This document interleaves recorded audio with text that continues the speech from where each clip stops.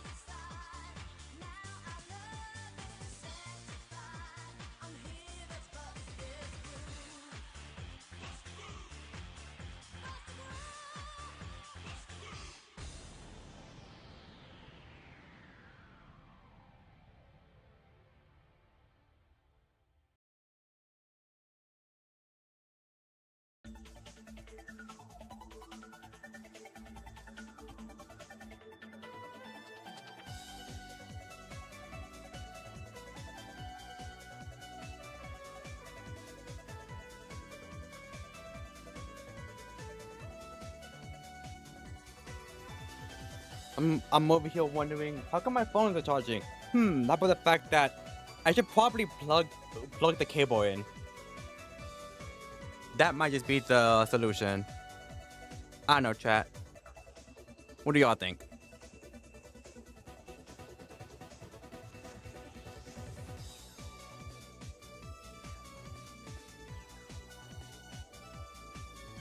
Drop that shit in McDonald's fight. True.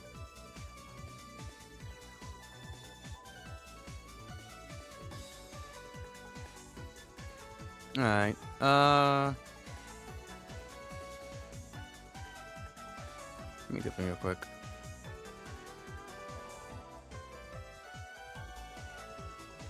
Bah! You have a phone and a taser. A phaser. Or a tone.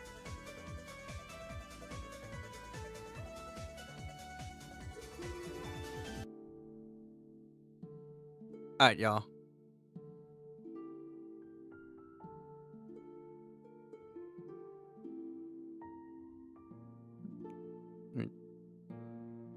Okay, how is everybody doing today? Hope y'all are having a good Tuesday. I typically don't stream during Tuesdays. But I do want to get to chapter 12 as fast as possible. So I'm just like, you know what, let's do it.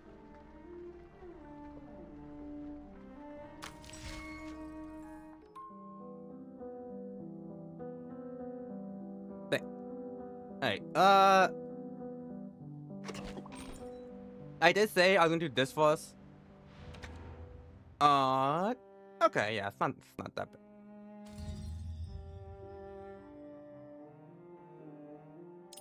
Let me see. There's like a little mini game that I can do that involves outfit. The far in the corridor lies a cell filled with countless communication devices. Solitary figure, tall yet stooped, waited within his modern citadel, listening for the dominant devices of telephones, wireless sites and phonographs to awaken. The black telephone. On the cells that most wall hangs the black telephone. Its metal casing is cheap and rusted. Manufactured in 1977, derived as a gift from the National Focal Studies Association of Powers That Be. The idealist, and still, its prototype eludes me. It's a mere replica of a perfect form. We seem doomed to hear nothing but grievances of the futility of learning and the tedium of professional power. Trying to name this thing bureaucracy's most miserable mouthpiece. I hear, my choice of name is acceptable, yet still I see you bending it to your ideals. Can I keep doing this, idealist? only grasping only a fragment of a thing and then trusting it to your whims. The brown telephone. Expand the cell's white wall, so allow me a refined wooden box, traced with the warped inscriptions of the Arcanum. Now and then, Arcanums choose it over ink and parchment to send their messages. How then should I regard it or regard them for that matter? Kamala presents the so-called management dictate, living proof of dependency theory in its purest form.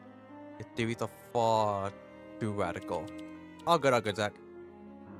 A moment, please. Yes, let's call this the parable of a blind age. Silver telephone. Cutting-edge combination of arcanum and advanced technology wrapped up in a frigid metal exterior. Signals urged through circuits, its frame quivers, its drones no low well. Only Laplace could have produced such a thing. Some stuff has been altered in the most unusual ways. Signals wander through its delicate pathways, dissolving into obscurity, the source irretrievably lost. Lost as we are in modernity. Nothing more than an effort to conceal the identity of the person on the other end. You're right.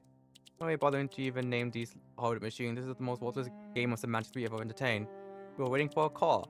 The phone does have wings simply by virtue of our being here. Just as Estragon and Vladimir before be waiting in vain. In language, we must deconstruct what is taken as truth. More importantly, what and when is now?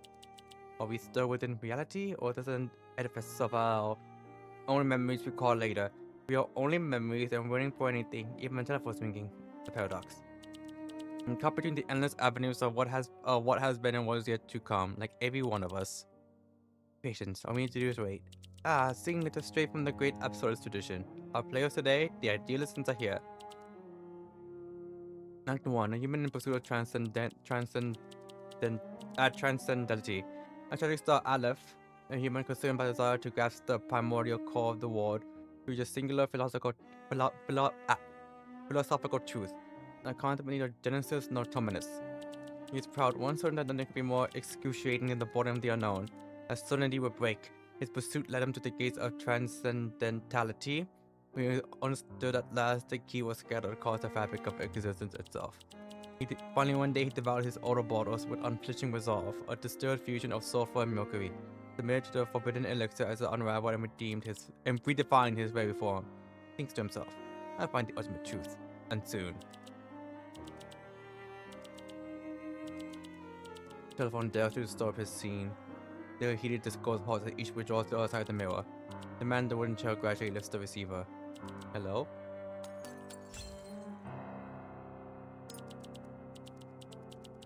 Direct fashion surveyor. Good afternoon, good morning, good afternoon, good evening, and good night. Your continued support is invaluable to us. Whether you're in Cuernavaca, Gomez, Palacio, or beyond, you're always remain a valued client of the ZHAOBUBU company. Then pulls out the telephone line. The other end, hurried breast beat against the transmitter, filling the receiver with outcome his. One moment. Sir, please stay on the line. Any feedback you have would be crucial. Your prints are indispensable to the ZHAOBUBU company. Main office is in Gomez Palacio, near the Museum of Literature and Fine Arts, just past the Lake of Fractured Reflections. With the forest were single leaf dreams, you must have heard it. Surely you've seen the Bonding Bridge. In fact, all you need to do is check your credit card statement. I guarantee you used our service before. Simply complete the following satisfaction survey and you stand a chance to win a round-trip ticket to the lawn? In the Lake of Fractured Reflections, words were single-leaf dreams, the Bonding Bridge. The prisoner poised by telephone is sure that these places do not exist in Gomez Palacio or anywhere else. The widow woven into his words is of far greater value than the promised ticket itself. Never heard of your company, never been one of your customers. You must have played our indisputable board game, Romance Language Edition. A linguistic marvel of subverting contingency and materialism. Gamebly at present, the game is single player only. You are, however, working on improvements. Tell me, we'd be interested in a multiplayer format. Have you got a few close friends handy? Some fellow language game aficionados? Families of glad and unbroken males cast back their prisoner's image, multiplying him into infinity. The prisoner nods wordlessly. Splendid! We are now ready to enhance your board game experience. Kindly stand up, read the direction of the Aurora, open up volume 11, wonder on the instances of scientific cosmology, and spin around 16 times. They calm a minor sense of disorientation is an entirely natural response. Now, pretty much presents itself in the mirror. The poet, philosopher, physician, and alchemist ripple in unison. A tangled convergence devoid of purpose. Now, I need you to check the second appendix, Idealism and Contingent Phenomena Concordance table. Then identify the corresponding notion and scribble it down at the top of your chart. And there you go. Your multiplayer upgrade is now complete. Now on, every game will begin with a single action, placing a mirror at the map center. Everyone knows mirrors expand the world, mirrors invoke revulsions, mirrors embody the infinite. Naturally, we hope you will be understanding. This upgrade does come with a few flaws. It is not a seamless revision. Should you experience any irregularities, recommend removing all traces of material reality from the game and reinstalling them manually if necessary. Thank you for your participation. Tell me, what do you think of the game so far? The question is laid out like a trap. Test to reveal what the prisoner is stern prisoner with the confines of language. A manual removal of the materials elements. And a consummate game of words. A brilliant reply, sir. Brilliant, yes. You have demonstrated a stellar understanding of the indisputable board game's true significance. Our current understanding of reality is inadequate to unravel the mystery of this inexplicable cell. We must anchor our objectivity in the solidarity of being itself. Through our thought and discourse, we will in time find our hands upon the doors of transcendentality. A doctor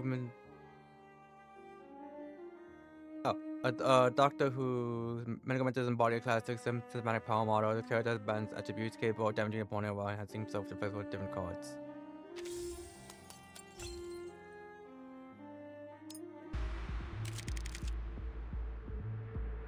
Duo 2026 Mario 64 Speedrun, like 96 with the creator have a collective patch shit. Did you imagine? Just like,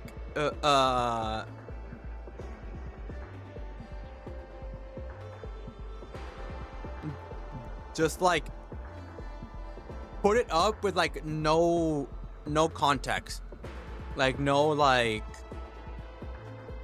hey guys, look what I did. No, just the video.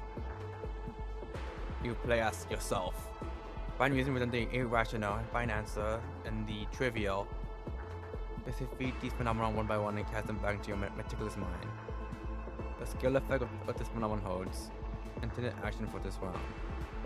Get ready. I have a memory dice award for you. Confirm dice. To battle these phenomena. Casting costs.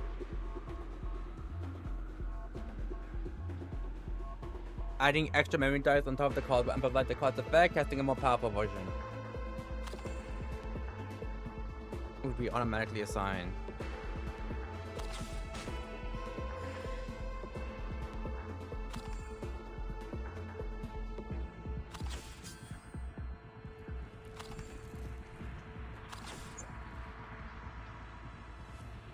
You have the chance, upper right. Oh, here. Ow! Ow! Give me dice of the same color. You roll as many dice as you wish. Oh.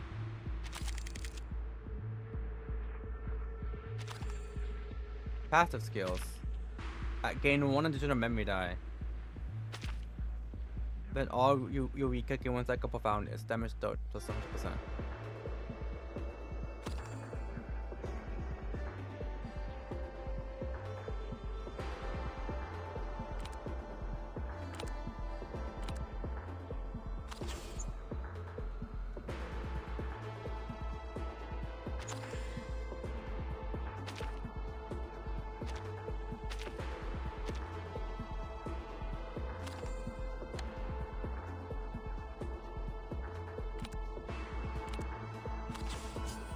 Alright, let's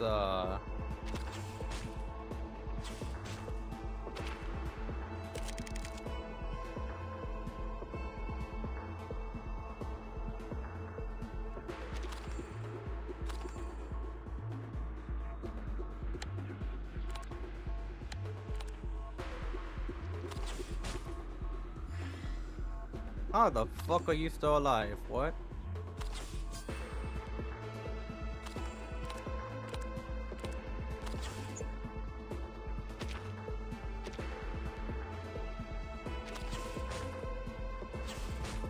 I wanted to just blast away the wall star with our setups of bunch of cables onto the wall like idiots.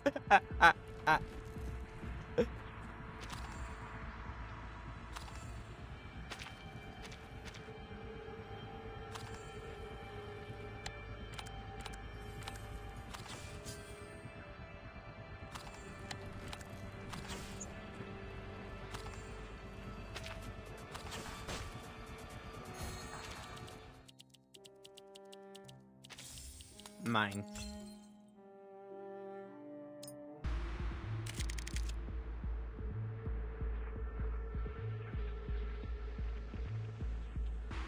It is something. I don't know what this is. Aleph, maybe? Tuesday. Okay. That's not Tuesday. I don't have Tuesday.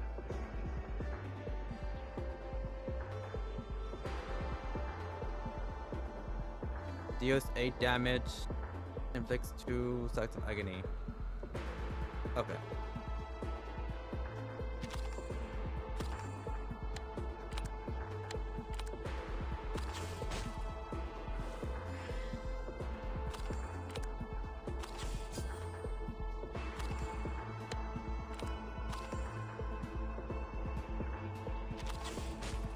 I'm good. I'm good.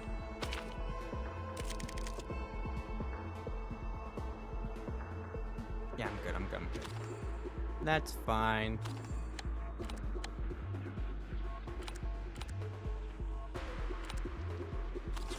Alright. Protect myself.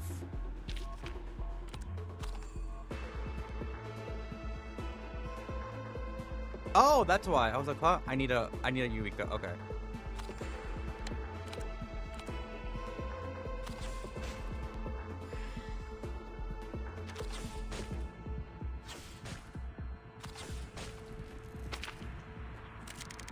They're trying to cost us. Yeah,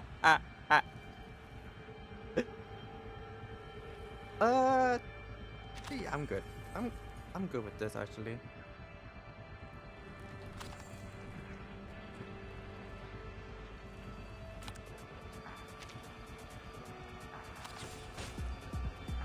There we go. And then we'll just... Alright. Shield me. You won't hit me. Oh, I don't need all this. Give me... Just these two. Oh shit.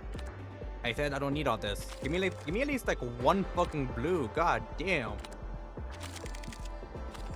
Well then.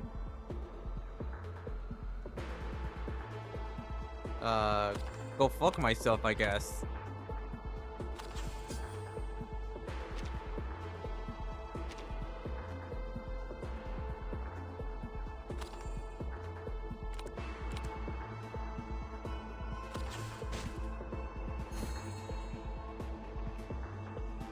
Yeah, today is Tuesday. Yes, today is in fact Tuesday. I typically don't stream on Tuesday, but I was like, you know what? I'm gonna do it here because I'm trying to get to chapter 12 by Friday. A single die appears upon the desk. A one black training sided die, a symbol of chance and fate.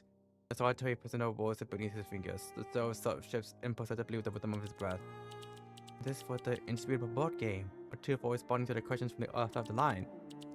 A board game shaped by the randomness of being and the pursuit of idealism. Was a die that knows is a cry fitting. Oh, you know what also be good to fuck with people? If she did that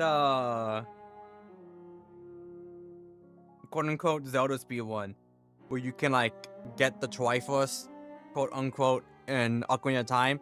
It's not like an actual thing you can do in Ocarina of Time, but people like modded it that you're able to get the Triforce in there with like a whole story behind it too. So it's like, imagine if Fortune just recorded herself doing that and post it online in like 1999 with like no context.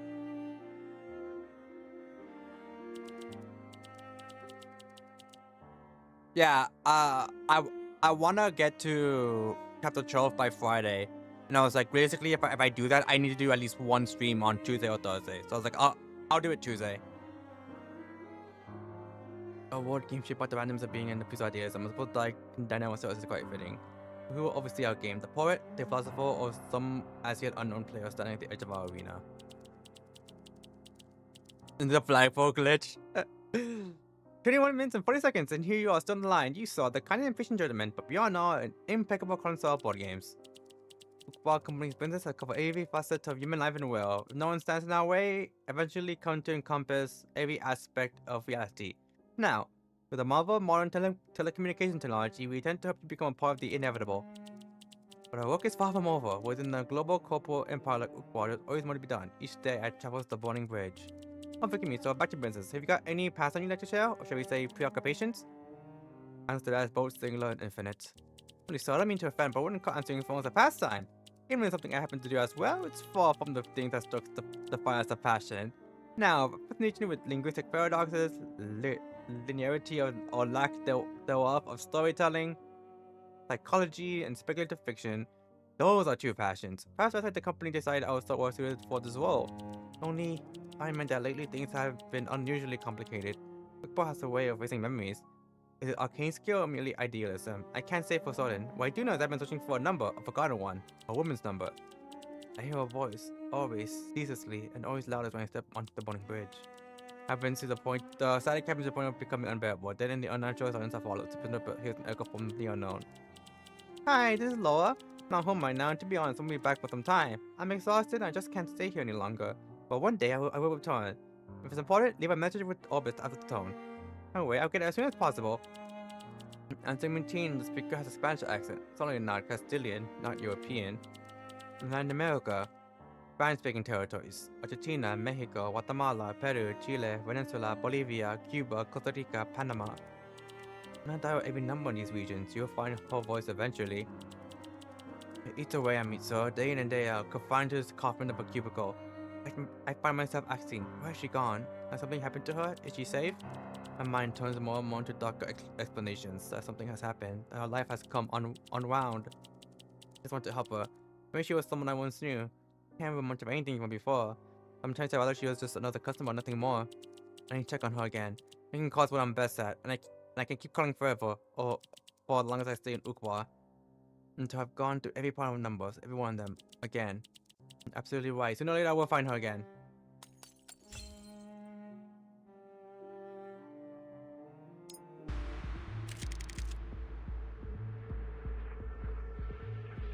Can I get like...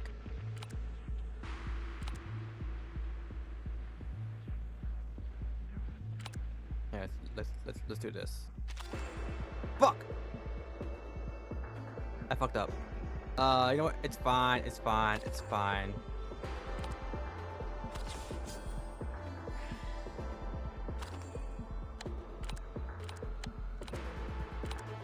Alright. Take 14 damage.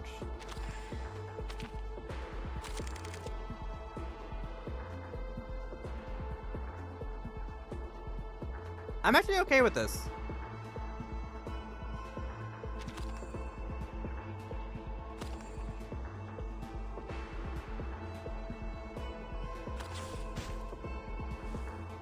And then I'll just do this. Oh.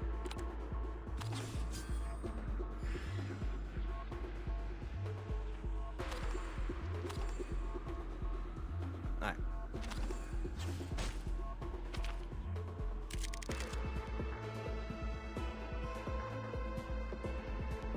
Oh, Halatoria, has this hurted my brain?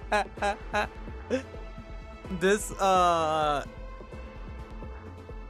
Chapter 9 was amazing, but I would say some of the things hurt my brain. I can't imagine how this is going to break my brain. I'm struggling with on a high def 2026 TV, beating some Mario Bros in like 5 minutes.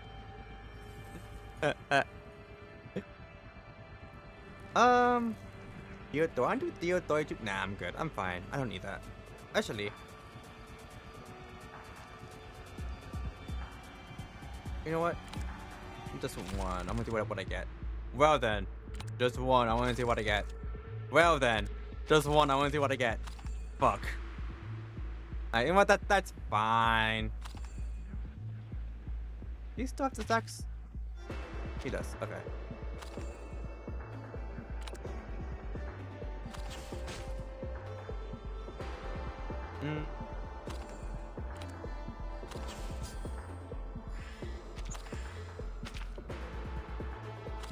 Oh, that's what it does. Okay. In which case, I'll just do this then. I'm fine. Ow!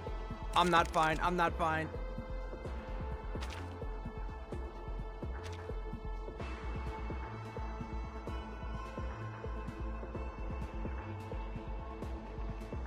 I'm good. I don't need this. Just keep hitting him. See?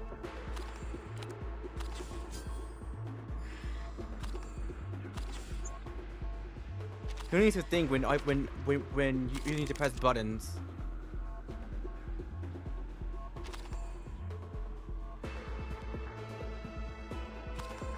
I'm pretty sure I just need to do this and he's dead. Yeah. A fellow Samsung warrior. That's Baba's the Diablo. Oh, right. I forgot that all these have like 4 different things.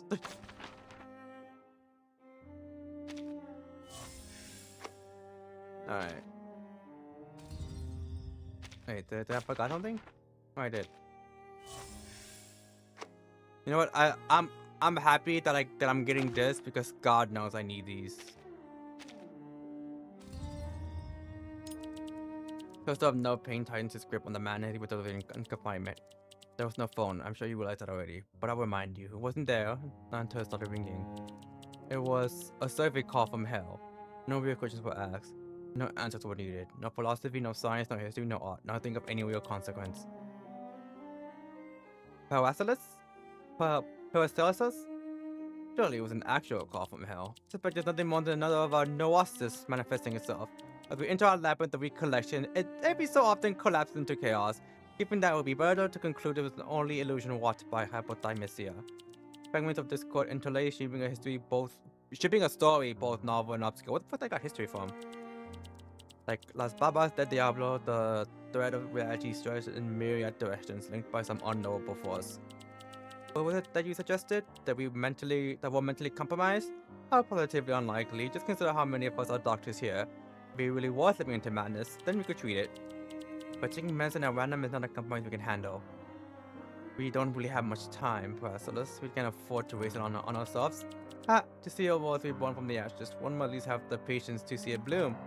Perfection is demanded in all things. Even the tiniest particle of dust could doom the creation of the elixir of immortality.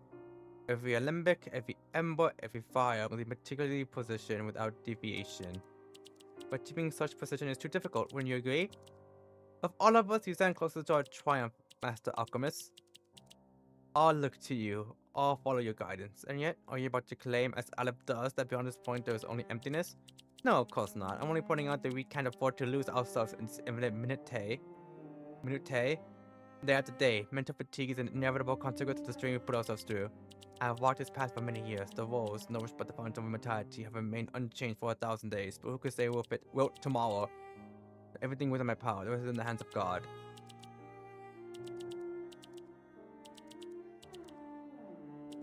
The dull tone persists, rippling through his stagnant air inside the zero glass. The walls tremble as one of its words petals falls. His hand rises, hesitating for a moment before selecting a chat window that has long remained dormant. You're back. We are aware of it now, but awareness is not enough. Our theories are insufficient. Our knowledge incomplete. We need more books.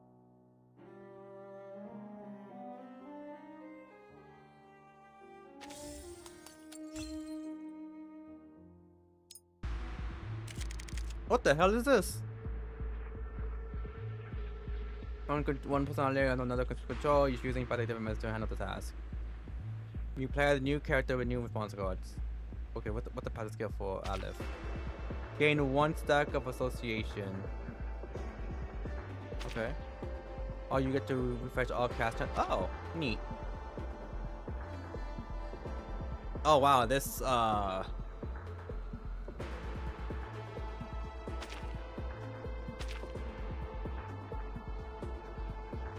I'm fine.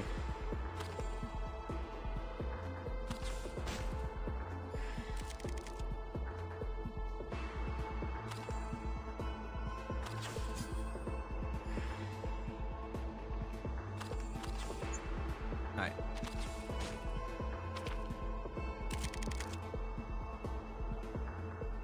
I mean, yeah. Well, okay then. Alright, we're good. Add in Wallow short-term memory die.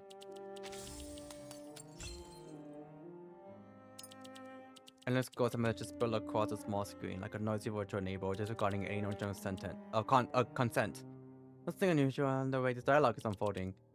Who in the right mind will agree to a person missing over a year with your back if your last exchange happened a few minutes ago? I'm willing to put money on it. You have no concept of time whatsoever. There's no requires no special insight to see it. The linguist at the other end of the screen is not the one he has previously spoken to. So I'm assuming this is a new person. This is you're not the linguist. I'm not Ludwig. You're linguist. You can call me Lawrence Butterfly if that name holds any meaning for you. You wish then, Lawrence Butterfly? Comply with distance, presuming the destination is mine. He has vanished, the linguist I mean. That's right, one day he just up and disappeared. There's nothing left but an empty hustling disaster in his wake. No one can say for sure what happened. Everyone's been scrambling around since. It seems like we keep expecting him to just reappear and take back his garbage spot as easily as he left it. Then you're searching for him as well. A generous assumption, but if we're at least talking about what I'm doing, then sure. Why I keep doing it? Let me paint a picture for you. I'm in a long abandoned office. How I got here is irrelevant. I'm just serious when Research Institute security team dropped the ball. Place is empty. We'll live with this 3x6 computer. For more property of your linguists. Getting up and running without setting off any alarms wasn't easy. 1,000 times before. We find Dragon T-Rex and it's a disaster waiting to happen. You think for any electronic device was madness. Now, the entire circuit board is calling with these damn critters. This computer, much like the linguist, has been weighed down by utterly gratuitous affinity for classical design. All things considered, the fact this thing is so fortunate is something short of a miracle. The place Lawrence Steve Wobble researcher a kingdom linguist, the personal orders and real words in his mind, absent of ethical weight. No fault no answer presents itself. Only thing of any use in here is a remote communication program. It's so damn clean. Almost makes me mad. Even more baffling that this program is still running after all this time. There's one chat visible in the logs. Yours. Was someone the linguist never mentioned to anyone else, Mr. Aleph? You two certainly have a lot to talk about. Your chat history reads like an infinite loop. Between June and June 22 to 2004, you dissected a single proposition over the course of 3,000 messages. One of the only few times we see a time that is in the future. Because like the other time was in the Hyperion, where they mentioned something of 2007. Like I think technically we were in 2007 at one point on the island. From March to July 2005, you two spent 4 months fixating on whether holiday language exists, exchanging 1.2 million words. Little editing capacity for a landmark philological thesis. Let's say it's a bizarre thing. You're like some kind of ghost in the machine. Hallucination he conjured. So what are you? An undercover Laplace agent, maybe just an imaginary friend? I'm not with Laplace. Being his friend, I wouldn't know how he defines us. We merely exchange our thoughts with the occasional rises. Oh, you're touching about calling them a friend? That's fine. I wouldn't be surprised if Ludwig felt the same way. Well, that makes me something of an unofficial advisor to Laplace. My response are not confined to Laplace as an institution, nor were they reserved for the linguistic questions alone. Oh, so you just answer anyone about anything? Why is that, Aleph? Think you know everything? That's a bit egotistical, since you're actually a program. There's some old process running on a loop and this does the thing. Oh, maybe that's why they kept you on. I'm not a program. Thanks for your honest answer, Aleph. And yet, oddly enough, I feel more confused by you than ever. No matter, I think your responses might somehow be more mechanical than the program. So, let's change the subject.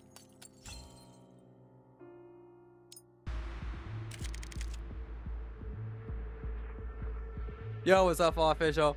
Look like I got to stream. Lawrence Butterfly. I saw the name and I was like, I think I've heard about Lawrence before. And was it Bryden? I might have heard it from Bryden.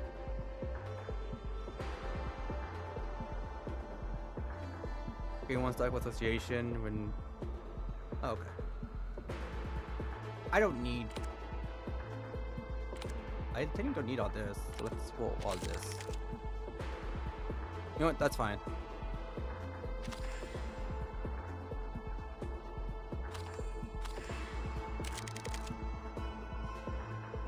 I'll take that.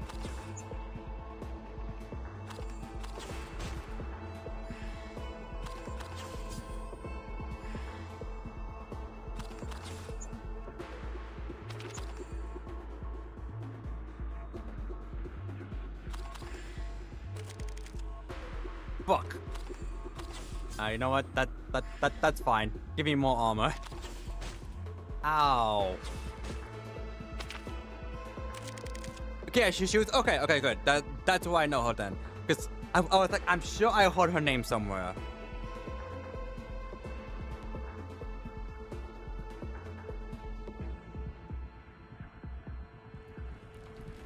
Okay, yeah, I'm good here.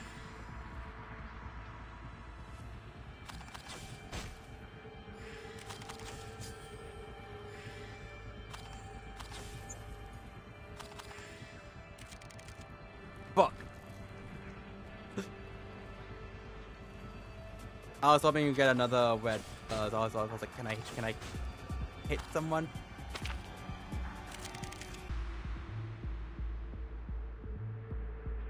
I'm fine with that. Actually, let me change these two real quick. Alright.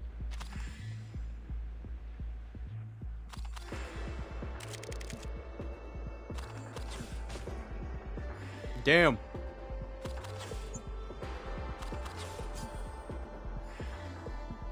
Yeah, we'll just do one a week. Why not?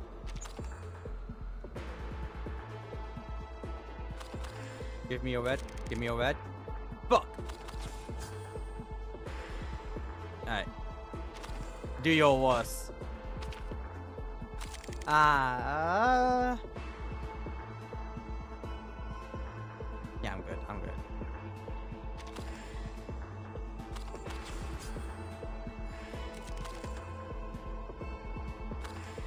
I don't mind that.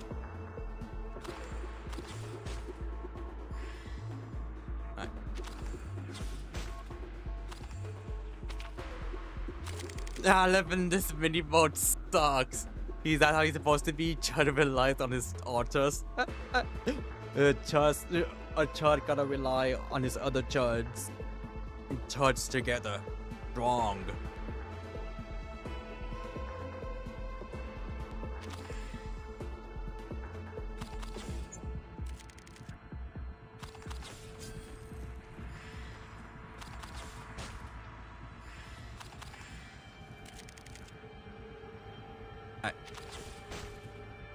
Wow, you know what? That did more damage than I thought it would.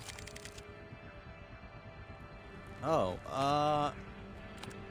let me roll these two. Let me roll these two. Thank you. That's much better.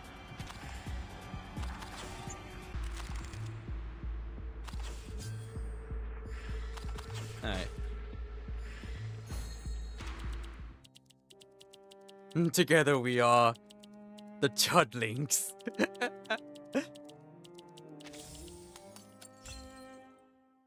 Honestly, you're actually right with how short this is. I was like, oh wow, this is actually like very short. Like we're basically halfway done already. Two books was upon the unpolished wooden table before him. One book bears the title Meaning and Mental Phenomena, Vienna 4th edition, 1921. The other Structural Analysis of Symbolic Systems, Selected Philosophical Positions, 1918. The pages are aged and yellow, and the first cover is under by precarious little people with the words, to my dear friend Aleph, Ludwig. Ludwig von Cooper? The best rests against each other at a calculated 20-degree tilt, an arrangement that forms a structure both intelligible and functional. Problems do not truly exist in gradients of complexity. They are, at the core, just a series of problems. Every problem must have an answer, and each answer, in turn, may lead to transcendentality. That is how it is, isn't it? You know, I dabbled in a little side business purely for the enjoyment of it. That led me to some truly unusual encounters. But a screen-bound conversationalist claiming to possess all the answers to the universe. Now, that is my top 3 most bizarre for sure. Second place, an Arcanian who was erased from the very fabric of society. A few years back in Luxembourg, I was researching an Arcanian, but overnight he simply ceased to exist. Maybe it was a curse. Whatever it was, everyone forgot all about him, which in turn made my research obsolete. Apologies, you may find I enjoy extrapolating from and deciphering my subject's mind until I get a full grasp of them. It's really the only way to find some joy in my work. This might be enough to just make them go mad. having to decipher Aleph's mind. And for the stranger of them all, it was something that happened in 1999. I was at Cambridge sitting in on a philosophy class when the bored-headed professor suddenly stopped mid-sentence and declared that being a philosophy professor was the most absurd profession in the world. No sooner than that, he left and resigned his post. Another investigation cut abruptly short. Thief, assassin, sociopath. Applause low ends. The scatter ward solidified, locking to an indiscernible pattern. This time, the prisoner has his answer. An assassin with a talent for analysis, and the linguist is the latest of your targets. You're looking for the linguist location, and I cannot help you. At least, not yet. Your identity is relevant. I simply do not know. An absurd truth, but compels such unguarded honesty. Perhaps because he's even less of a threatening conversation partner than a program? Don't be so hasty, Aleph. For researchers and assassins alike, truth is like La Baba's de Diablo. Thousands of strands, impossibly entangled, forming patterns that turn into incomprehensible messes. Well, what you mistake for incomprehension is merely the first flicker of a clue. Tell me about your work, you and your linguist. I want to see what kind of cosmic embers your twin intellects have sparked. The linguist and I, or to be exact, he and the idealists, have been engaged in the pursuit of a perfect linguistic framework. Is that so? Then you believe in the possibility of a perfect language? There are languages whose phonetics are widely regarded as elegant and others valued for their communicative precision. Yet among them all, I found no single language that embodies perfection. Yet the idealists are determined to create a language that tolerates no vagueness, and one in which every term is precisely defined and controlled. In this endeavor, he and the linguist were aligned. The linguist held that only by building and maintaining rigid definitions would be able to erect a true foundation for metaphysics. Willing to task will eradicate the notion of skepticism that persisted for a century and resolve the nascent contradictions of empirical inquiry. Hear them start to create a linguistic framework capable of encapsulating their own understanding of reality. I see why you got along so well. Someone's coming. We have to put this on hold for now. The teachers of your perfect language model. I have a feeling they hold more peace with the puzzle behind the linguist's disappearance. I will unravel at Baba de Diablo. The words trace in disorder before the prisoner's eyes. Then I fall into a band of digits and keystrokes, the logic forming an entire word revealing to the prisoner's sights never before seen. Thus covered office door opens and security officer storms in. Identify yourself. What are you doing here? The entire floor is off limits.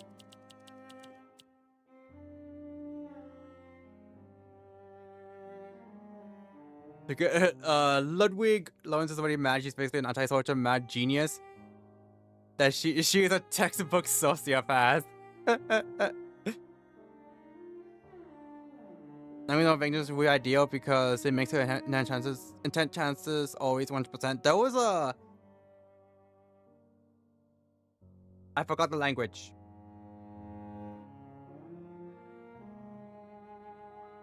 S something that someone made. That was like... they were trying to make it like a universal language. Esperanto? Let me see.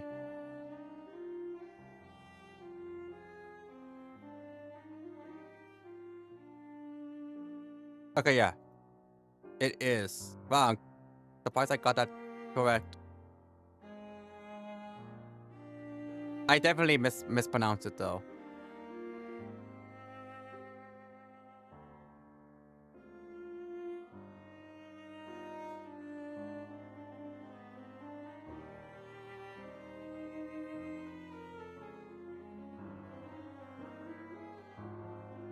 Me? Oh, I just happened to be passing by and noticed the door was open. You want to point fingers when we thought we'd have left this place unlocked. The way will not device spam. You're in direct violation of Appendix 3, Section 68 of the LSCC Safety Management Regulations. Going to protocol, I have no choice but to... Hold on, there's a piece of history right here. You need to respect its delicate circuitry. Handle it with care. Great. Now you're gonna wild up the critters. Someone critters search through the machines, shorting its circuits in an instant. Flame catch on dust-laden files, and the abandoned office opens into an all-consuming blaze. Well, let's just hope Ludwig really is dead.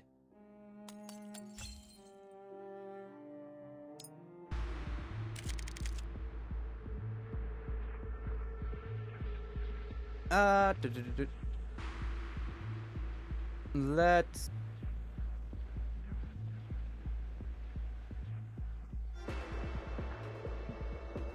Actually, yeah. This is fine.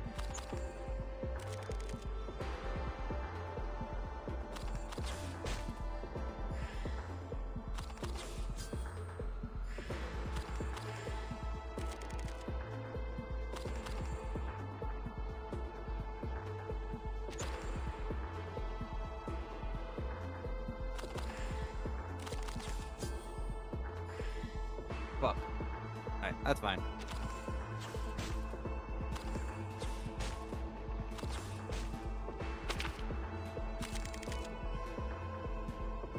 I'm glad I didn't get to see that here.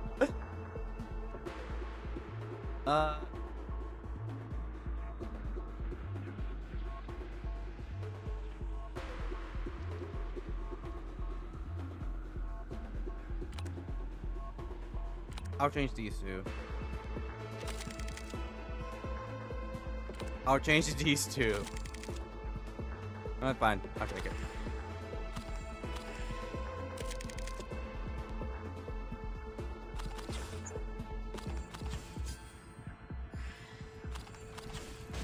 Be dead.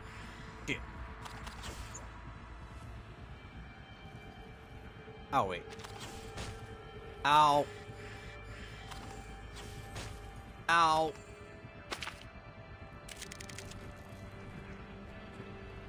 That's fine.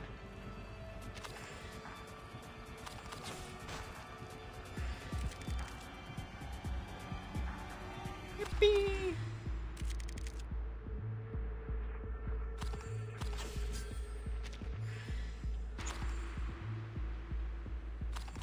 Alright, let's see.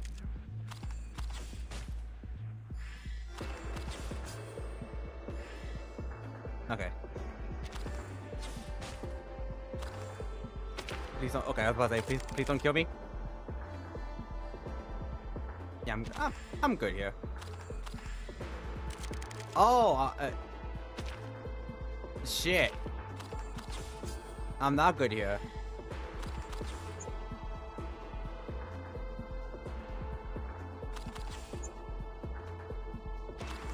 I gotta wait until I'm not.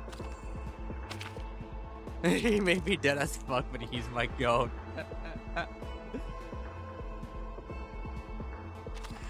Alright, long as I can attack, I'm fine.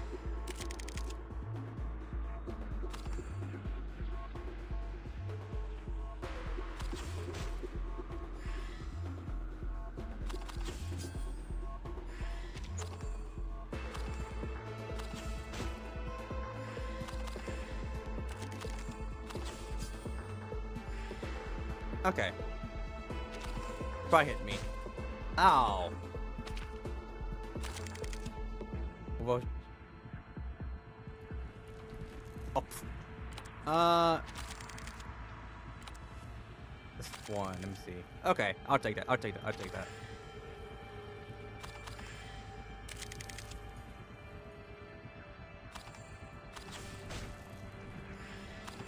Damn. I'm good. Oh wait, I'm not good. What the? You motherfucker. Alright.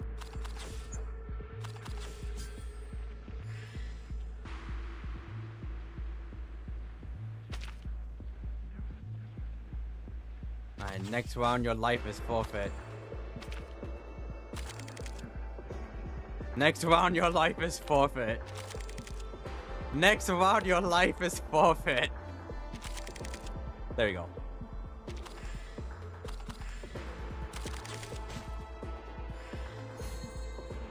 My lord, they did not want me to kill them.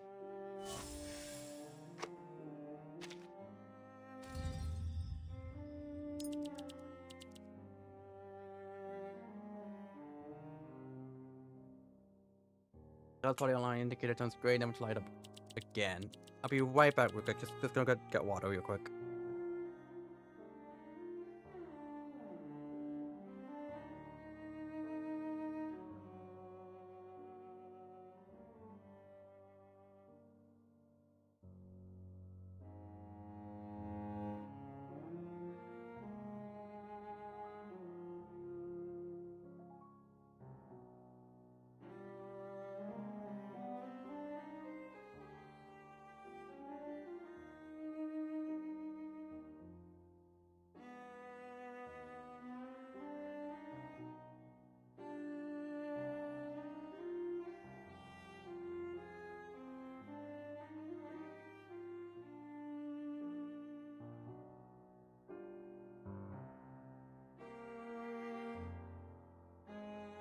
I'm back.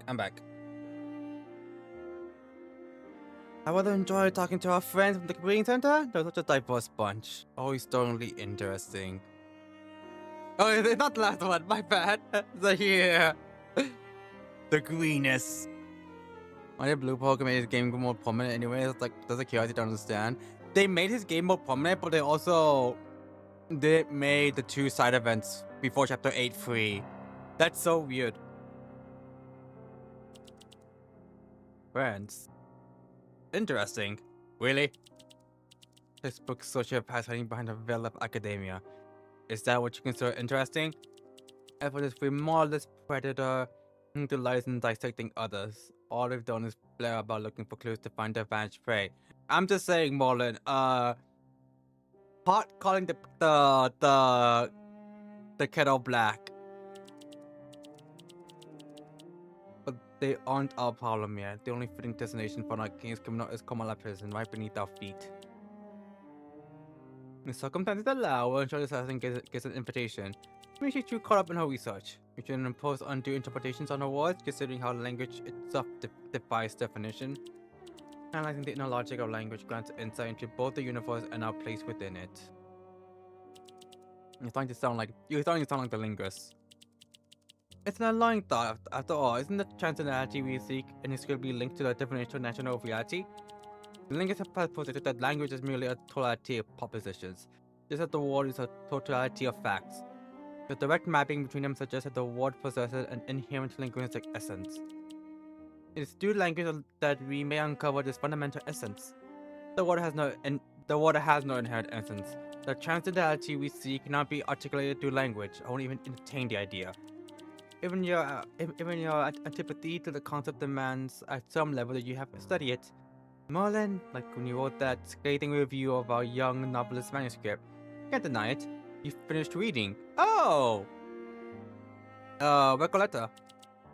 Aleph did. Biologically, we constructed identities from the fragments of Aleph's infinitely reflective mind. We are Aleph.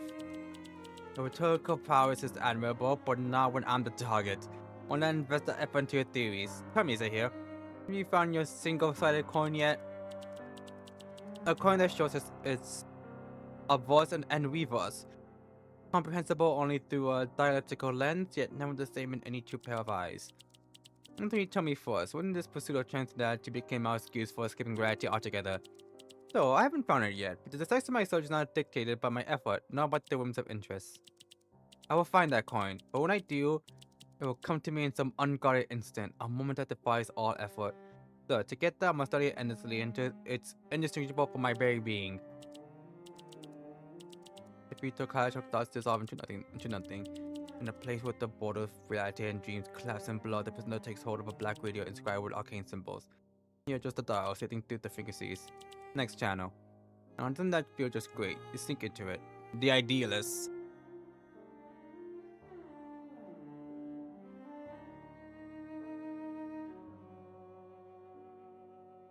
Damn, okay.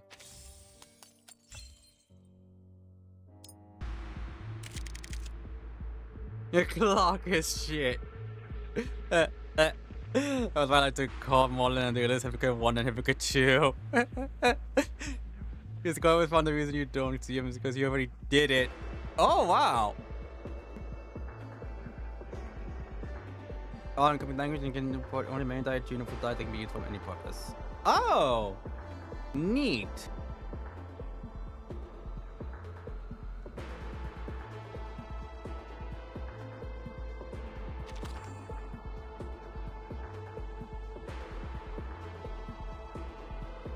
So let's do...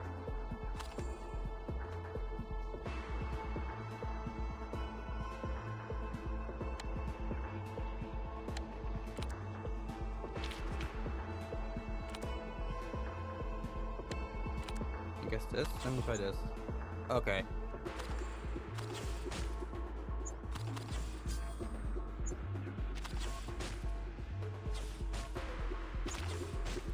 Oh shit! That's cool.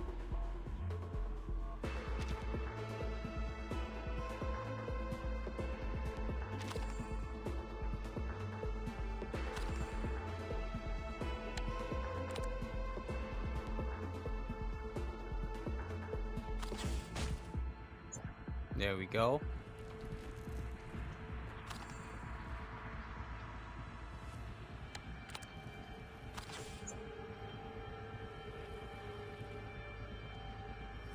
Yeah, we're good. Damn! This guy's broken!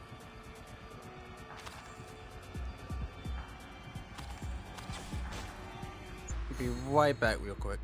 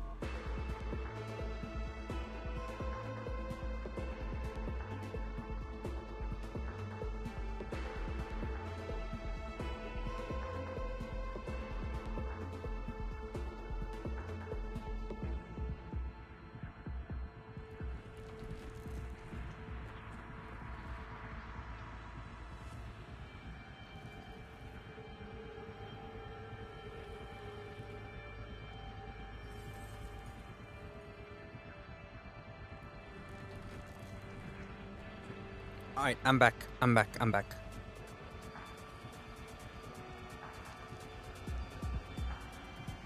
Dice gameplay tier list. No one idea list to idea number 1, model number 2, idea number 3, idea number 4. I definitely feel the weakest out of everyone.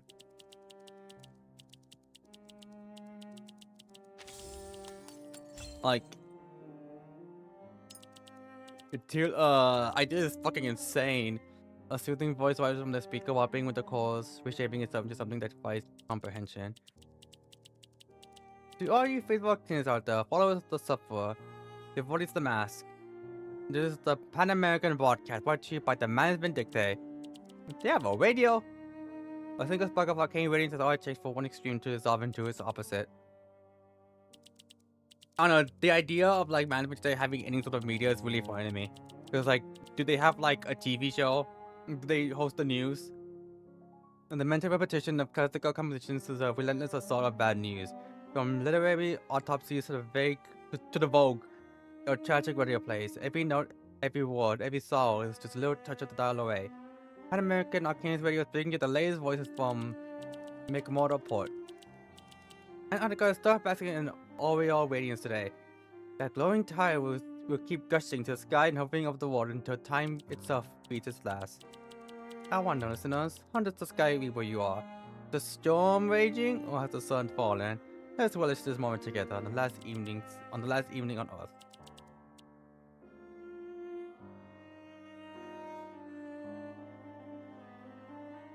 It turns out like a stupid amount of it. God. Might as really be doing anything just better. Honestly, the fact that they have a radio makes me laugh because I'm just like, you know, in the future, it's said in the modern era, there is a chance management dictate will have like a podcast. I need to hear Forget Me Not and Arcana have like a podcast together. Hello, Miss Grace. Examine zero regards to the future. Your static, a soft and steady breath emerges, quick, restless, and measured at precisely 160 beats per minute. Your line is open. Listener from Ushuaia is now on the air. Pan America Arcane's radio reaches the east of the devoted across continents, from Los Angeles to Sao Paulo, from the Chisos to Ushuaia.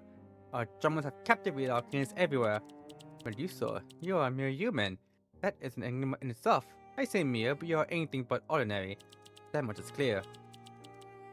Years have passed since Mr. Forget-Me-Not and I last spoke. A mere intersectional research, nothing of significance. There is nothing exceptional about me except the fact that I cannot leave this place. I will speak plainly, Miss Grace, so long as you find reason to listen. This agent has many listeners, but none quite like you.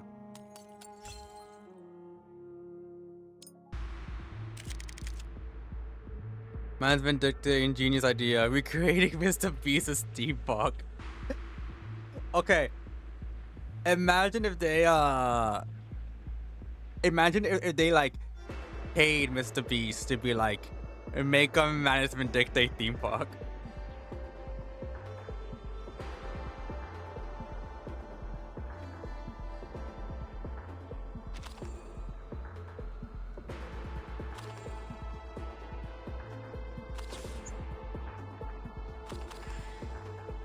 You know what? I probably fucked up there, but that's fine.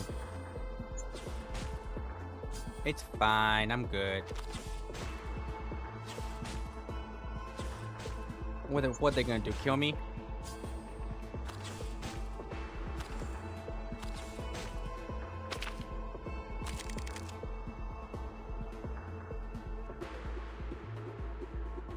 Yeah, I'm fine.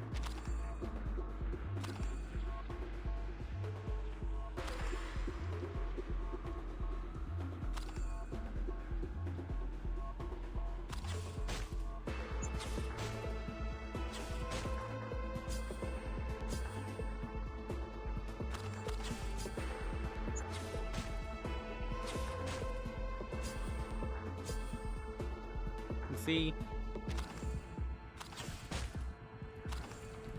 Oh god.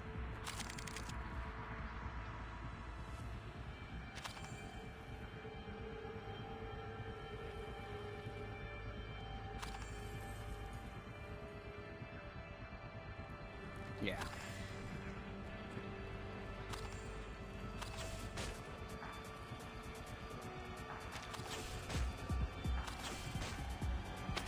Probably has more soul than whatever Mr. Beast is.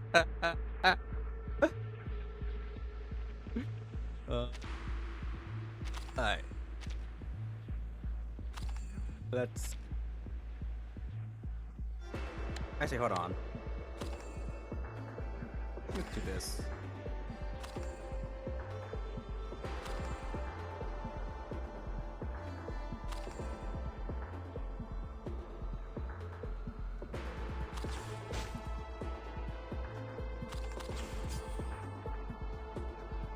And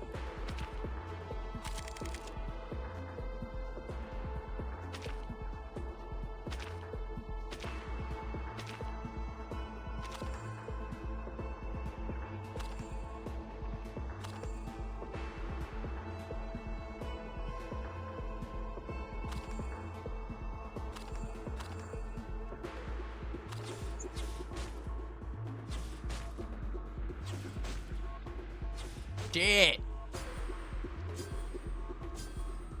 Yeah, man, do anything.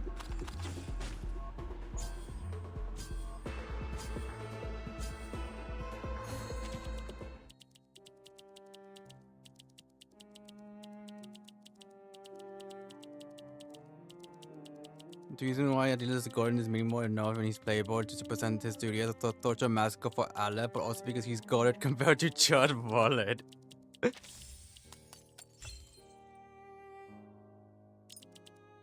Nero's faces are mostly like countless others.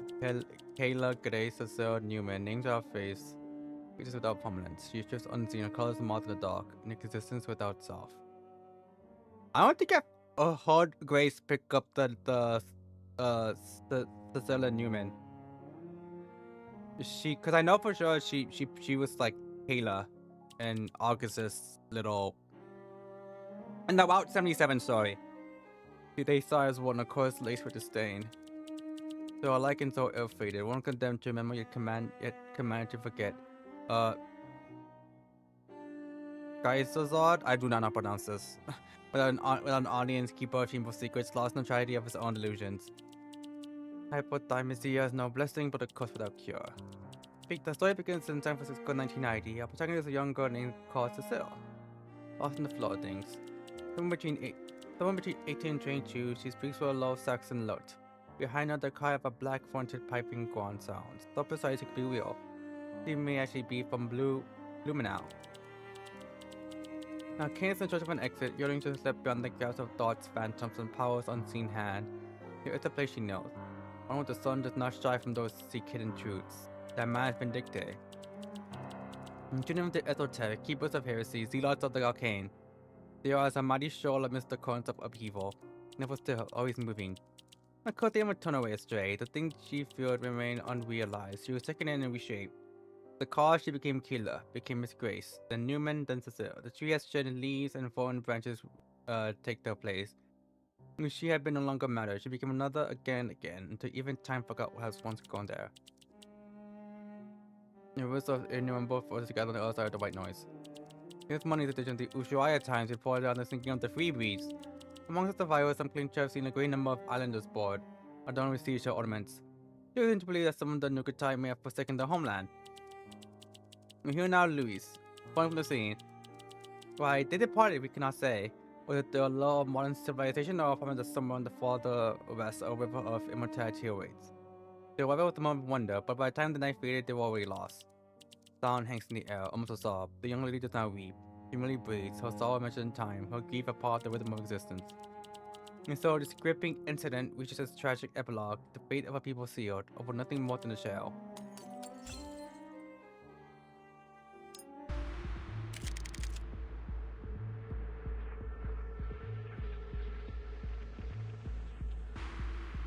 Generally, me too. Yeah, I can't tell whether or not she picked up those. I don't remember if she picked up those names before. I know for sure Kayla was Rock 77. Grace is her current name. I don't think I ever heard Newman or the other one. What was that? What's this passage again? Oh, this thing. Alright.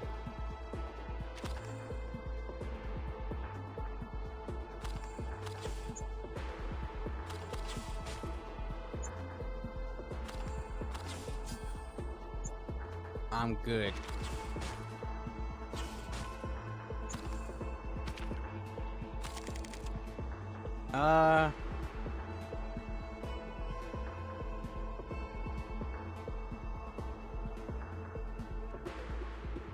Yeah, I'm good.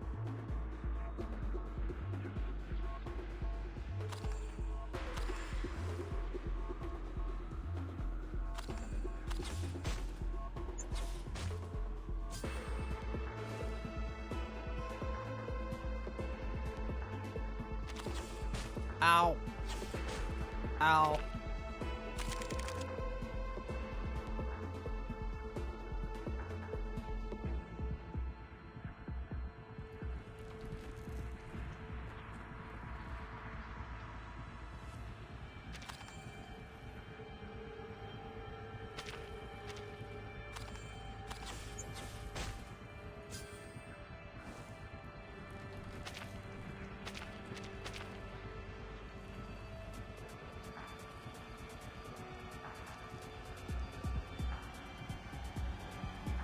Yeah.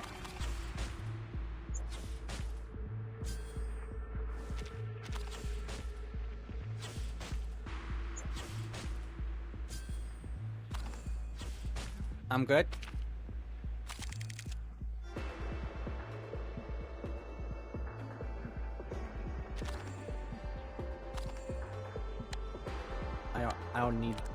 I don't need my armor.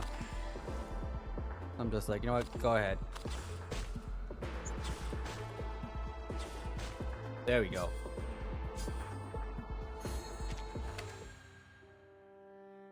Cuentos completos.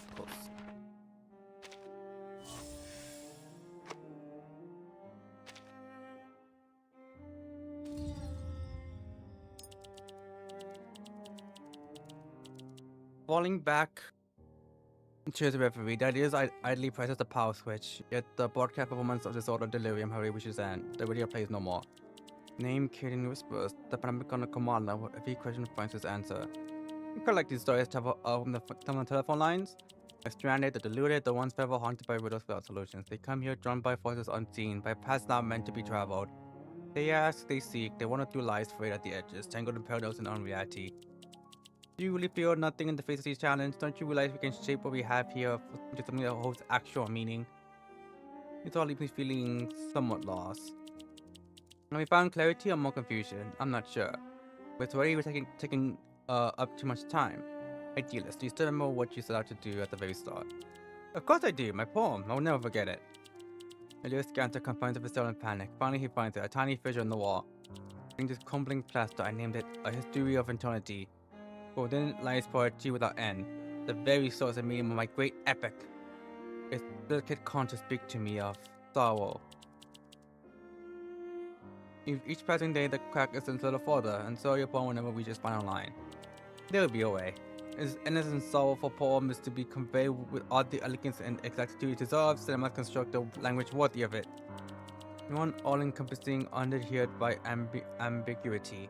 Not a conceptual illusion, but something absolute, precise, essential. A language of creation, one that shall unshackle every artist and poet alike. So, that's what you've been discussing with the linguist and all this time. Your perfect language. Proud I can see. But now, with the linguist gone, our language's birth hangs in limbo. This is the tragedy of the telephone. We speak and we remain strangers to each other, and he perhaps to himself most of all. But I will continue on with new projects, poems shaped by many hands within these walls, a curated collection of the imprisoned tongues. Within them, I will discover the systematic method behind every language. With that, I will ensure the opening lines are flawless in their meaning. Until then, I will host our literary salons, wandering through this literary labyrinth with the intent to build an exit someday. But for all your efforts, that poem remains unwritten, unexecuted. Not even a single word has been committed. You are lost within your literary labyrinth, lost in infinite inquiry. So much that even your name has abandoned you. Idealist, do you remember who you are? The poet, the writer, the pioneer of thought. Bewildered, he stares at the top of a crack in the wall. Who am I?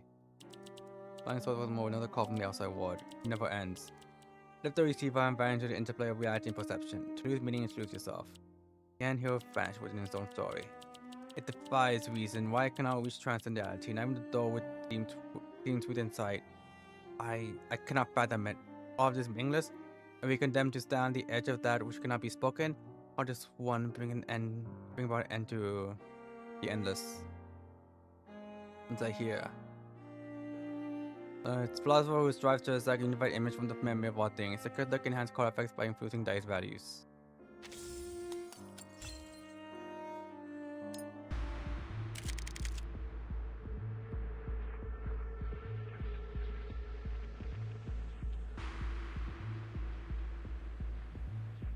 Okay.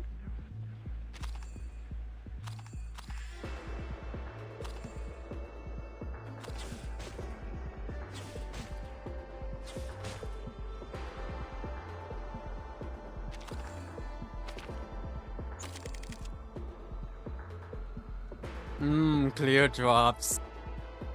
Passes the eternal integer caretaker of the Aleph system. Do you know that Government Gallup has his red and vampiric lollipop photos coming back? Oh, I didn't know that! That's actually really cool! I hear mentioned.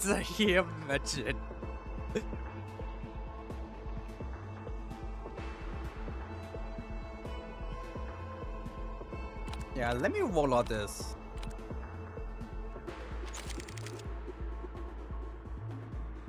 Let me roll this at least here.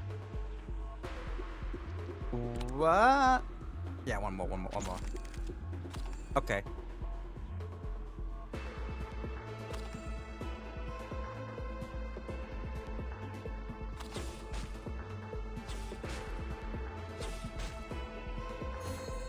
Damn.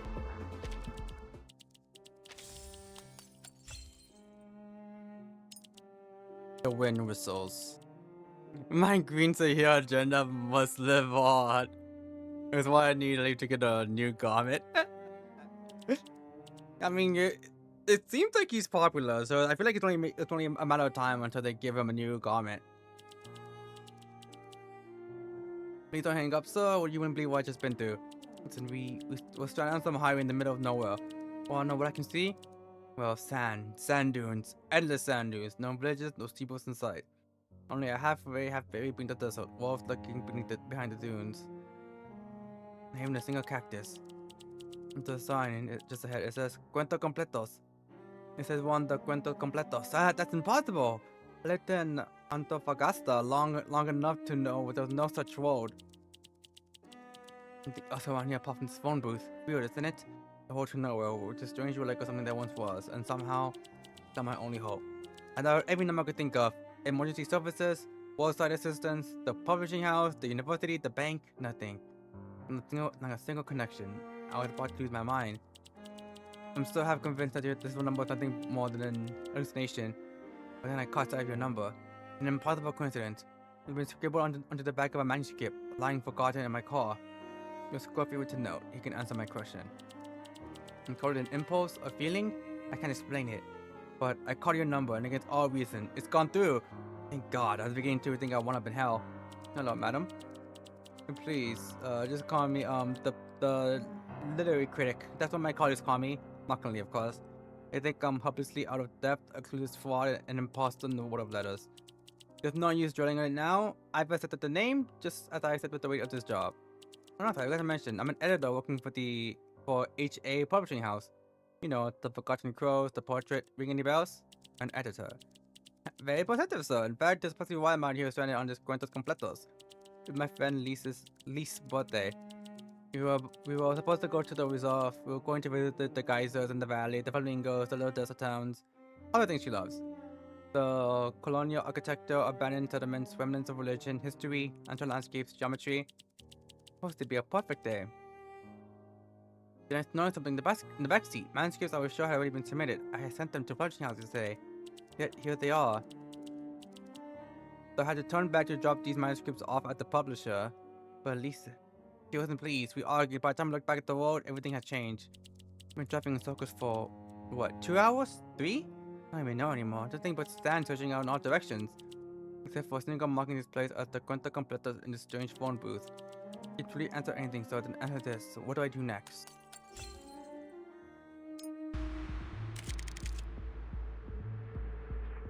If I learn some of my friends and some people on Chinese social media like Zhao Zhang Redno and Lofto already made some designs for him. Ooh, awesome.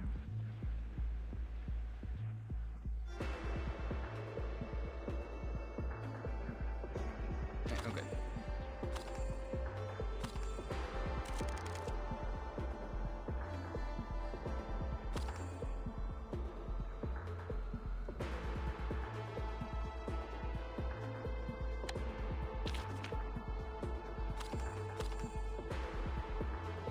Oh, okay.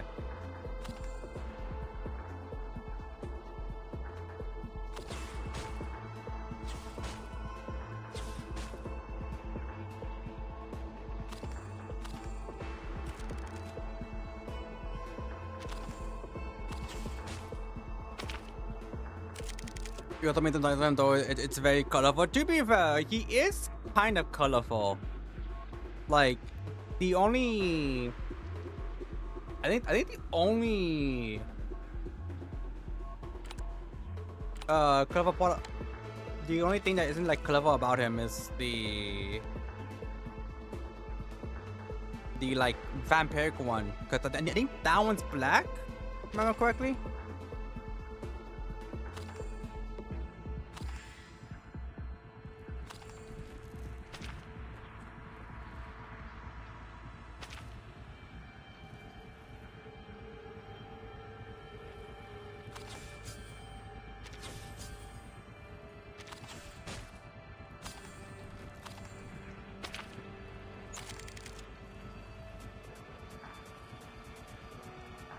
Ah.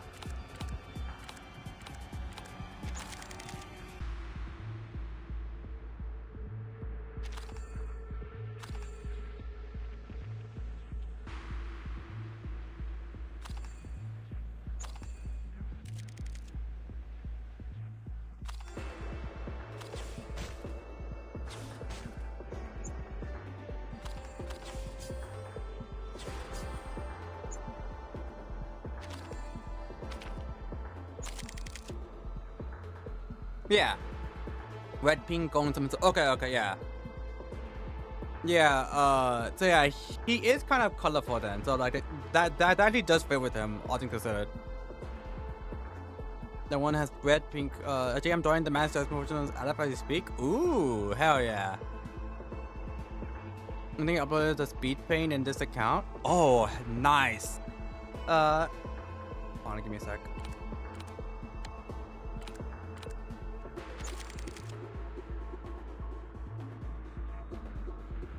If you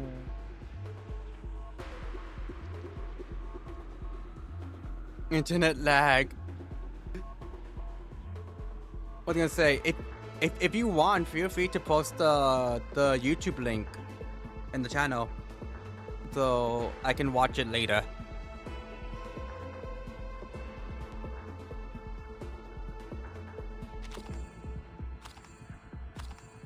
Let me do this real quick.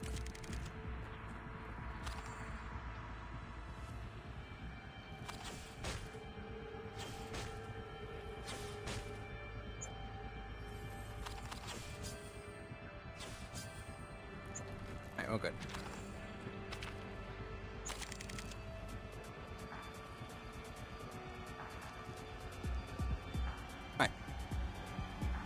Alright. Let me change these real quick.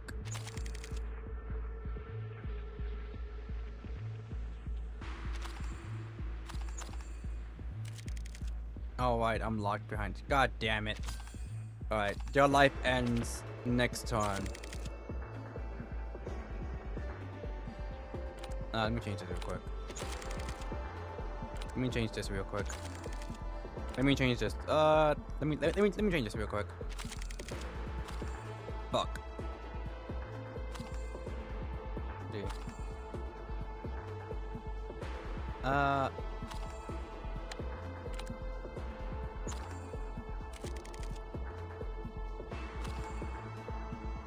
There you go. I said your life end. Your life end this turn. See? I was correct.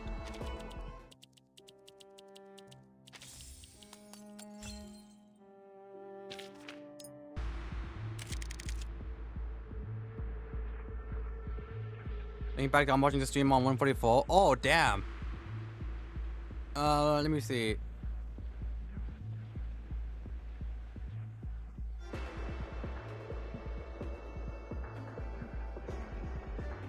Okay. Sorry, I do. I was checking on my end to see if it's like a thing on my end, but it looks like my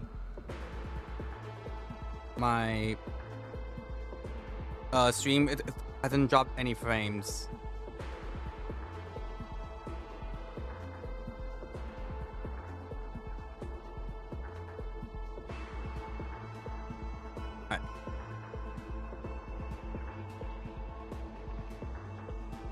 It's fine, you beat. Okay, oh good. But yeah, what was I gonna say? Yeah, if you want, feel free to post your speed paint in chat, so I'll be able to watch it later.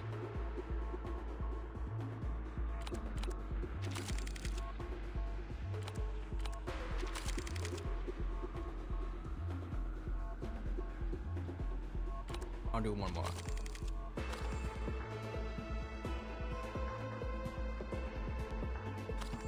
Actually, let me try this. I want to see what this does.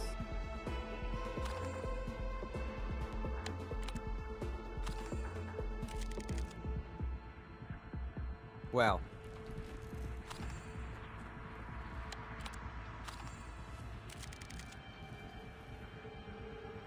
I mean, it's something.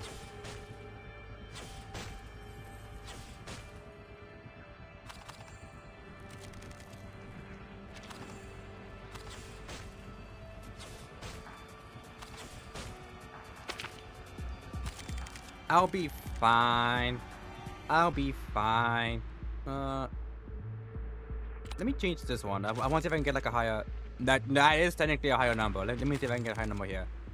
One more. Fuck. Okay, let me get rid of this. 5 right here.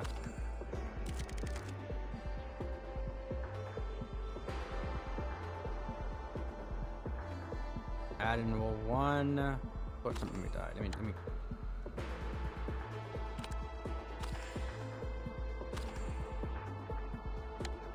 Alright. Red? I was hoping it would be a bigger number. Damn it.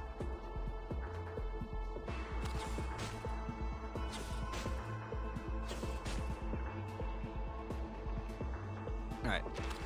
I'll be fine.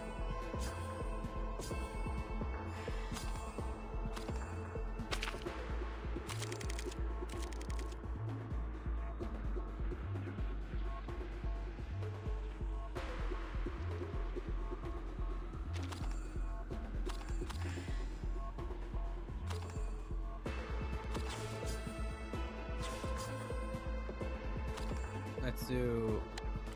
Give me a red, please. Red. Awesome.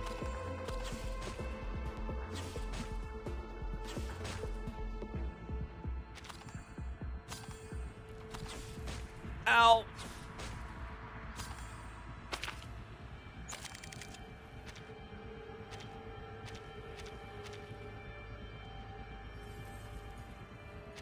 Let me... You know what? I might just have to, like, ignore...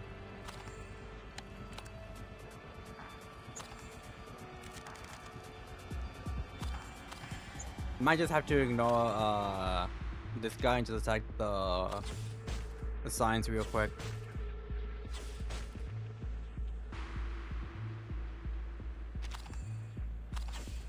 What are you gonna do? Stab me? Oh god!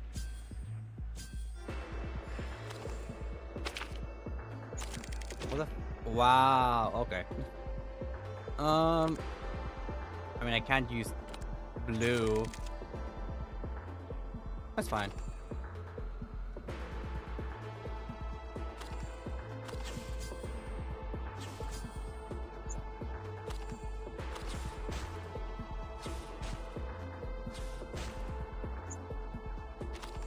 Okay, try and hit me. Ow! You hit me. That's like way too much. What the hell?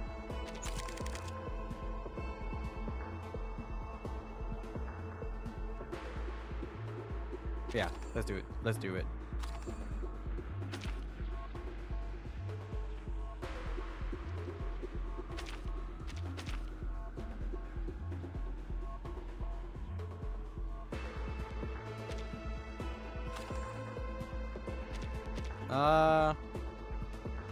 Who it does here?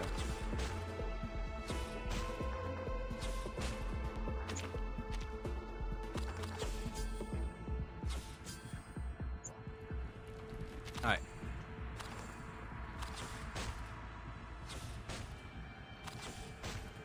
Ow.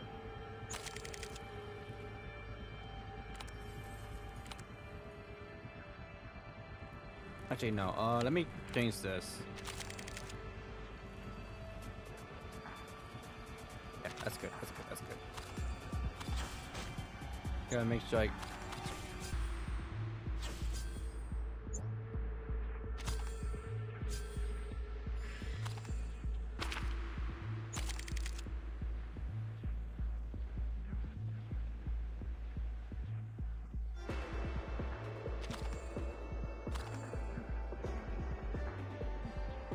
you know what? Yeah.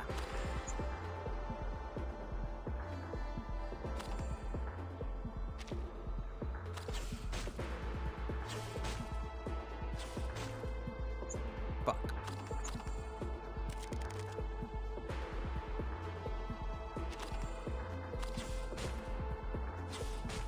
Ow.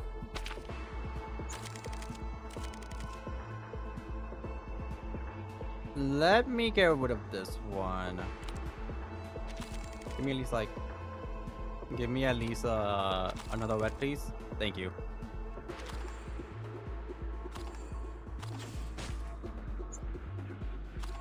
Give me some armor. Let me just do this. I live? Oh, shit.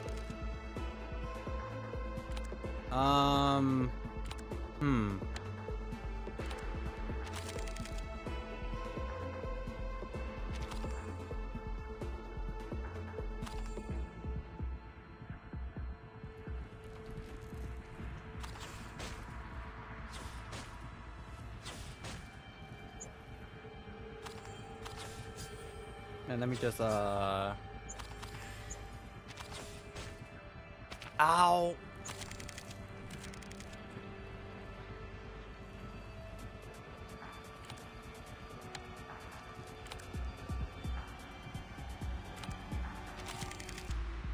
Fuck.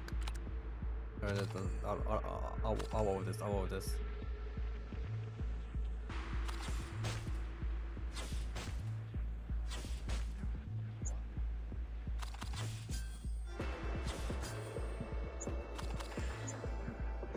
Okay.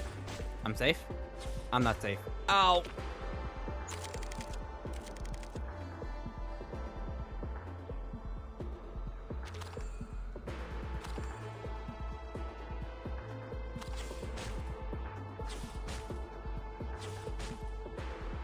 Ew, we're good.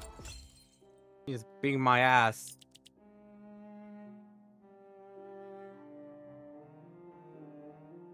Discord or Discord. Either one is fine. Whether it's here or Discord. Right in the world. Salt mountains, desert, and an infinite horizon of red and brown. A highway without an end. Like they were right all along. I really am a fool. These wouldn't take anymore and walked off. She left me, left the car, and just walked into the desert without looking back. I couldn't stop her. I couldn't even explain. They don't even know if there's anything I could say. All I know is that the desert isn't a safe place for someone to go walking around all on their own. Just every used to be angry. Why did I turn around? I had a stack of paper, a manuscript that might never even be published. Destroy her perfect day. I can't even decipher these manuscripts. The writing, the literature, none of it speaks to me. Whereas Archimbodi, 4 chapters in, not a trace of him. He's the book's most important character, so why has he disappeared from his own narrative? Why is Kamala brought nothing but restless spirits? And why is it that the dead can talk to living? What compared Peter Menard to write Don Quixote? How can one man produce a text identical to another, word for word? And what the narrative unfold through these fragmented dialogues? Flashbacks, always with the flashbacks. Where did San Diego and Ambrosio actually meet if they ever met at all? You mean, answer Mr. Aleph, why is the world of words like this? I've been looking for meaning there is none. Guess there was never the right job for me. I see that now. Publishing house is barely scraping by. Honestly, who started the luxury reading these days? Won't be long before the Antofagasta branch touches doors for good. And I can't do a damn thing to stop it. Don't even understand what I'm supposed to be doing. You gotta keep at it, but what's the point? And nothing about this place has meaning to you, and the simplest solution is to let it go. That's it? Yes. I see. Thank you, sir. You're absolutely right. Sunset. A crimson radiant spills across the boundless sand. So the heavy sigh, Monique slumps against the car, burying her face in her hands. Footsteps crunch through the sand behind her, and the sound of leather soles and loose stones. She lifts her head in disbelief. So sorry, Monique. Shouldn't have left you alone. I just need a moment to put myself together. Come on, let's head back. You're alright. There's still time to make it. We'll still have time for dinner, and an added bonus, you don't get fired. This isn't exactly the best time to be unemployed. No, I'm the one that should be saying sorry, mi corazón. Forget the publishing house. I'm done with that place. Monique got the manuscript and, with firm conviction, tears it to shreds. What are you doing? The hell with these stories. The hell with everything else. Today's your birthday, Lisa. All that matters to me is you. Let's go. We'll follow this road, no matter what it takes. Even if we lose our way, even if we never find our destination. I can't think of anything more romantic, can you? And they were roommates. Oh my god, they were roommates. Monique, hop in. I'm gonna give you a birthday we'll never forget. You only turned 27 once. Mi amor, this is the most wonderful birthday gift I could wish for.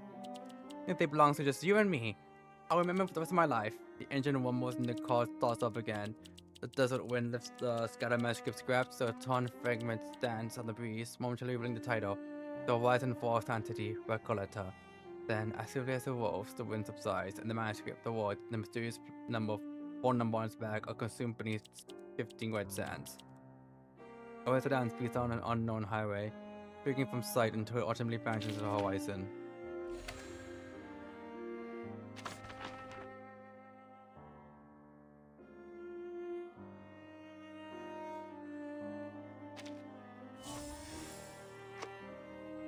What is la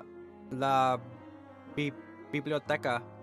Is that also like a story thing, or is that just hard mode?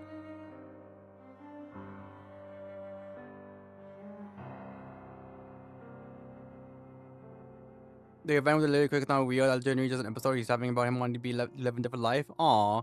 You could have believed, but no, he has to say locked in or this hypothesis to Or we'll split more autos. Let's see. Oh, okay. It's just like hard mode. Okay.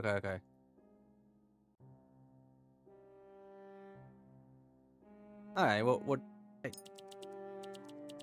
Alright. We'll do that later.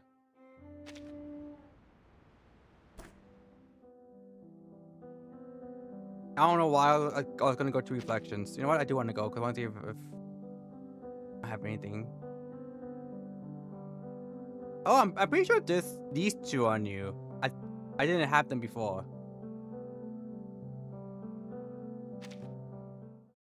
At the very least, I don't like it. I don't remember if I did or not. All right, now it's hard mode minigame. Okay, thank you. Oh, what's up, Amy?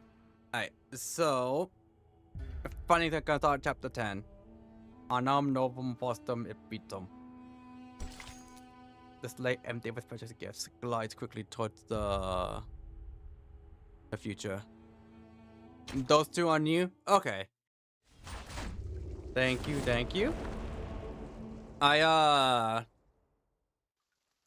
The one I'm waiting for is the showdown in Chinatown because I heard that Anon Lee's in there and she's my goat.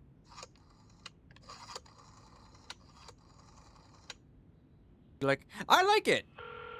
I do find it interesting that they showed that he did at one point had other alter egos, like other personalities.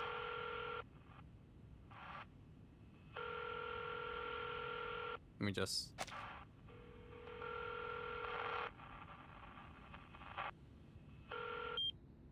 Liaison Creus, here's the order signed by the Pax House. Oh, they didn't even say it. That's weird. My memory's really bad, so... Military Commission's conclusion. Contact Admiral it's not bad, but like sometimes when I'm like absorbing a lot of things at once, my memory gets scrambled. I'm pretty sure Alex said actually did say at one point that he did have like other personalities in the past. Be prepared for an all-out battle.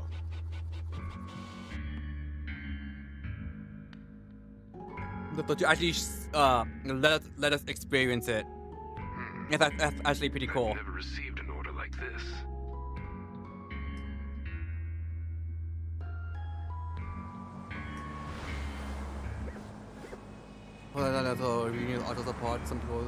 Okay, thank you. Designated coordinates lie. Yeah, his autos had There you'll find Manus Vindicte's largest stronghold. Oh, hold on. And the site of their ritual. This asshole. Ritual. One of the only reasons, Both past and future. if I had to choose between joining Manus or the Foundation, I would join Manus purely to spite her.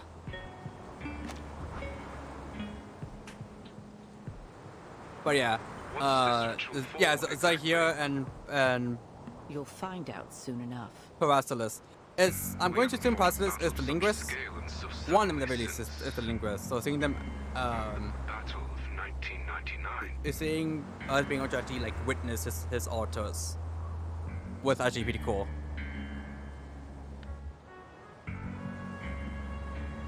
Two sides of the same tale for Coid.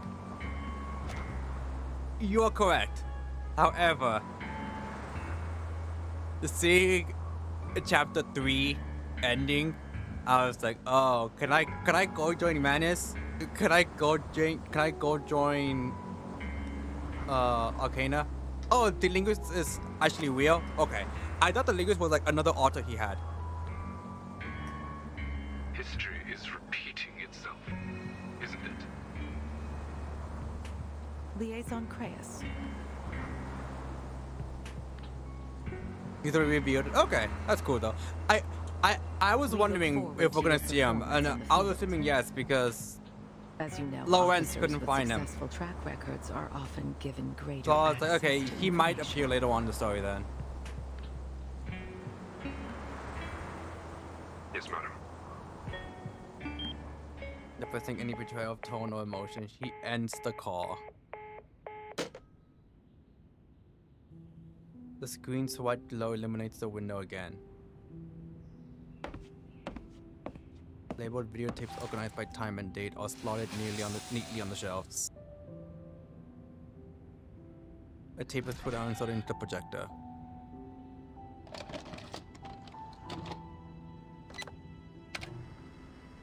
Do all my homies History hate is closeted? repeating I do for sure. But we still have hope on our side.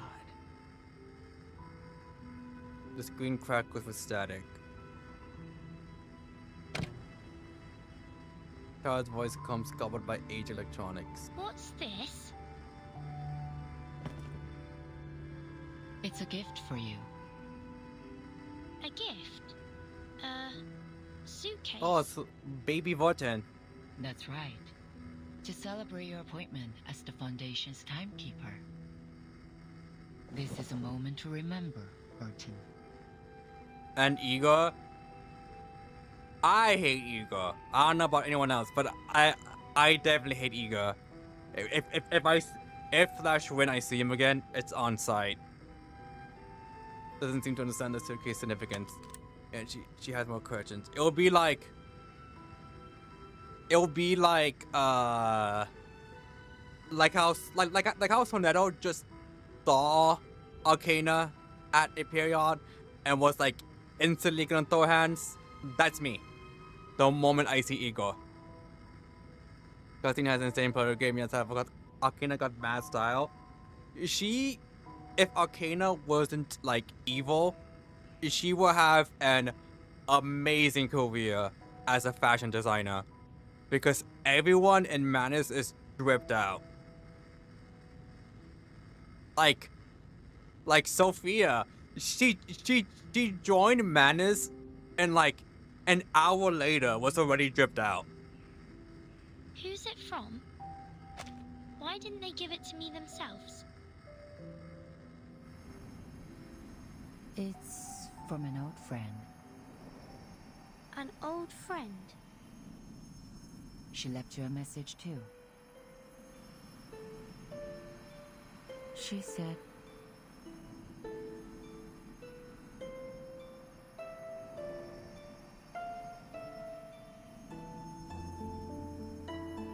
Paradise regained.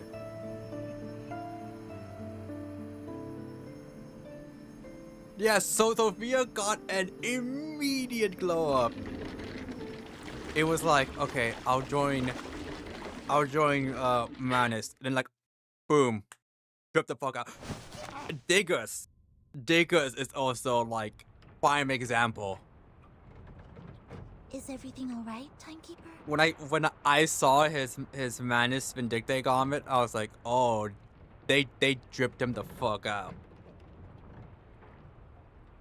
I want to use Diggers just for that outfit alone.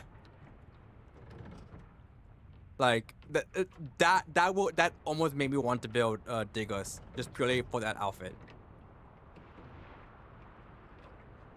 Oh yeah, Babton. It's Martin. I haven't done the latest story with Voz, but I know the Digger, but the timeline said that Ego had a reasonable outcome to what he did, no like understanding him. I've heard that too. And I'm just like, I'm sure they're gonna like somehow justify it. Whether or not he'll be forgiven, I'm not entirely sure. Like in story, I'm not entirely sure. That doesn't change the fact that regardless, I might still hate him by the end of chapter 12. I know I hate Ego and I hate Mordia. I'm like, oh, it's on side with those two.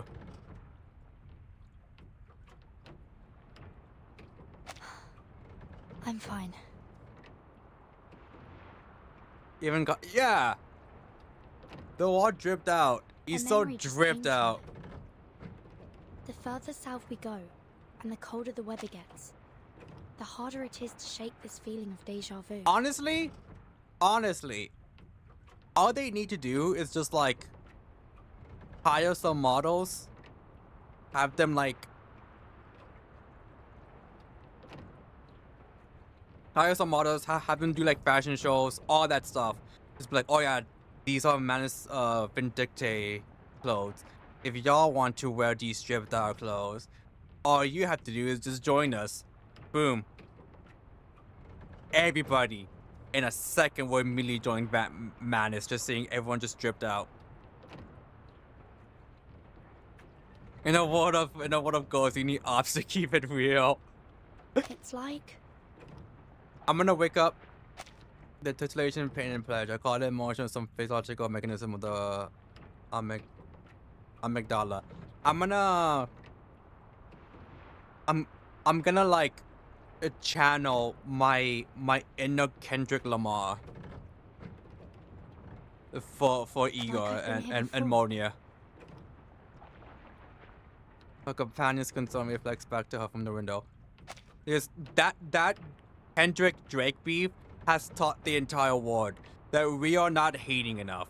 We whatever. If y'all all hate us, y'all are not hating enough. So I'm just like, you know what? Thank you, Kendrick, for teaching me. This is gonna improve my hating game. Deep breath suppresses her heartbeat. Will we be there soon? Also caught by busts of the ship's dock. Also, Stonetto in the outfit looks really cute. The breath precise into mist as the vessel stabilizes. Looks like we've arrived. The two emerge from the cabin.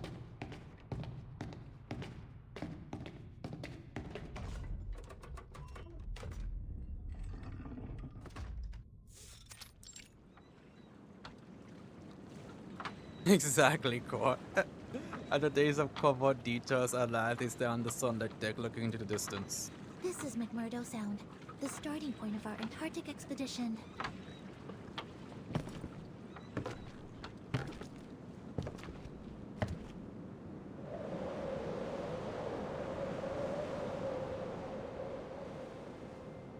Beneath them stretches a wide field of ice.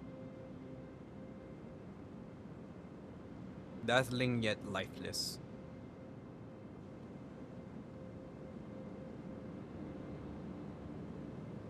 A droning silence that gives up no hint of what may once have been. Yet beneath the silence was an imperceptible foreboding.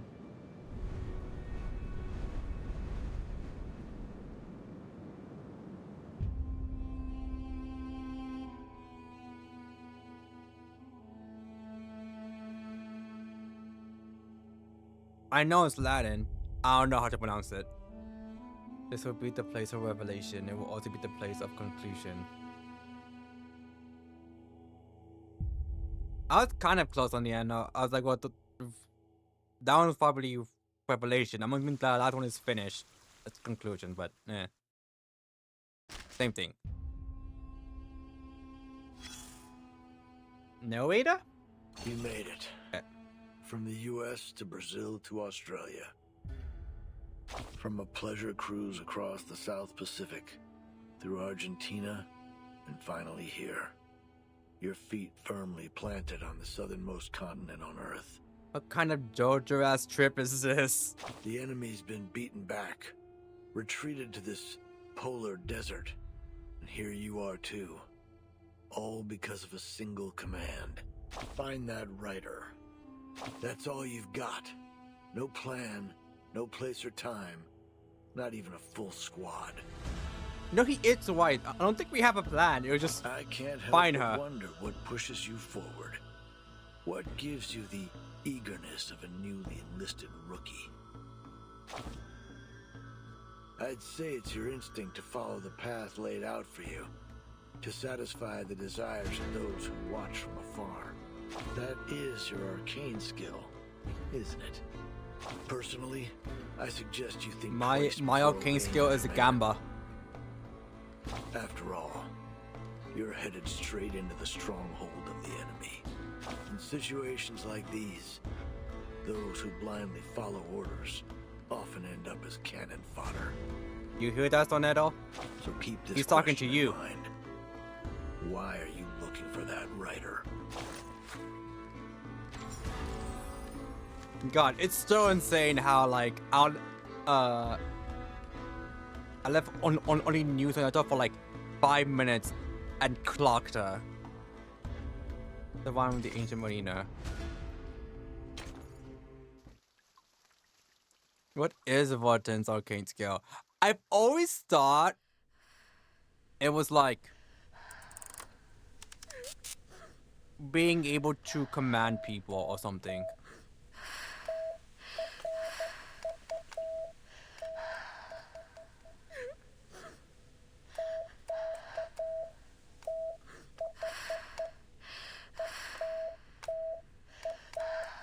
Hold on.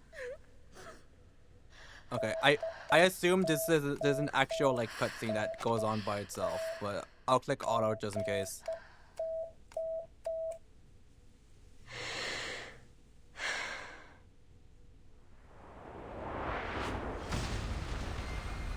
Entering the ice zone. Grab your telescopes, explorers.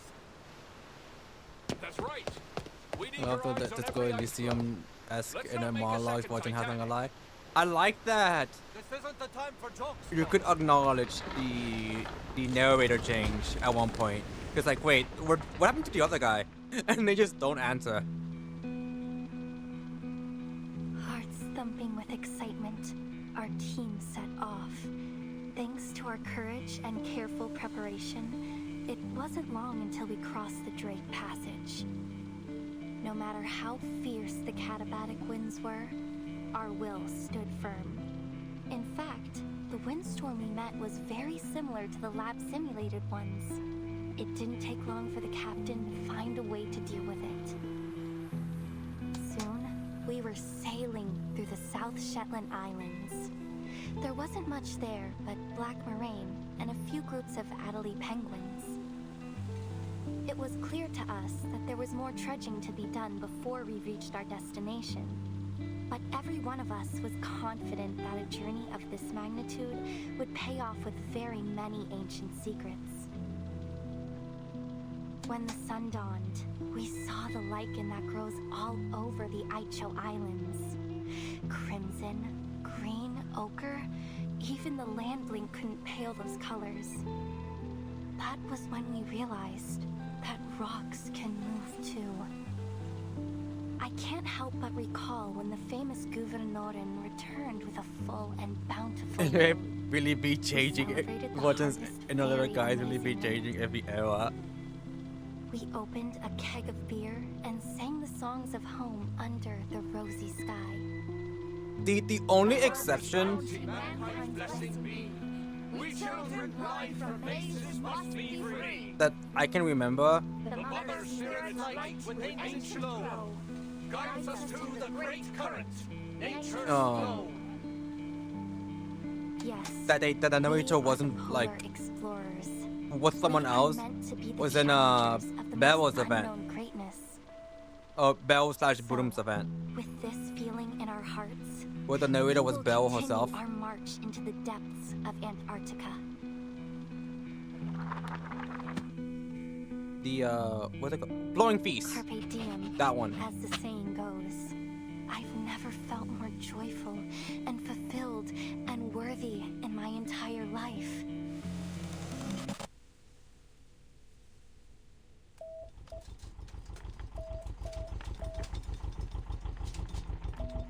A true stock diesel engine sputters. Fox fly as the radio transmitter groans. I must send it out. A ragged maddened voice comes from the research station's darkest corner, speaking to broken equipment with undeliverable messages.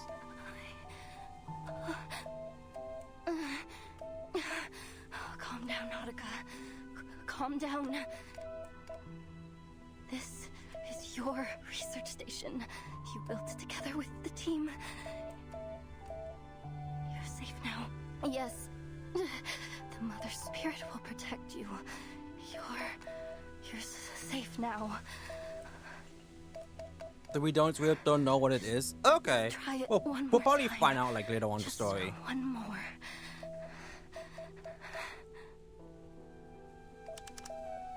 Her fingers keep pressing the broken transmitter key while her body shakes uncontrollably. Come on. You can do it. It's simple. You didn't go crazy. You have all your brains in here in your head. It knows all the letters of Morse code and how to send them. See? There's A and D and E, F, C. You know them all. Just use them to spell out the warning message and send it out across the whole world to everyone. It's easy. Like playing a game of tableau. Yes, so easy. Genuine question. Do this. Do y'all like talk to yourself sometimes? He munches down the black gelatinous fluid in her mouth.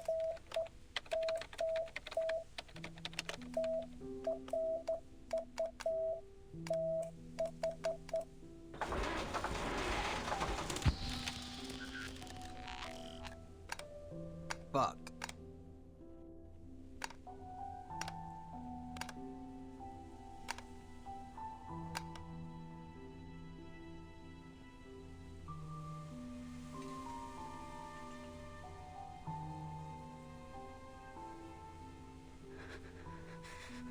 Cold. This moldy lime juice and disgusting ice algae. This damn frostbite. Nothing left to do but sit here, stinking of blood, and wait for death to take me. I have to warn the world. This place isn't the last oasis, and there's no such thing as the Hollow Earth. But no one will believe me if they don't see it with their own eyes. Nobody. Because I used to be the same way. And sometimes Mother's bones, the path is laid. In bloody pain, eternal life is made. ever since like I almost never talked to myself until after I saw the flow streaming. guides us to the great current. And I catch myself talking to myself a lot.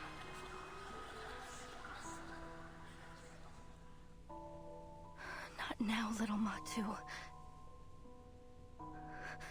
Mother Spirit, bless me. Lend me your glorious strength Earworm. and grant me your protection. Let me live through this. A thunderous noise comes from outside. Toneto, what did you do?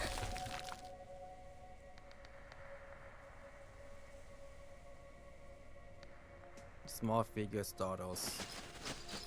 She sidles to the window, peeking through the insulation's edge. A snow monster ship? Excuse me? If anybody... Please don't come over here.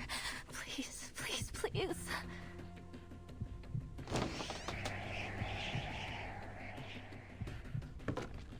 The White House no monsters invaded the Explorer's last refuge. Excuse me? Is there anyone here? We just landed, and this is the only building around. We were hoping to ask for some help.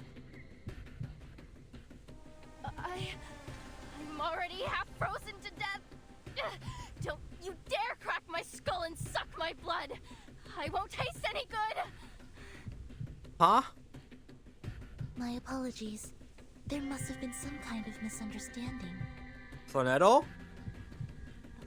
I didn't know you Glacier. had this in you. Worms beneath the feet of the Mother Spirit and those sickening mass tyrants.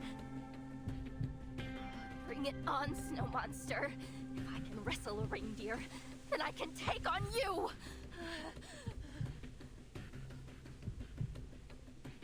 Wait!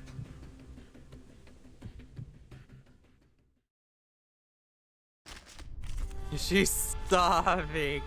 Oh, we're playing as her?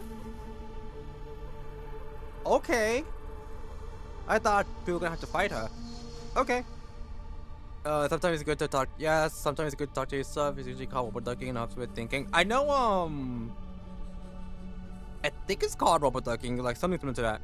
where like you will like talk to like a rubber duck and like to like explain your coding or like anything like that. It started with a programmer who would talk to like a rubber duck to like explain his code, and it's been like used in like other scenarios.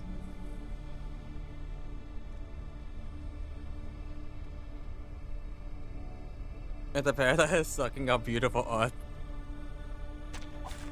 There are many routes to travel, but only one destination. Oh, who could this be?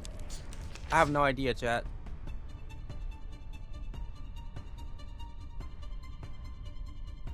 1 second for Johnny's, okay. Stay where you are.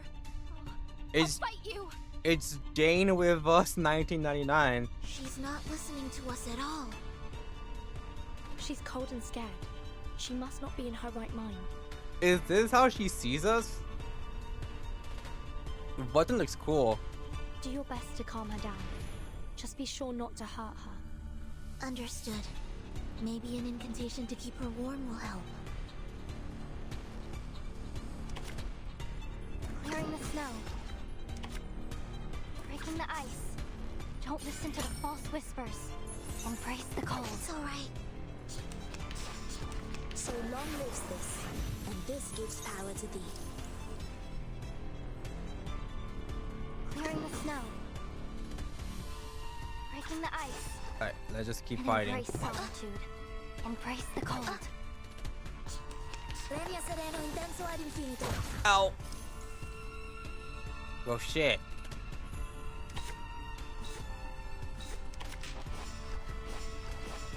It all began with a shine, strength, and true knowledge. Premia sereno intenso ad infinito. Don't be fooled. Okay.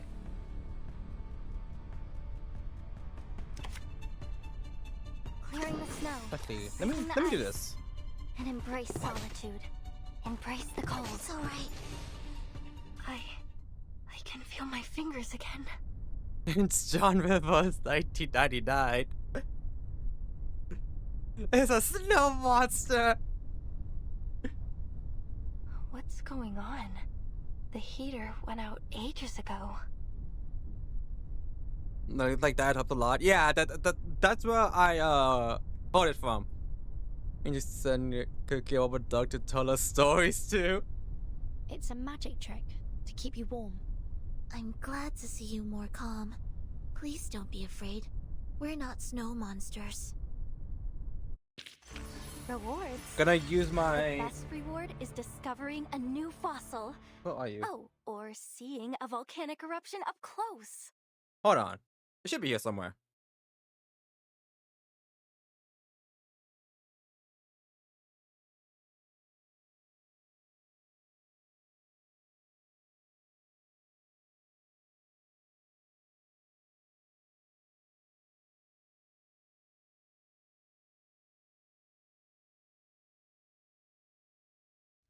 That's exactly what the Snow Monster was saying. Don't believe her. True. Right. You can't believe. Don't believe her words. But what I was gonna say was I'm gonna be using my Miku plush to explain things to her. She will get a show. She will get a 300 IQ. Not a snow monster? Normal behavior, no mask, uses magic. Yes, war magic. I can move my fingers again. You're right, Matsu. They don't seem like bad people. At least not as bad as the snow monsters. Please bestow initiation inspired to keep an eye on the intruders. Alright. He doesn't think we're snow monsters. Tornado, crack our skull. According to Mr. Olive, this should be the coast that Dr. Doris landed on. She looks really cute in this outfit. This plane is the way to the heart of Antarctica. We may still catch up with her if we pick up our pace. I see. But I didn't expect there to be a research station all the way out here. This place isn't on any map of Antarctica I've ever seen. It must have been built less than half a year ago. The facilities are quite complete. Diesel generators, snowmobiles, radio transmitters. Sandra steps forward and an empty can rolls to her feet. However, they seem to have run out of food. Her eyes turn to the cowering figure. We're just passing by. We mean no harm. Is there anyone else at this station that can help us? 100 days of solitude ends with a simple question. Nautica? Stands half hobbled in the corner, whipping her nose. No, there's no one else. Only me. I don't mean to offend, miss, but you don't look very well. May I give you a health evaluation? No, no need. I'm fine. I'm an explorer. I know my body. I'm fine. He retreats back from the newcomer's offered hand.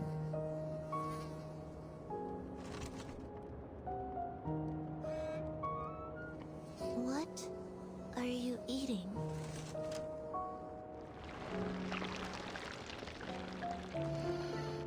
Black slime, a fibrous mucus-like fluid eating between her fingers.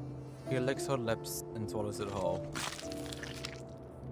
The only thing there is to eat here.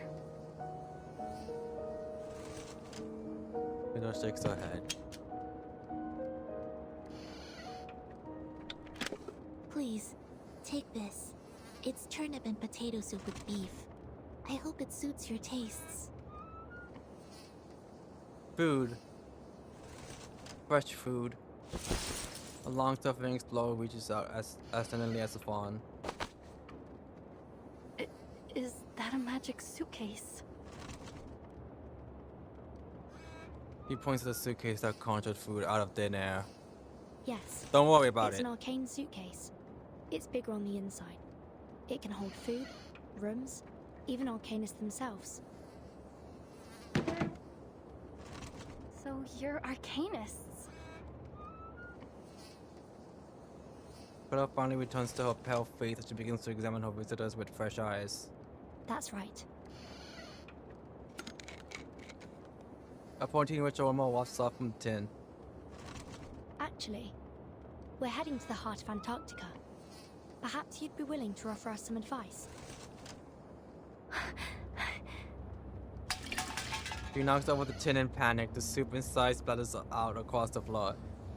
Her body shakes erratically, and she returns to her mantra of bizarre muttered half-phrases rehearsed in her mind over and over again. No, you mustn't. Do not go into Antarctica.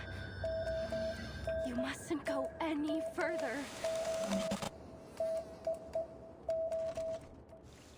Well, she said no, chat, so I guess we can't. She said the line. An icy road. Paint the ice, the answer lies. For them, for her, for you.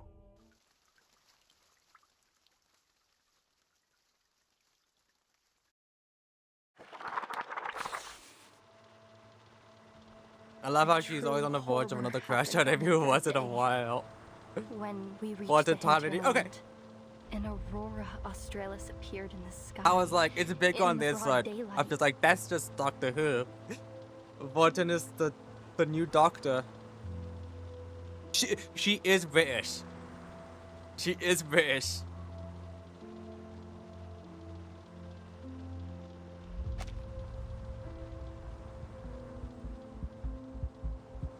Solar flares and the coronal mass injections that came with them caused the aurora to appear so bright that it was almost blinding. Relay saw it as a warning. She said that exploring the hinterland was a profanation of the Creator. Kot, however, stood against her. He said that the snow brick windbreak we made would protect us, and Oh, that again, it sounds like couldn't an let all those aberration. days of I hard don't know. work be in vain. No one knew that the real terror was beneath the snow, deep below our feet. The sextant was right. As long as we stick to this direction.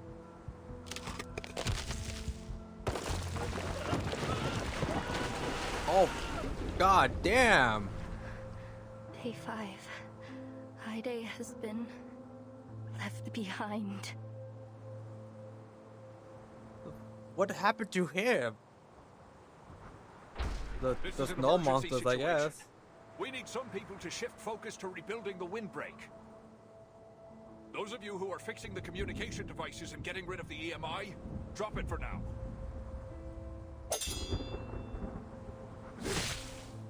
Devil! Demon!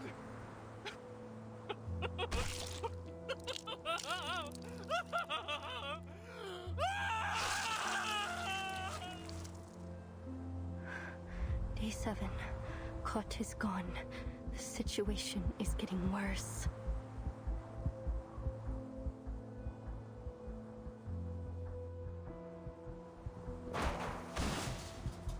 Finally, this damn place has shown its claws. I told you we shouldn't have headed so far into the hinterland. We're in way over our heads. Oh. Farewell, everyone. There's no escaping it now. The voice in my head has become one with me. So let it end with me. Once I'm gone, it will be gone forever too.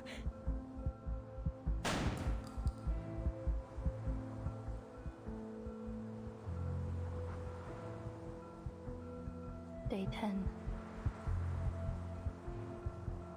Day 15. Day 23. And Colt was it? The second guy. Day 30. He had a Everyone more is gone. gruesome death than Only Frida anyone and I we have see so far. survived. God damn.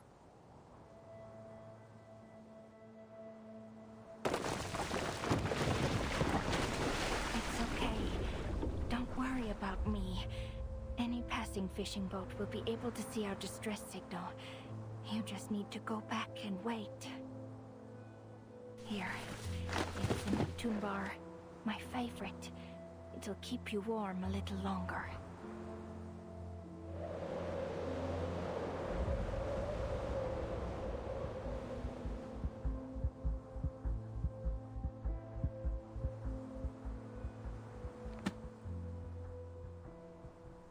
Now take our closest or die we.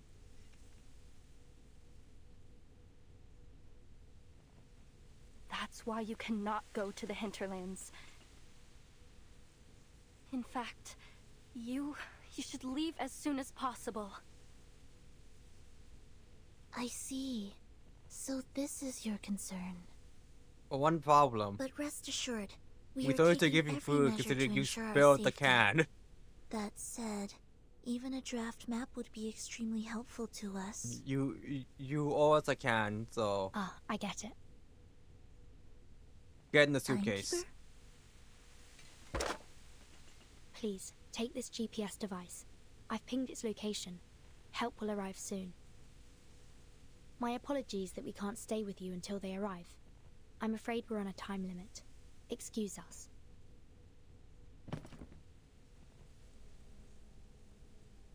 Why? Why don't you give up? Even after all my warnings? We have our reasons. Antarctica happened. Wait! Finding some hidden reserve of sandy and strange shouts to her visitors. This land of ice is alive! It's alive and it eats people! I'm not lying! You have no idea what horrors lie in the hinterland! Even if you somehow escape, you'll go insane! Just like Rolf, my grandfather! Wolf? Ed and Eddie? Footsteps of those walking towards us, no fear, slow.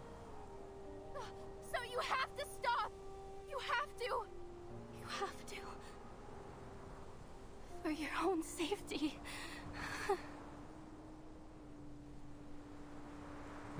breath, hanging in the silence.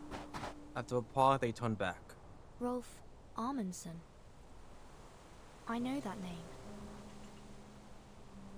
What? The outstanding human explorer. His research has formed the basis for understanding many applications of Arcanum. Countless Arcanists have benefited from his But work. is she low-key not wrong? It's said that your family holds a particular set of beliefs about the unsolved mysteries of the world, We've and that every one of you holds a passion for Arcanum.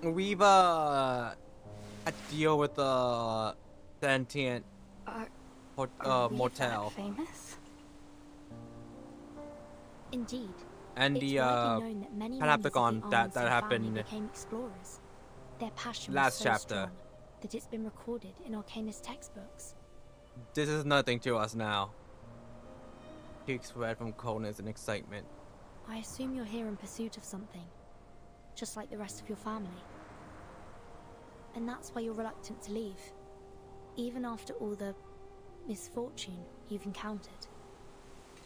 Is that right? Reluctant to leave, I pray to the Mother Spirit to take me away every single day. This station is close to the shore. There are many ways you could have got the attention of passing ships if you'd wanted to.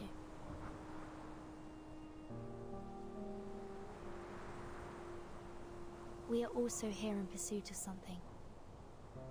A person, to be specific. Naniga's eyes widen again, this time with confusion. A person? Unrelated, but I actually really like her hair color. It's pretty. A sight echoes through the small station. Are you familiar with Manus Vindictae?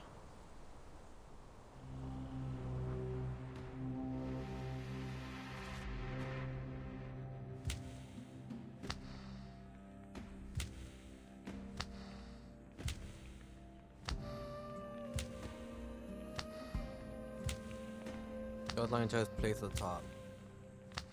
Tides running blind by their every routine. Take a scale of wings at the left. Staining at heaven with obscene calamity. A seizure holding a spirit is embedded in the skull at the right. The breaker of death shackles shall rule us all. Black soil from the rebels is placed above the idol. The fountain of youth elixir from a curse recommends completes the offering. From this day forth, and ever. Yo, Wazzy, thank you for the resub. Creature sends the artist's edge, crossing distant shadows. The figure she always travels the narrow passageway, entering the outer cavern at last. You've arrived, as the prophecy foretold. Sophia?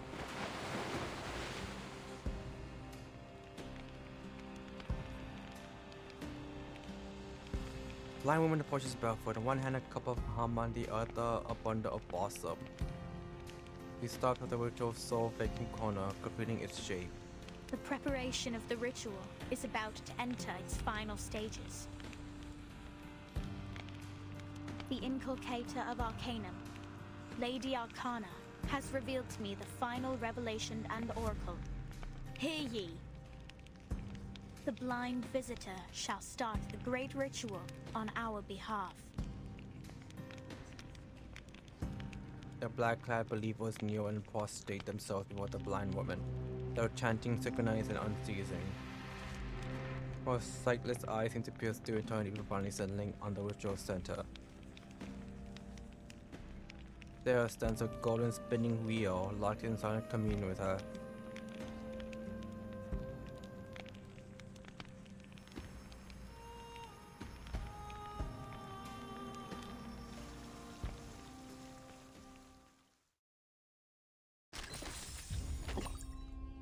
All good, all good.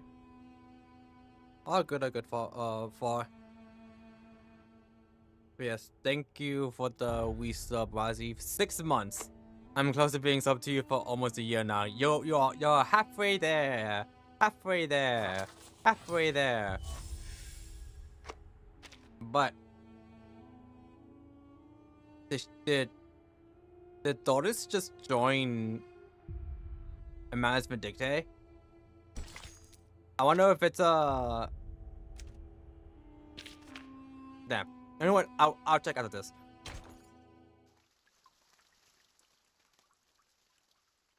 I wonder if she willingly joined or if she was forced to. Manus Vindictae is an extremist pureblood arcanist organization. They used to act covertly to disrupt the world order in hopes of reviving Arcanum. The fact that she had like her hand out while talking about Manus with the West Oka, I'm just like, are they like projecting this somewhere? Just In the last showing year, her they've become everything. much more active, even encouraging ordinary people to wear their masks and I'm just thinking endure of their the trial. It's suspected that they went high profile in order to quickly attract more believers. Teach Me, Miss Lychee. I think it was Teach Me, Miss Lychee, and Teach Me, Miss Kokonoe. In the Blaze Blue segments. According to our intel, they'll hold an important ritual in Antarctica soon. And we're searching for someone who may play a vital role in this ritual.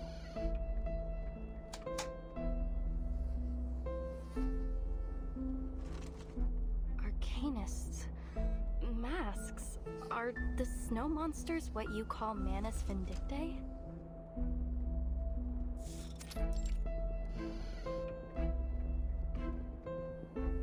Antarctica's was unmarked with a strange excitement. What exactly is this ritual they're holding? Sadly, we don't have much information in that regard. We're hoping to figure it out on this mission. Ritual. Arcane ritual. Wait. Wasn't that one of my research topics? Draw the formation, place the offerings, and summon or invoke her spirit through a series of actions to communicate with the Mother's spirit. He looks up with pure eagerness. Do you know of her? Do you know the Mother's spirit? Maybe? Sorry.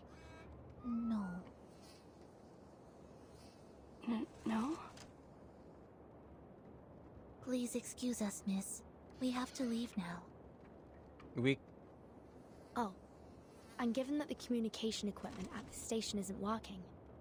The only mother we know is Beryl, so, maybe. 6 months or 11 months on my end. Oof. Actually, let me see. May I introduce you to Miss Radio? She'll receive the signal from the rescue team for you. Okay. You resubbed for 6 months, but you've been subscribed for 11 months. Yeah. Yeah. Okay. Yeah. You have been subbed for 11 months. In the meantime, you may await their arrival here. The incantation keeping you warm will remain effective until then. And thank you for your advice. We will proceed with caution. Oh, hell no. We gon' die. Hello, little explorer. You can call me Miss Radio, as the timekeeper said. The heart of Antarctica, an arcane ritual, a vital role. The guide appears, then fades from human sight.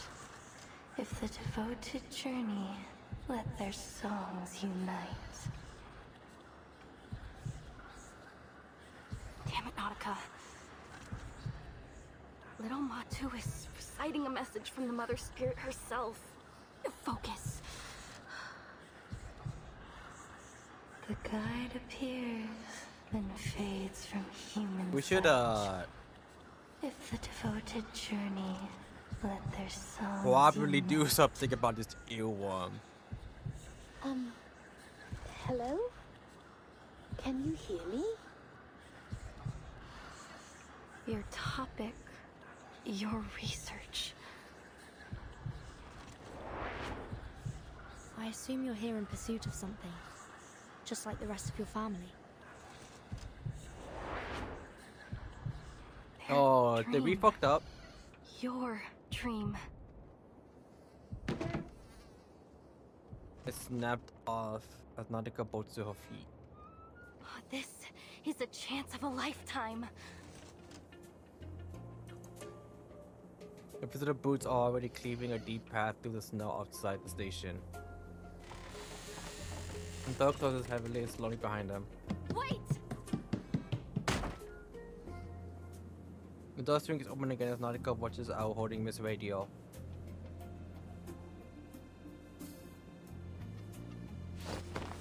Her hands tremble with excitement as she pulls the map from her pocket and struggles to unfold it in the wind. A commercial of waterproof synthetic paper bearing deep grooves with red ballpoint ink. I drew this map myself. It's a draft, yes, but, well, in this situation, it is the authoritative guide on Antarctic mythological archaeology. Ah, we're gonna get lost, aren't we? Everything I saw in Antarctica on it. See? Here's the route from the station to the hinterland. And here, the landmarks along the way. And this, I charted the topography around the ruins at the heart of Antarctica. Right here. Ruins?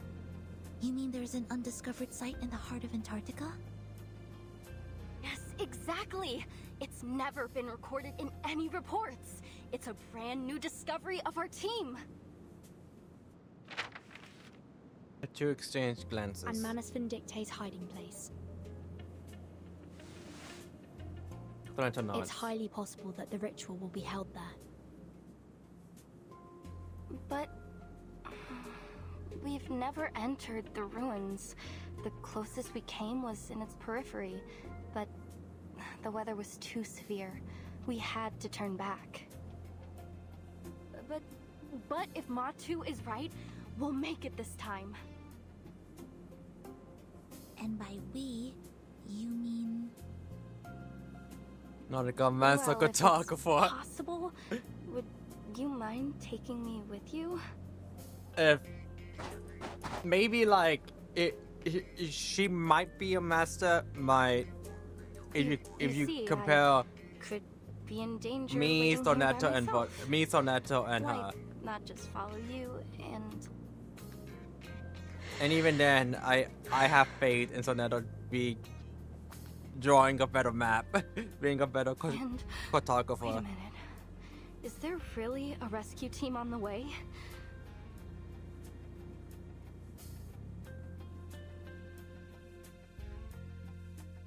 Meanwhile,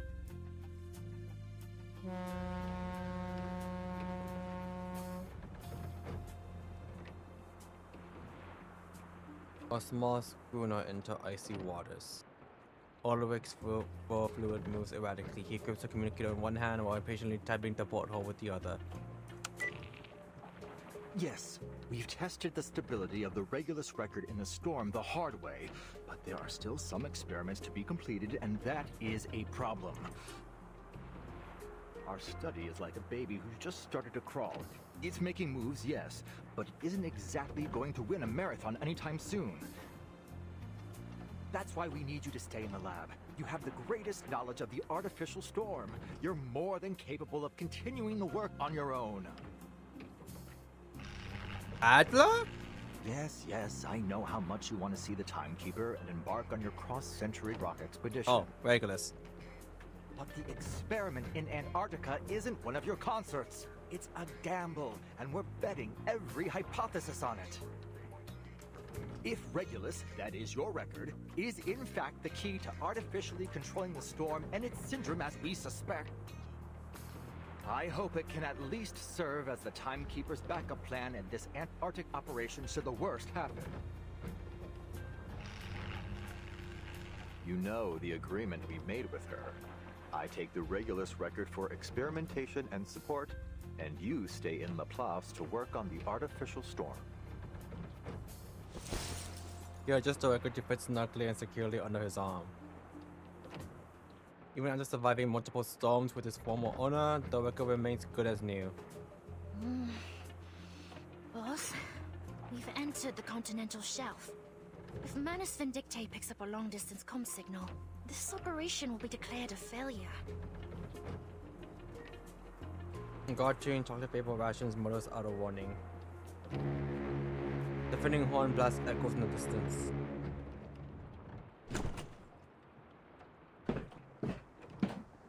Hearing this, the god exits her casual slouch and moves onto the deck, scanning the horizon.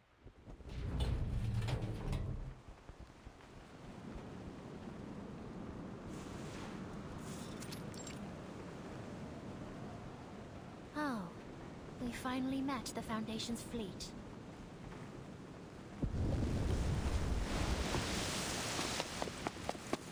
What? A dark shadow cloaks the heaving waters. Oderic looks up from his communicator.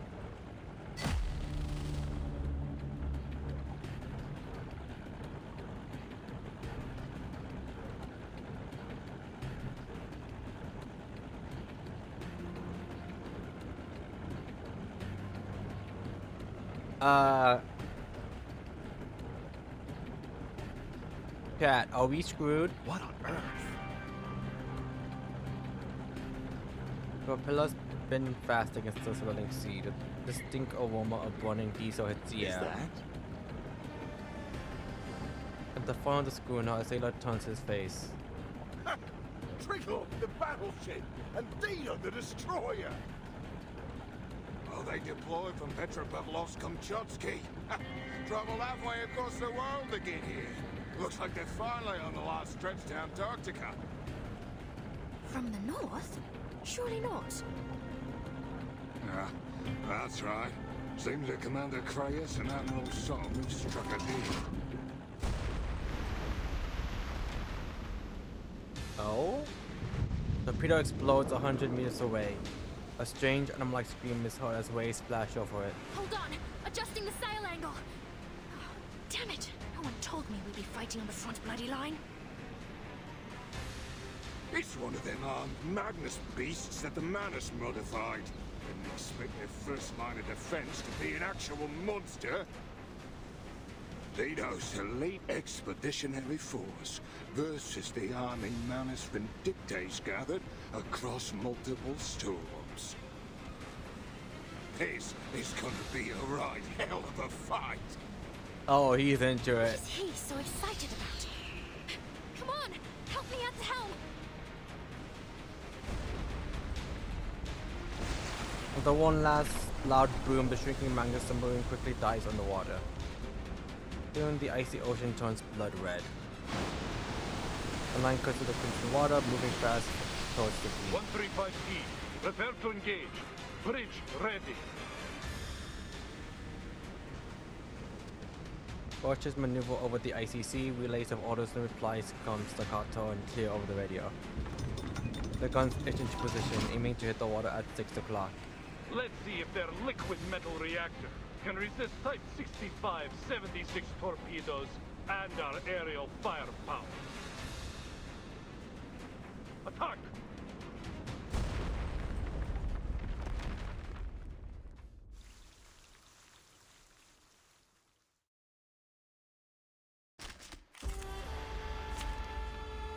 Magnus?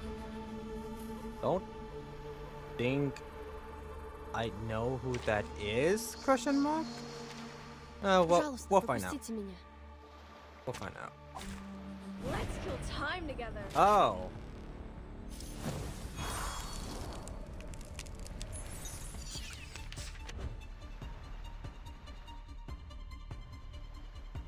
Ooh.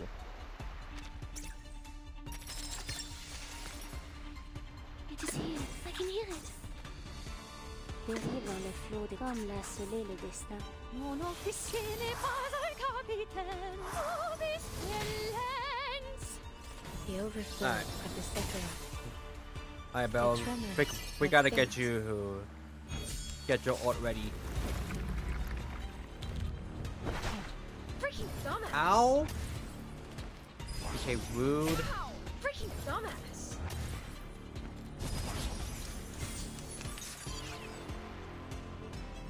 It is here. Wear gloves. Buried dans le flot de Sephiroth.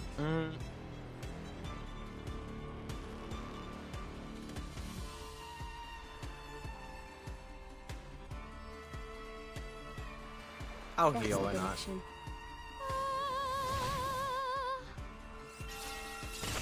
See? Alright. Oh, hi. You know, it might be enough to just Pray, kill. carved in the woven net. Yeah. Didn't even need an ult for that. Voilà donc celui-ci. Atteindre la fin. Non la prophétie, mais par mes propres. What can I get here?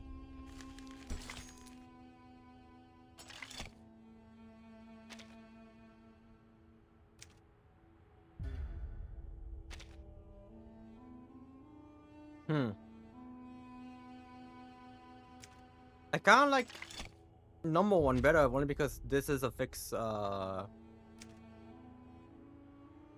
item. ZHAOBUBU, dear betrayer, we promised. Have you claimed the gold you were promised?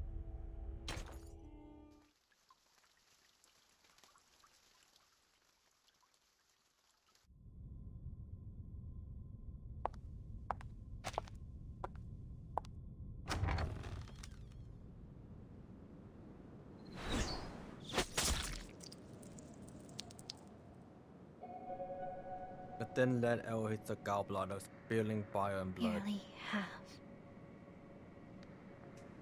The young apostle goes pale, her breath faint as a whisper. What? Nearly half of the Magnus submarines have been sunk. Speak up. Drop your pompous little act, girl.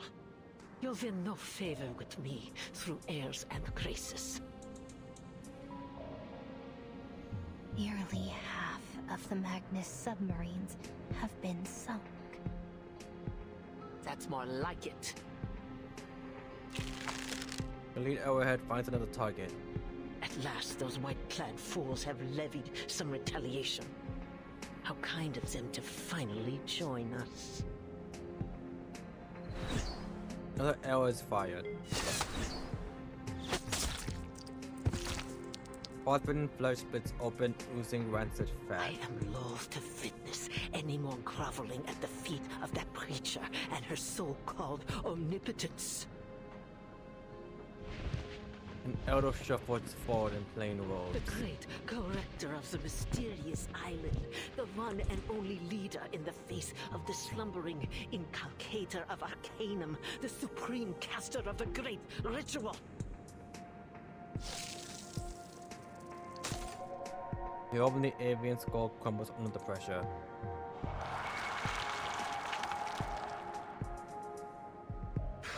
She was nothing but the wrong person at the right time.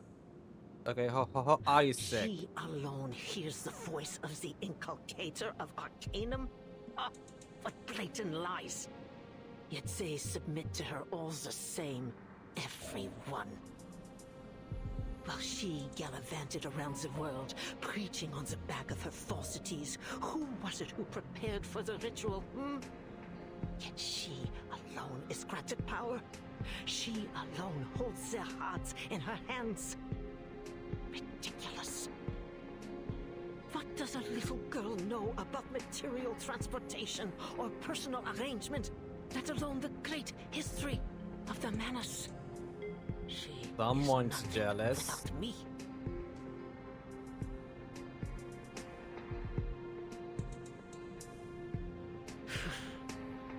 It is not you to whom I refer, girl. But you'd better keep that tail firmly planted between your legs. Your actions aboard the Free Breeze have garnered much attention. Attentions that could easily have been avoided. Now the whole world has their sights set on the southern hemisphere, and it's all thanks to you. No amount of ritual materials can make up for that.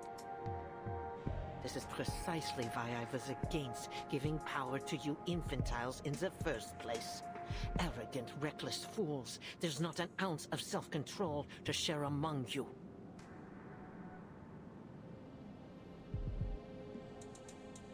The Foundation's army will break through our first line of defense soon. If we don't stop them... I like how she's just ignoring Their advance will be halted. Animus. Or it's for 2 mid-sentence. Antarctica's no place for them, no matter how many machines they send. Their war efforts have been naught but a desperate attempt to prove to themselves that they are not utterly without plan. Pathetic as usual. You're right. There's no need to concern ourselves with the insects scurrying beneath our boots.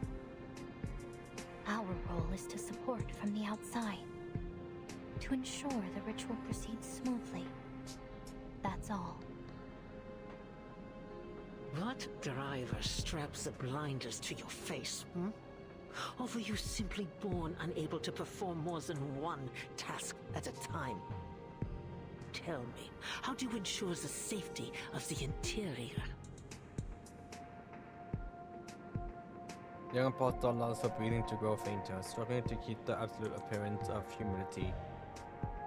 I'm not sure what you mean. The Admiral's Sentinel unit. What is its status? Igor's unit? They've set up defenses in multiple locations along the coast. They're on high alert for possible Foundation partisans. Defense sitters. How could they possibly serve our great Mother of Resurrection? It's an insult that they were ever allowed to set foot on the Holy Land at all. But the Preacher has treated them with the utmost respect. They did bring the key to the ritual, after all. Utter foolishness. Those heathens are not even willing to undergo the holy trial. Standing among these unblessed, unguided simpletons is the greatest humiliation to befall Manus Vindictae since its inception. Igor? Question mark? Oh!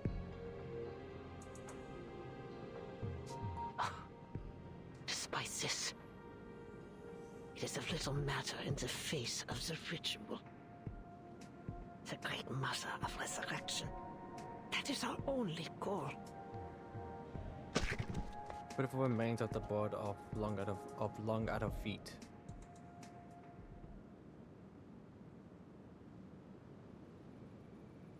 The tents are pitch, yet exhaustion lingers like frost on a cold morning.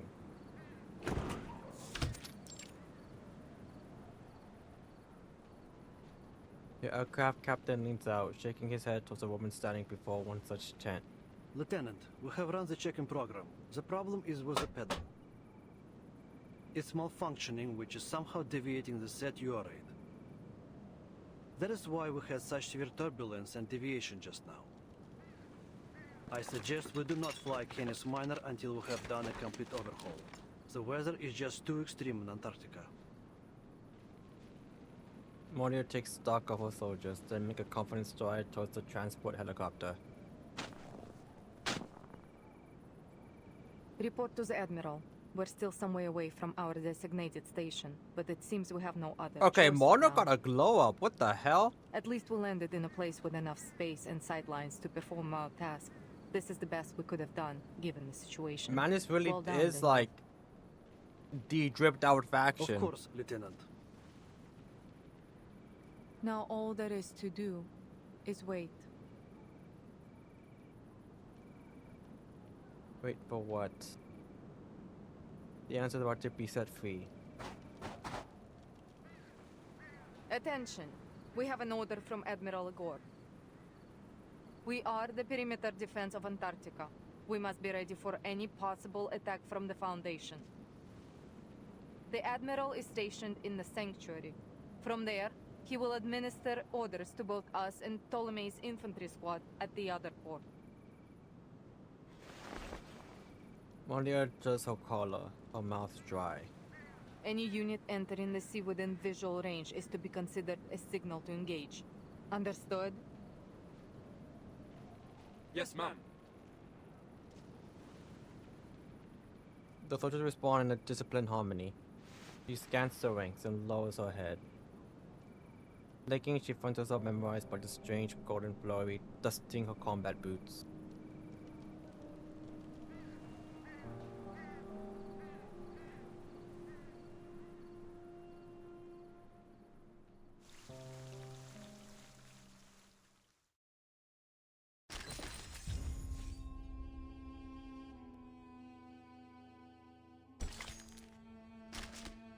Where is it? No? Reading other players' moves always more during the playing them yourself. Analyze the game. About this piece of yours. He has no part in this operation. Oh, so this is what he looks like? He looks cool. He kind of reminds me of an older Raven from Fire Emblem. So you have other plans for her? She's quite adorable. A useful piece indeed. Yeah, she's found many interesting weapons from the dark, hasn't she? The pretty mods don't last long in the rain. You already passed the Witcher dungeons on to Rotten. You'll need her assistance to reach it. Just mod alone, please allow me to deploy an elite squad to assist. The team will make contact with a timekeeper before, have they? That's correct. Always before a softer touch. That won't be necessary. Just in combat, some doors require only a light touch to open. Now mod needs a light to fly to. It will likely be her final delivery. Wait. Oh, I just noticed her portrait does change a bit, like expression-wise. I actually didn't notice that.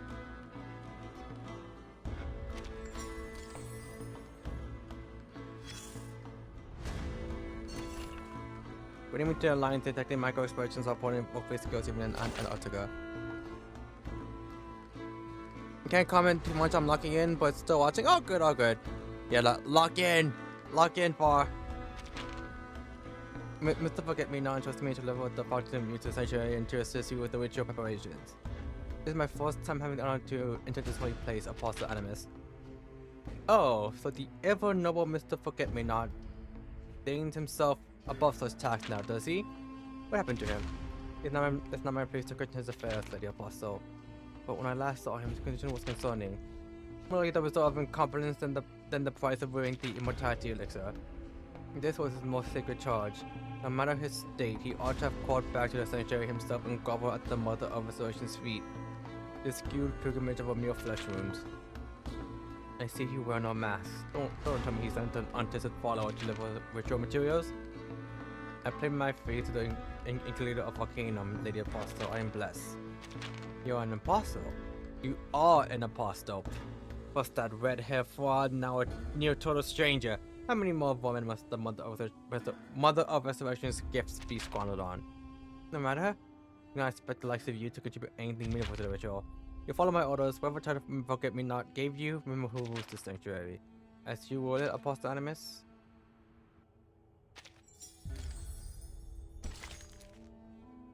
There are no traffic police in Antarctica.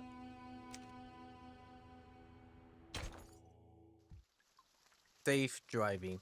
I'll be right back real quick.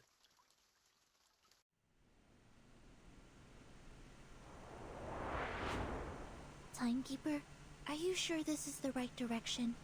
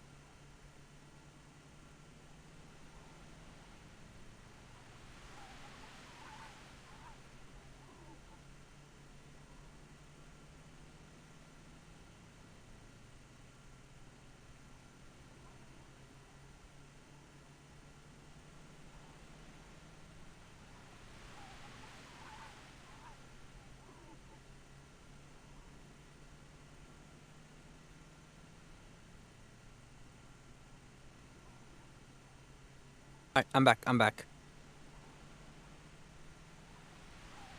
I went and like was looking on the kitchen and being like, huh, wonder if I should get like a snack or something. Please trust me and my map. This is the way to the ruins. I promise. I can trust you. We need to I don't catch know up if I with can Dr. trust the Burris as map soon as after seeing possible. it. Hold on tight, everyone. I'm going to speed up. Please slow down. Just a little.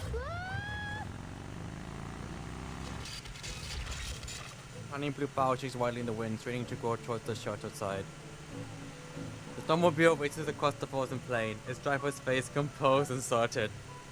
Yet her passenger's eyes widen. Wow, incredible. You really are an arcanist. We couldn't figure out how this thing worked. The new model with the Chevrolet bumper, only Frile was able to drive it. But you knew how to drive it as soon as you touched the handle. Are you trained to use human technology at the Foundation too? If you are, it would be a huge case support to my study on Arcanist lifestyles. The truth is, Ms. Amundsen, the Timekeeper has never driven before. As the monster expands the blood panic creeps into the vacuum passenger's face. What did you say? Don't worry. I'm generally a proponent of safe driving. Generally. Generally? Generally? What does that mean? What are those snowdrifts ahead? Numerologic ice towers! All over! Stupeo Swift. Well, Az will never be getting a license.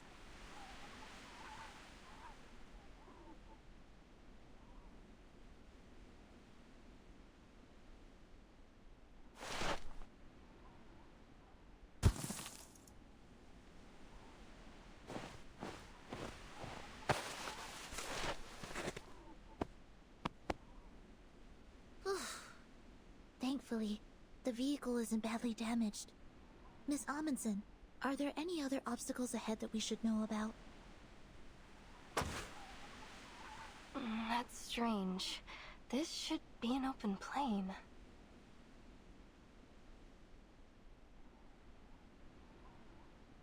Monica lost some binoculars, wondering in confusion. He stumbles backwards as her feet slips over an outcropping of ice. We should take a detour. This place isn't suitable for snowmobiles.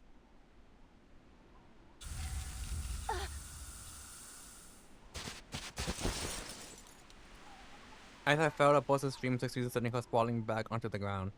Miss Amundsen, are you okay? I'm fine. I'm alright.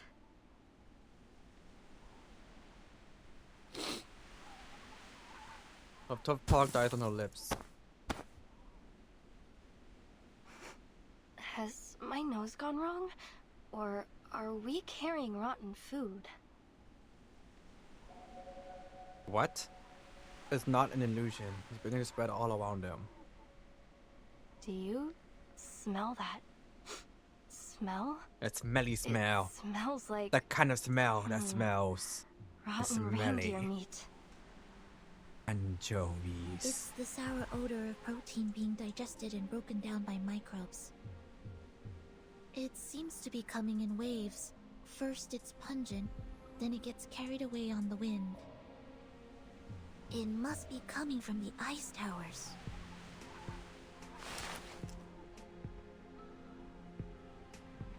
Examining the hissing What are ice these formation. towers exactly? When there's magma beneath the surface, hot gas escapes through narrow cracks in the crust. When it meets the cold air, it vaporizes and forms hollow towers.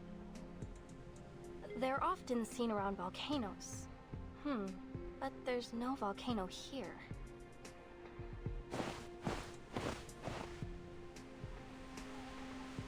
And crouching on the ground, Nautica's fingers gathered caustic deposits from the vent's rim. Ugh, it's so stinky. The sulfur dioxide in lava does have a strong smell, but it's not as sour and smelly as this.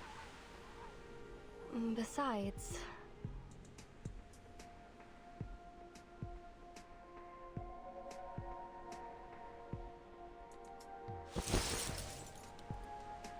The last time my team and I were here, these towers weren't.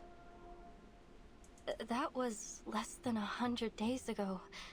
They shouldn't have formed so quickly. And I've never seen towers like these before. They're so short and close together, like a beehive. I don't like the sound of that. Like they're the pores of the continent. No. I'm gonna say, are they like, are we seeing snow monsters? They are warm on the inside. Warm? Donato raises her hand to examine the sample, not noticing her own fingertips have begun to tremble.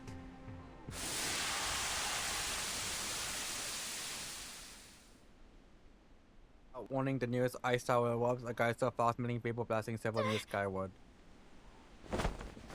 It's blown over, plunging deep into snowbank. Miss Radio, no!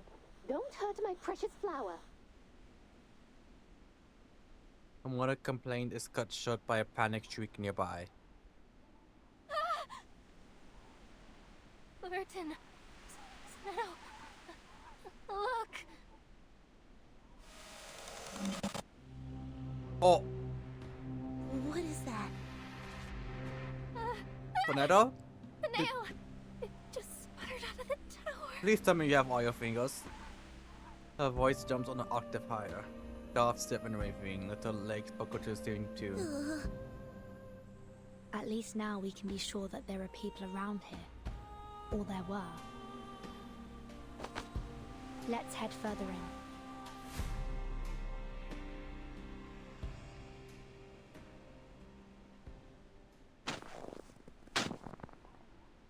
Wave upon wave of snow surges up beyond them, steep ridge formations vanishing into the distance. The struggling up the shifting slopes, they finally stand on top of the snow waves. Timekeeper, over there.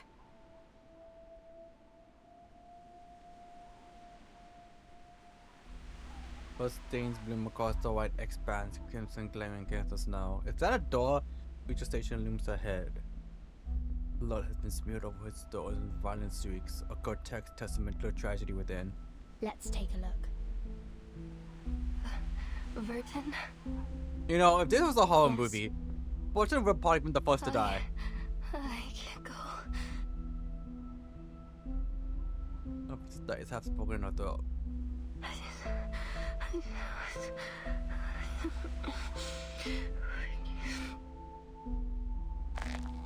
Nadia clenches her jaw tight against the shivers of both panic and cold and takes a step forward.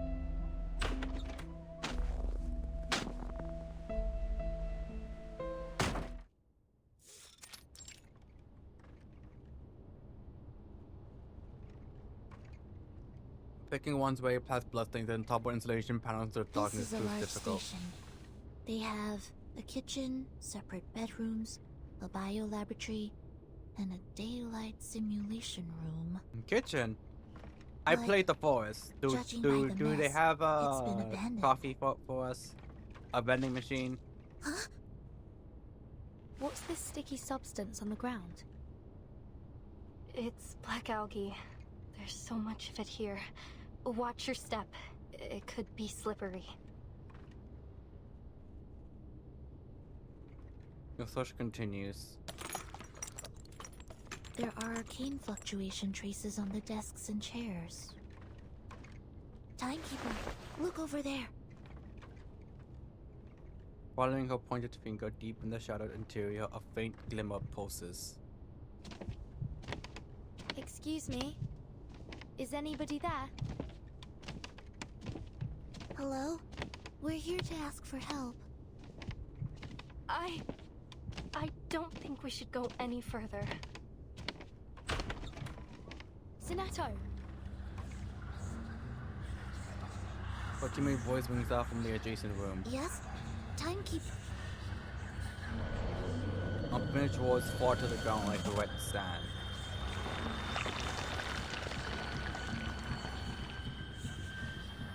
Oh, what the fuck happened here? The bottom of the tell whether what is left is a human or a lamb. A tent stake pierces his palm, pinning it flat on the storage room wall. The Arctic wind slips between the explorer's boots, washing into the room. The corpse's frozen feet kicked out over the dust-covered cans. Dry blood has crumbled into flakes, and the hyper-arid air scattering like snow when the wind stirs. He's been dead for quite some time. There's an odd mark carved into his forehead. Look at his hands. His nails have been pulled off. Ew. Silence falls over the three. It's like some kind of sacrifice. Some cultures believe the connective tissues containing keratin are unclean. Nautica, you wanna bath? Go ahead. Just not here. Do it outside. Overwhelmed by the whole of the sight, she drops to her knees and retches violently. Stop it, Matu. It's just a corpse. It's not the first time you've seen one. It's not the first time.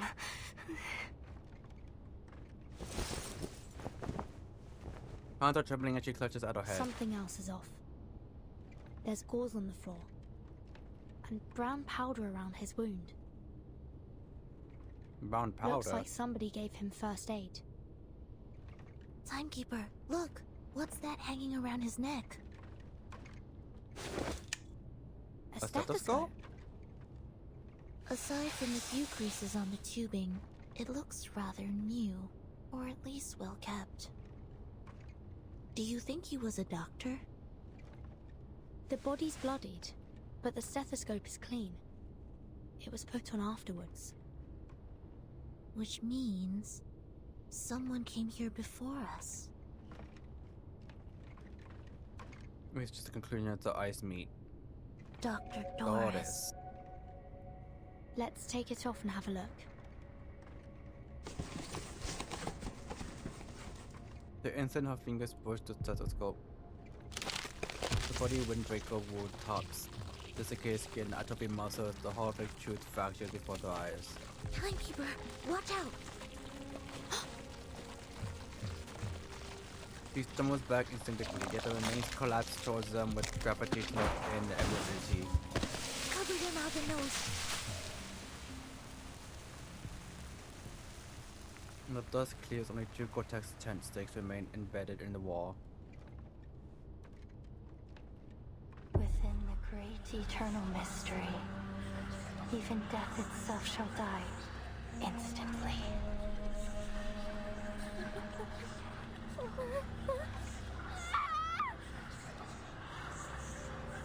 These screams are all but the terror too long riddled now explodes. This is exactly what Matu said would happen. I told you we shouldn't have come here. Spirit, please save me. Oh, Hadja, save me.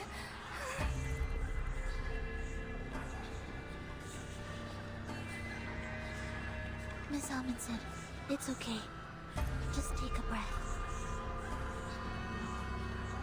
Do you wanna like No, you don't know what this means. go outside real quick? Poisonous monsters. Nautica? Those beasts.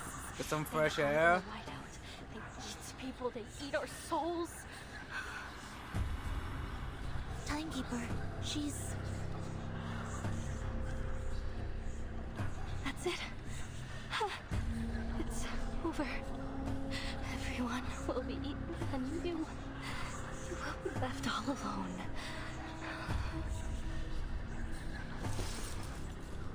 I'm gonna collapse and close up on the floor. Just you and their nails alone. Nails? The realization comes suddenly as a thunderbolt. Nautica, did something similar happen to your teammates? Now paralyzed by her growing terror, Nautica seems deaf to all questions. Timekeeper, watch out! Oh! Human-sized monstrosities swarm from unseen corners around them. Sonetto, prepare to engage. Copy that. The beasts snarl, breathing in and out with hungry and aggressive pants. Subito sera.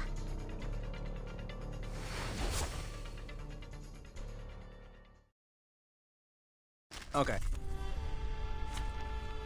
For a moment, I was like, "What? We're not fighting them? We are. We are."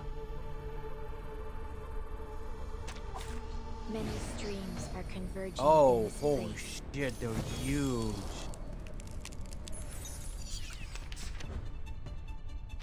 These are the biggest sled dogs I've ever seen. But working dogs shouldn't be this aggressive. I'm sensing very familiar arcane fluctuations. Manus Vindictae must have done something to them. Perhaps a calming incantation will abate the effects of the arcane skill they cast on them.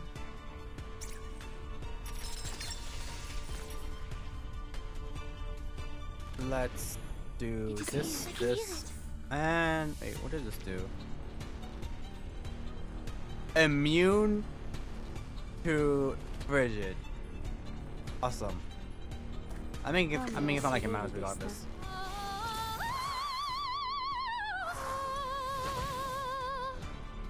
The overflow of the Ziggurat.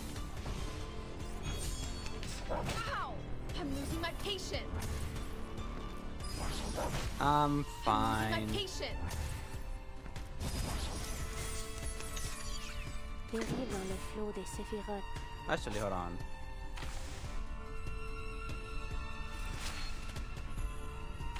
Let me get let me get this out again, yeah. It is here. Comme il a scellé le destin. And I'll just do this, why not? Pray, cast in the I'm surprised it lived that. Okay, it don't matter though. Voilà donc succès. Atteindre la fin.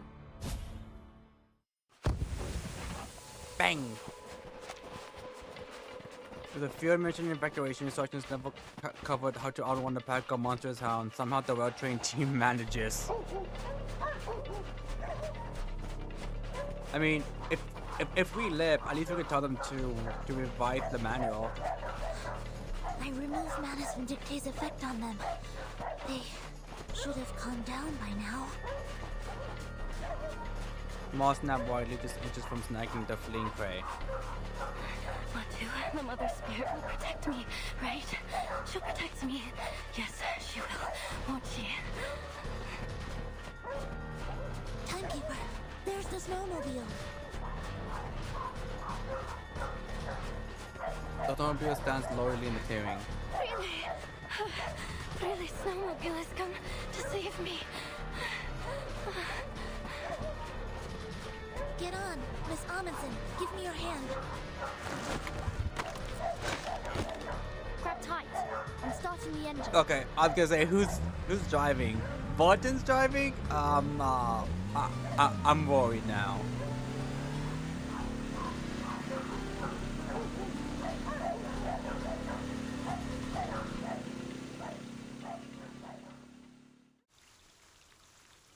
To be continued.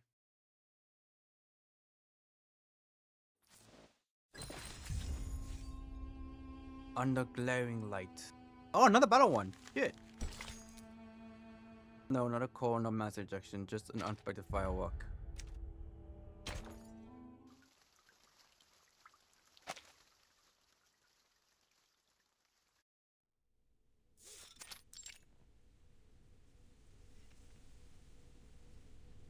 Another equally forgotten resource station. Close enough, just a few slopes away, yet it proves enough distance to put the crazed dogs up their chase. Units are drafty, the power dim and dying, but at least the air carries no stench of blood or decay. For now. Every room has been checked. There are no hidden enemies. Thank you, Sonetto. Let's take a rest before we set off again. Timekeeper. According to the official map, the previous station we entered is called Shackleton Station. It's supposed to be the site of the largest scientific research operation in a 70-mile radius. If even they fell victim to such a tragedy, it's hard to imagine any of the smaller stations surviving it. There must be a purpose behind these attacks. They could just like forgot about it. Judging from the state of the corpses, the researchers were sacrificed for some kind of ritual. If we assume that Manus Vindictate did this... Listen, I'm sorry, but I had to sacrifice them to make sure I could win the 50-50. The sacrifice was not in vain.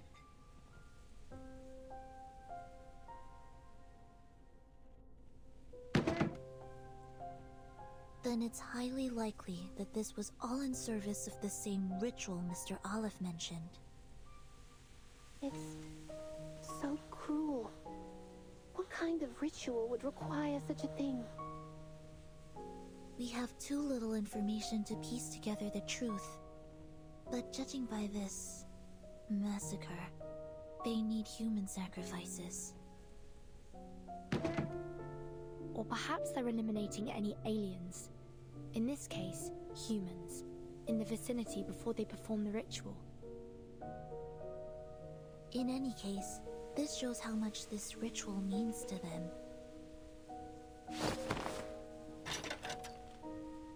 Dr. Doris. If Dr. Doris was in fact here, then we're on the right track. According to Miss Amundsen's map, we're not far at all from the central region. We must catch up with Dr. Doris before she enters Manus Vindictate territory. From the looks of the angle of the sun, we still have some time to catch up to her before it gets dark.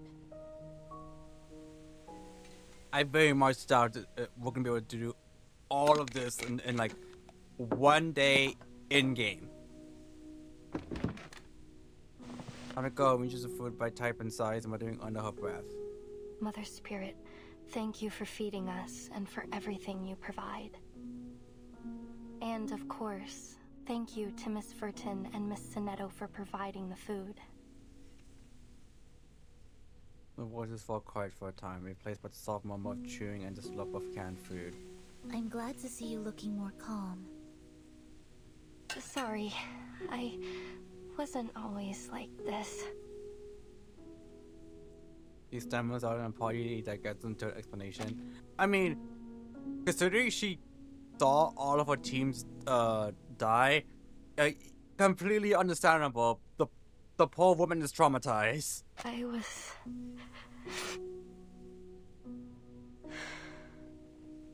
They said I was like a fearless sled dog. Don't worry. I understand. We've all gone through things that have scarred us.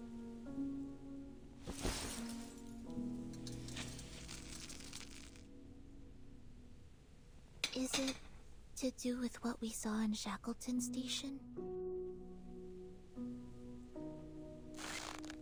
She untangles her fingers with force. I know you need information, but there isn't much else I can tell you. Insanity, snow monsters, starvation, death just kept on coming. Frile told me to run, so I did. I ran all the way back the way we came. I ran fast as I could. But when I got to the station, everyone had either left or...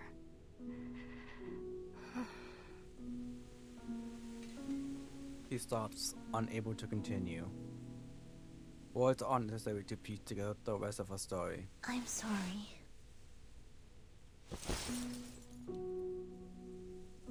Monica shakes her head, meaning to just gauge to herself I and don't tries know again. if it's because of hyperventilation or that I hit my head, but there's some things I can't remember clearly.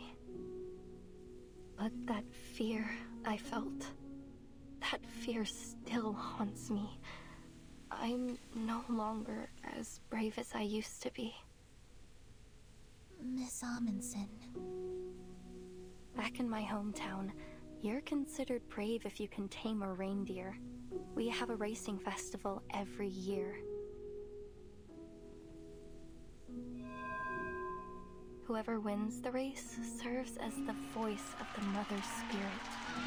They hear her voice, and it beats its rhythm in praise of the sun and the flag of our village is raised high into the sky to declare their victory. Okay, I'm not gonna lie. For a moment, I thought like Mother Spirit I was like the best dog and reindeer trainer of Arcana my or age. something. Well, no, it's an I always actual thought Mother I would Spirit. be the one to beat the drum one day.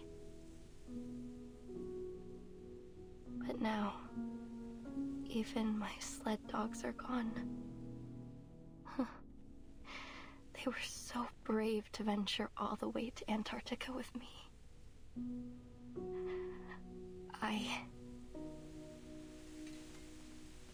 Her ice drops, the words still don't come. Her fingers twist back together, untwist and twist again. I'm not that girl anymore.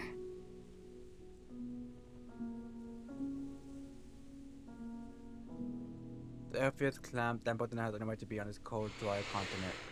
Senator turns and pulls out a thick stack of documents meticulously organized as always. Miss Amundsen, I thought you'd like to see this. An expedition diary? Oh, did you take all these from Shackleton Station? Yes. Due to the urgency of the situation, we were only able to grab a few documents. We thought you'd have liked to look through them had we not encountered those rabid dogs. So we took what we could before we left. A survey of the Antarctic cryptobiosphere, an index dictionary of arcane ruins, a polar guide to the arcane cultivation of vegetables. Incredible. Oh, fantastic. With this, we may finally master how to grow potatoes in polar regions.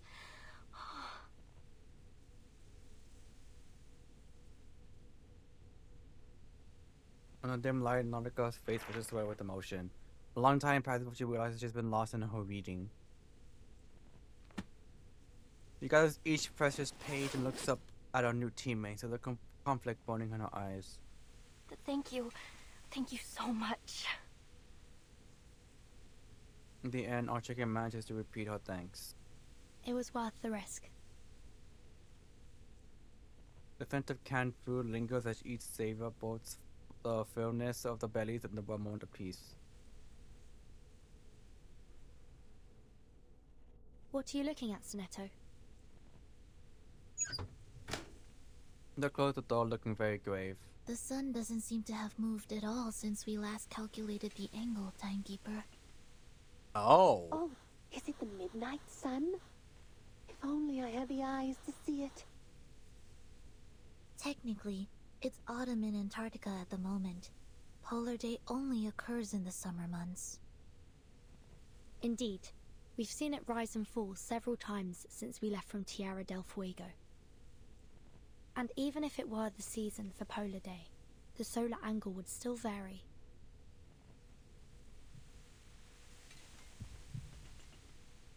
And I can beat up and still answers. No, it can't be. All these abnormal phenomena. The sun standing still in the sky. That aurora in the broad daylight. Boom. Ah, fuck. We just finished eating too. Come on. What's that sound? Can't even get a Are break. we in an avalanche? No, it sounds like the screaming of critters.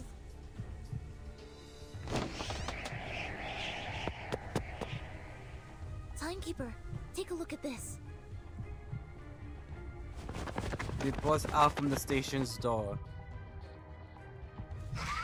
Weird creatures flap their wings in the cold wind, hissing desperately at the intruders.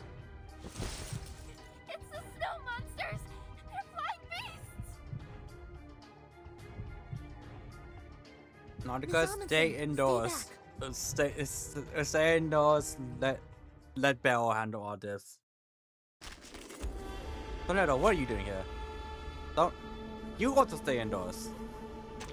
Alright. It's an honor to meet you. Alright, Isolde, alright, Bell. The snow monsters! They said they're flying beasts! These are Manus reformed Alishiaos. We've encountered them before. Then we're heading 7 in times, the as a right matter of direction. Alright, let's get ready to hydrogen bomb these coughing babies.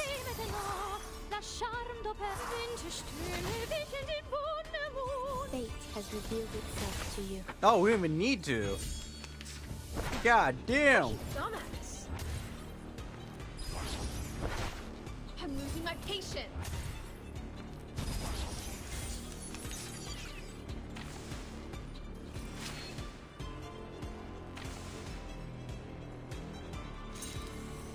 Sterilize.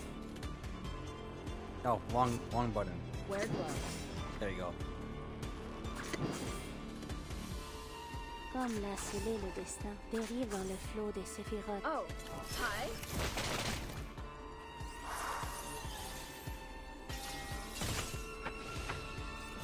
You live? I mean, it doesn't matter anyways, but damn, I thought that would just Oko you. Attendre pour la fin. Non, la profite.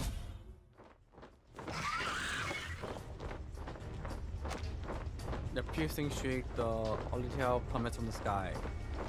And it perfectly aligned and lands square and heavy on the poor snowmobile. No. She dashes out able to save the vehicle, teetering on the edge of the destruction, only to be held back by her companions. Don't!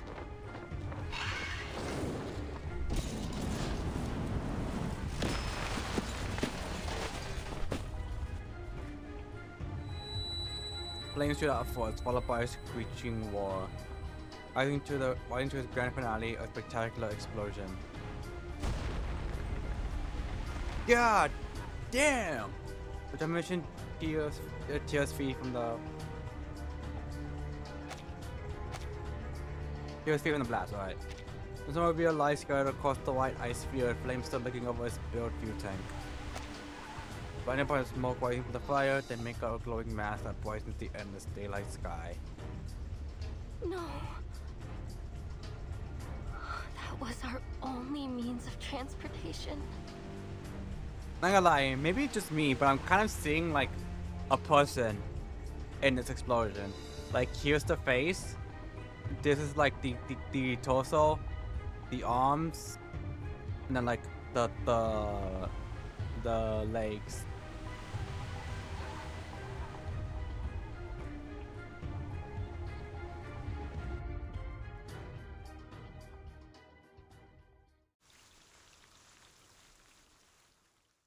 I'm not saying it's like important to the story, I just see it. The worst journey in the world. We just hope someone found joy in the ride, even if just for a moment.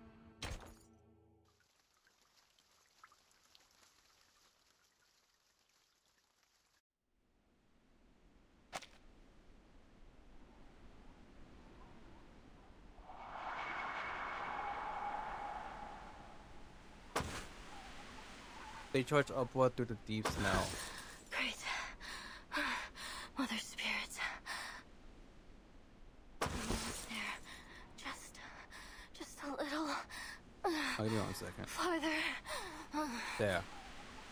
I had to ban a bot real quick.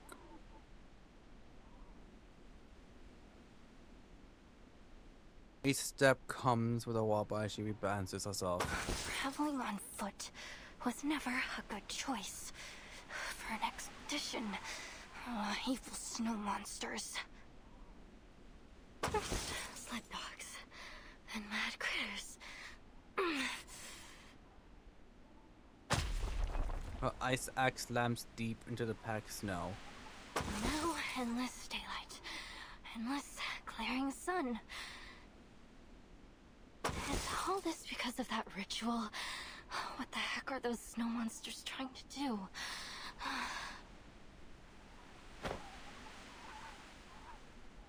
Miss Amundsen, how long until we reach the ruins? I don't know. I don't know.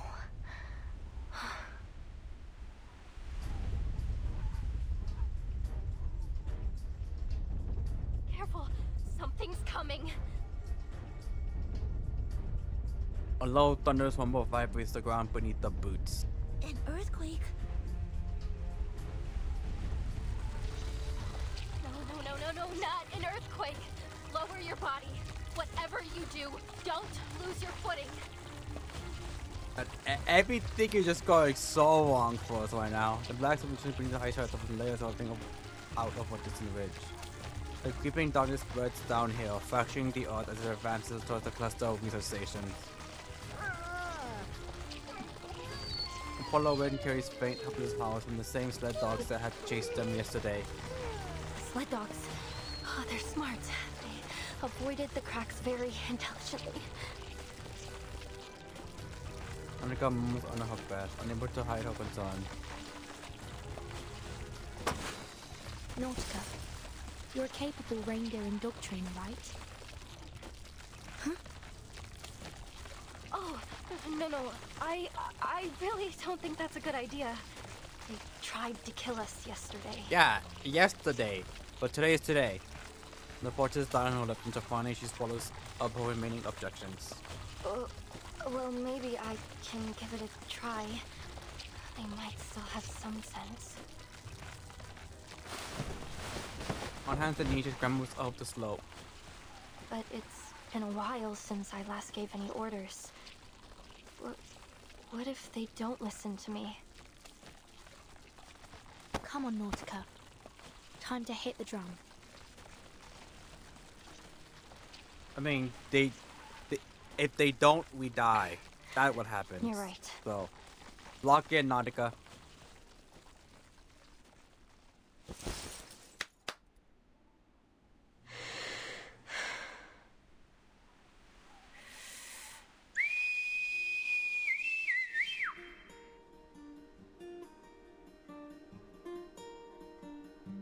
A long clear whistle pierces the air from Nautica's chapped and cold lips as she waves her arms wildly. The distance, the frenzied sled dogs take notice and gradually quiet. She whips her arm backwards in a grand gesture.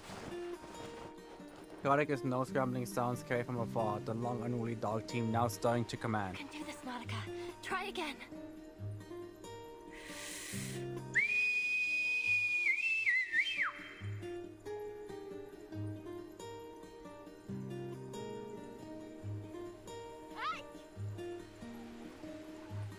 A paws hang stick in the air.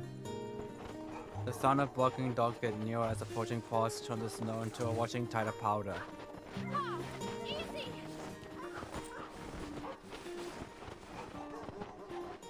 Annika puts her palms downward.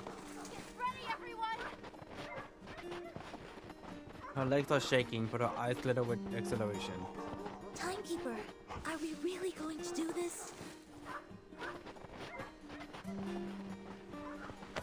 The dog team is nearly upon them, still half wild as they speed forward. Yet in a single timing motion, Nautica pulls herself and over top the lead sled dog.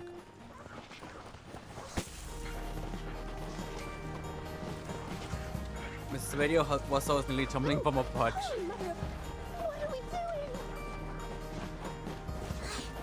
I have no idea. Straight ahead! So that looks like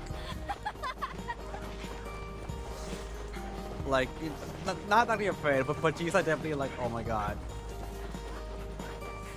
Oh, right! Wrap them around the head and neck. That will help you bond with them. I suppose that makes sense.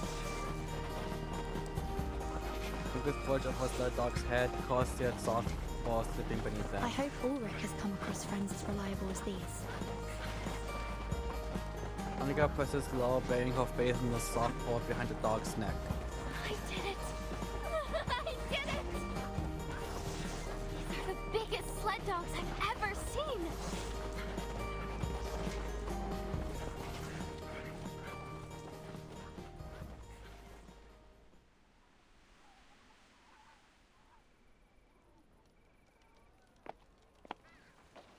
Lieutenant, we have spotted a suspicious unit.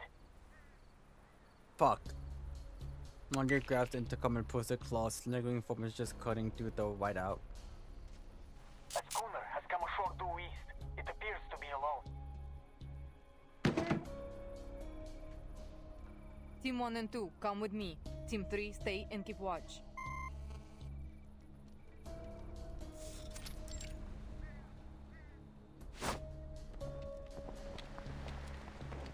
Beneath Mutual trust, the disciplined soldiers move in perfect and silent synchronization, leaving behind natural barrier near the ice shelf.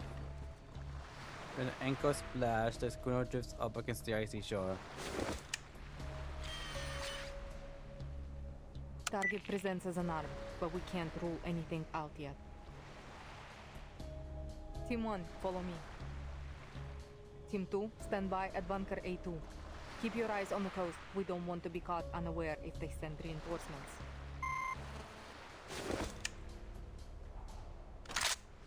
A hand held up her firearm, Mordia leads the infantry squad forward in measured strides.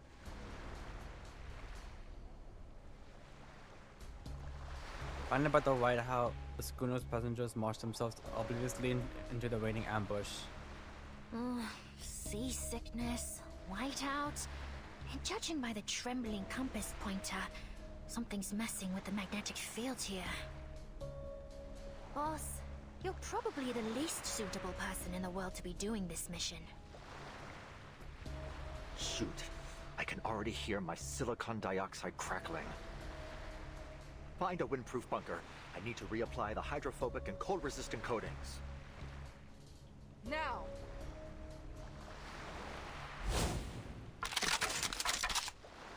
Until Snow and Houston all aim at the awakening his god. Sergeant Frickman, take 2 soldiers with you and search the schooner for any other threats. And those signal 3 armed soldiers advance to the swollen snow. You are under arrest. The fuck did we do? Eddie badge hangs conspicuously on the chest of the figure before them. Laplace researcher. The fluid inside his head morphs to multiple shapes at blinding speed. That uniform. Are you from Xeno? There must have been a mix-up. We have the official approval of the St. Pavlov Foundation. After a prolonged silence, the god interrupts his testimony. Boss, I've seen their faces hanging in the Hall of Merit. So unless they're ghosts, we've just stumbled upon the rebels. Mordia closes her eyes briefly as if avoiding a particular word. What is your purpose here? Mordia raises his right hand to the white mist, his left remaining in his pocket. It's none of your business. All you need to know is that we're not a threat to you. We came here alone. No backup. A voice comes over the intercom. They got backup. The schooner is clear. Only an unarmed sailor on board. The outpost confirmed that they haven't spotted any other ships. Alright, thank God. Lower your gun, Lieutenant. We're not a threat. We're just here to play a tune. A poor excuse, researcher. Please head back to where you came from. Now is not the best time to play sing-song in Antarctica. I'm not leaving. Audric, you're not a fighter. They're gonna get your ass beat. Or is as if hand a grenade slip grip within it, the pin already loose. The pressure of the fingers on level all that stand between the strike and the fuse. Fall back! Barks her squad back and advances alone, her firearm held high and steady. Calm down, sir. You're a researcher. Perhaps you should stick to the pursuit of knowledge and leave the explosives handling to me. He logs into the tiny silver lettering stamp on the grenade. RGD5 7285 128 Theta K 006. I know the owner of this grenade.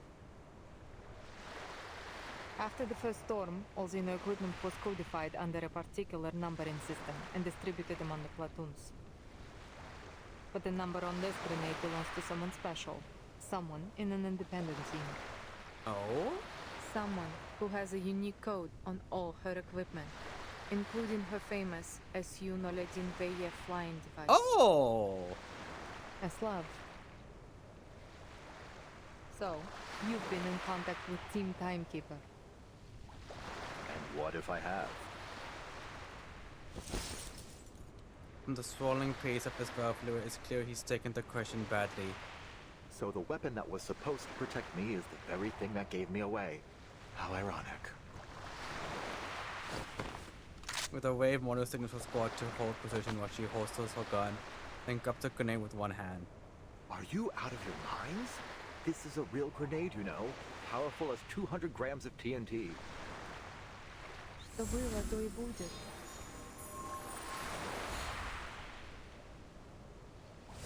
The pen whips back into place, the spring retracts, everything resets to its factory new state. Your arcane skill. She offers no explanation as she rushes the now harmless grenade from Aldrich's grip. For the last time, what is your purpose here? Is it about the timekeeper? About Verden?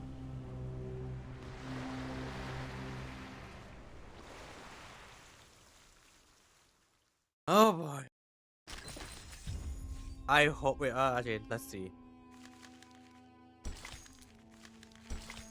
Oh, I hope we get to beat her asses. Let me fight her. The Fool and the High Priestess. Isn't... I know they made garments based on terracotta. Isn't Aldrich's the ward? Yes, that's right. Given the helicopter malfunction, we would be hard-pressed to make any movements unless absolutely necessary. We still have plenty of resources. We're prepared for the long haul.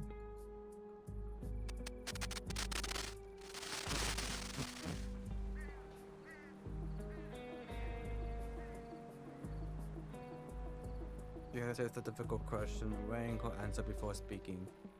No Foundation armed forces have yet appeared. I suspect the King George V coast is not their first landing choice. Victoria Land. Isn't that near? My inquiry is cut short. Yes, understood. We are on high alert. No suspect will be spared. Molly persuade the communicator.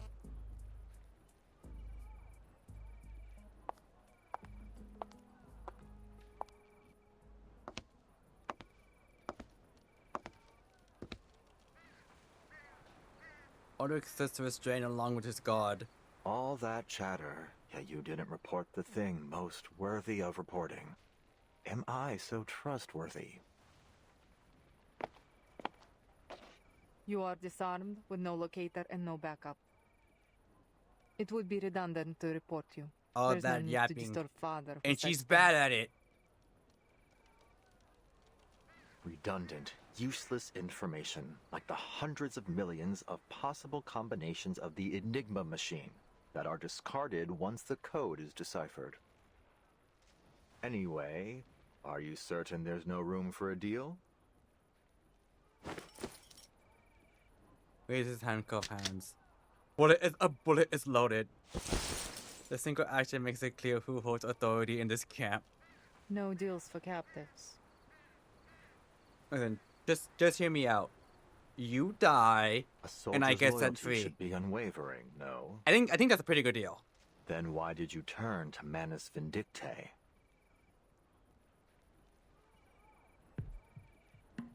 The shadows of distant clouds cascade down the mountain, bringing a wedge of chill as to freeze both time and space. It's none of your business. Touché. Did the other soldiers agree with this decision? No need to tell me. Your silence is answer enough. Aldrich lays his tone with sarcasm. Those who were loyal to you stayed, and those who weren't were exiled. While I'm sure you have a trustworthy team, you must have suffered a significant loss to your manpower. Come on, Aldrich, be a petty bitch. I know you got it in you. Those who want. It takes out her communicator. So you're here to listen to music, huh? My father would appreciate this record. Given this is the only thing with you besides your expedition gear, It must have something to do with your purpose here. I assume the LSCC has made another development, but I wonder how many sacrifices have been made to get to this point. And what will these sacrifices get you this time? The expected results or an unexpected failure? I am on the edge of my seat. You'll find out if you set me free. He taps the communicator again, masking simmering anger with a distant but focused calm. He refuses to take the bait. All he does is flicker. Then I assume you're able to accurately predict the consequences of all your actions? So, where do you predict this decision will take you? Get her ass. Her finger Wearing their mask and losing your sanity? To screaming and gouging your eyes out? Or are you planning to play the loyal Manus dog, helping them bring about one storm after another until every one of your rivals has been washed away? I don't think pissing off the rebels was on the mission brief. Boss!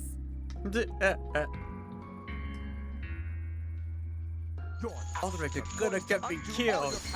By your own hand. But they keep being petty though. I'll admit, I'm no tactician, but as a researcher, I can see the logic in this choice.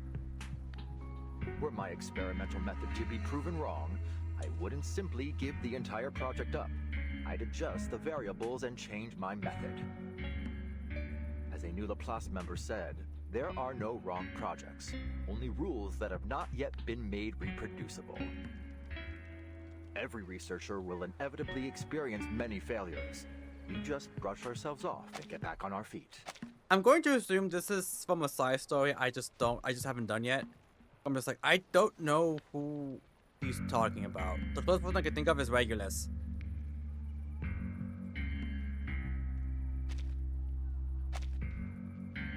Or are you hiding behind your military orders to absolve yourself from making decisions? Is that why you're hiding here on this coast right now? Well, guess that ship has sailed. You're a godfather, like, I'm gonna fucking die, y'all. Mordio turns towards the coast.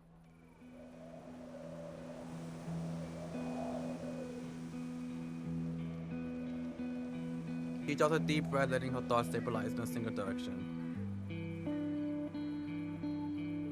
The King George V coast, a place where defense would be favored. Intelligence has confirmed that the Foundation's fleet is coming from the Ross Sea. Presumably, that's the area of operations. They should have rushed reinforcements to Victoria immediately. There is only one transport helicopter, but the journey is traversable for a well-trained team. But Father never gave that order. He just left his children waiting at the ice shelf's edge, far from the battlefield, still on standby.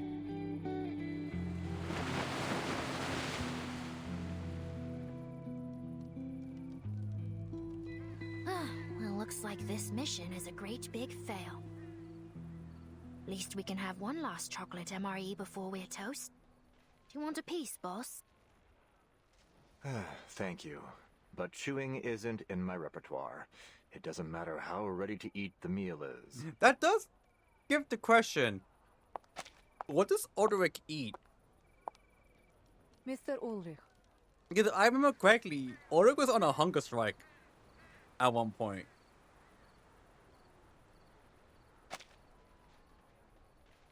He just snaps out of her thoughts and turned with piercing focus. How much do you know about Manus Vindicte's plans in Antarctica? A sharp-shifting questioning puts Ulrich on edge. No deal made, and you still want some info. Is this how Xeno trains its soldiers?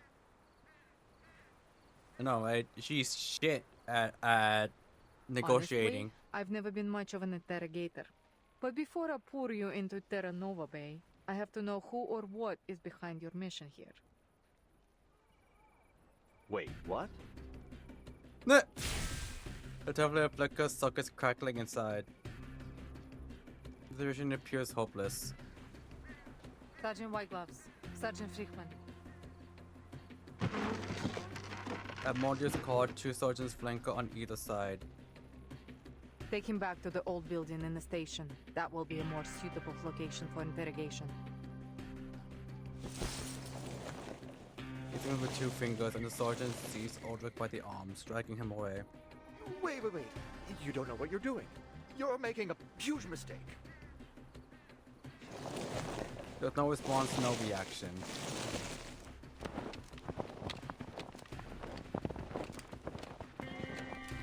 Mordio leads the way, the golden tassel on the boots floating with each step. Improvised speeches never really were my thing.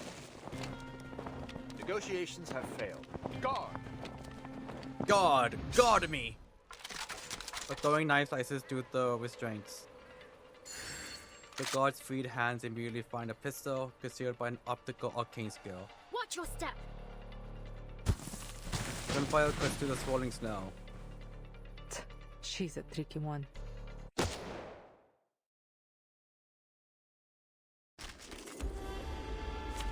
Ego's outpost. Alright. There's the fucker. Alright.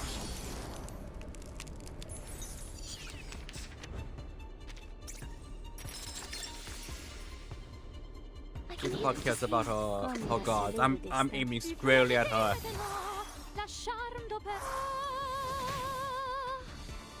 Fate has revealed itself to you.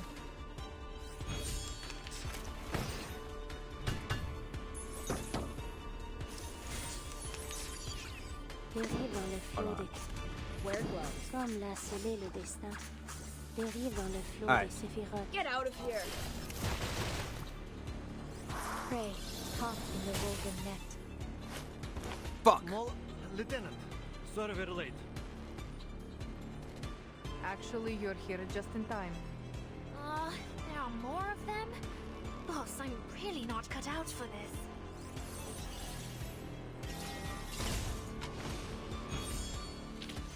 Voilà donc ceci. Attendre pour la God fin. damn it. I was hoping she would live barely enough health I could hit her with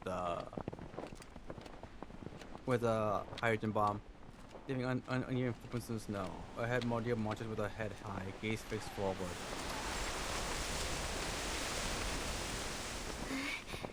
Boss, the situation's critical. Do I have your permission to use? The ripples drift up with the wind. So close to death, yet you're still in the mood for chit-chat.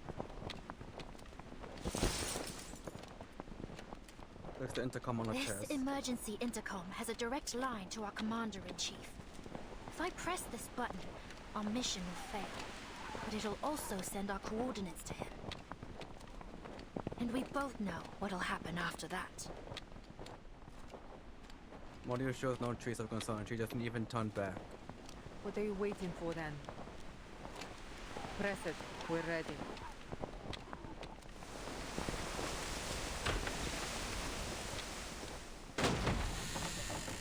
Leading the way, Mordio pushes open the door to the research station.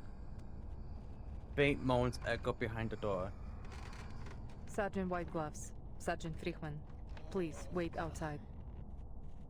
I would like to have a private conversation with our guests.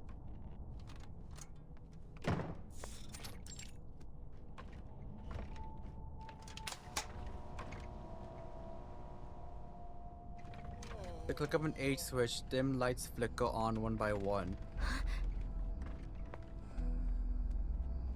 Lights dim and flickering as it is, disperse the darkness, revealing the sources of moans one by one. This is...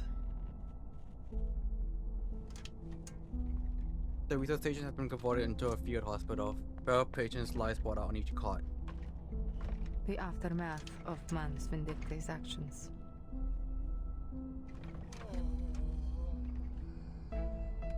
It's half shrouded under dim lights. They have slaughtered researchers from stations across Antarctica. Most died immediately, while others were taken to their base. They didn't tell us why. These are the people we found who are still breathing.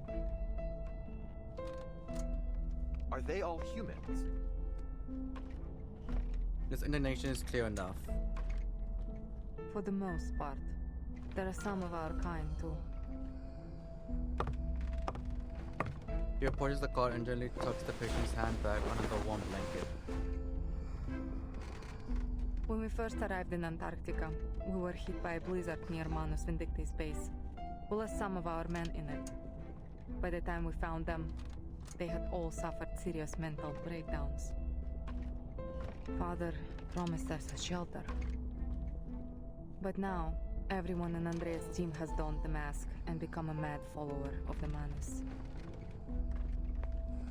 I know how it feels to lose your comrades. Someone told story lingers, but the guard chooses silence. After inspecting each patient, Mondia holds escort there, so silhouette gathered in the lamp's amber glow. Alright, I'm putting all my cards on the table. The current situation isn't good for either of us.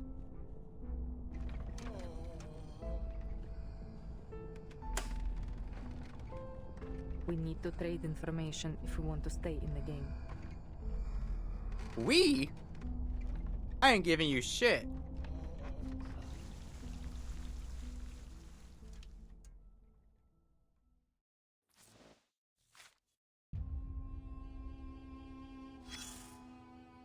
Turn away. Cover your nose. Better not look at this scene unless you're mentally prepared. What a mess. Surely the work of amateurs. Well, as you can see, there was more than one person here. How many is anybody's guess. Anyone with a sense of justice wouldn't let this happen. I'm just a soldier, a brainless follower of orders. I have no grounds to make judgments on morality. But loyalty, that I do know about. Anyone could pledge their allegiance to an undefeated commander. It's a no-brainer for most soldiers. But give that commander a few heavy losses, a couple of misjudgments, and that loyalty becomes a whole lot harder to give. So if you really want to prove how loyal you are, you should follow a stupid commander. The stupider the better. Just be sure you know what you're getting yourself into. That lieutenant, though, she's a sure way off from being a loyal subordinate. She must have been sick to the stomach when all this went down. Just a kid.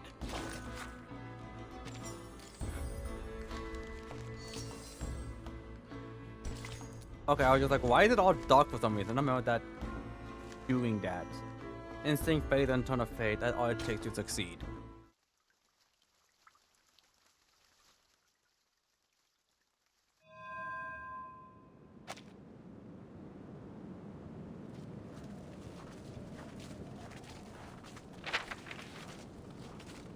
That's odd.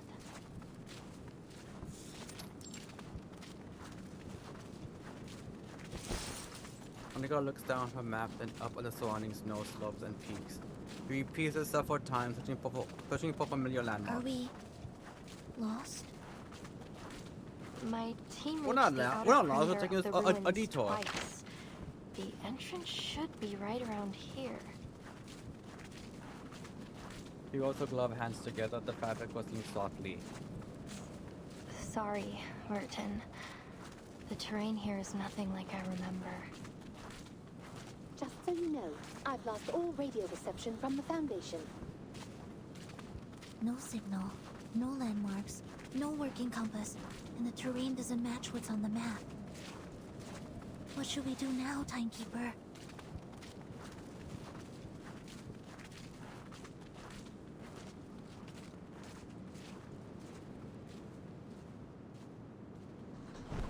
The energetic sledge dogs are the only brief as the dogs start chasing each other's tail. Hey, hey!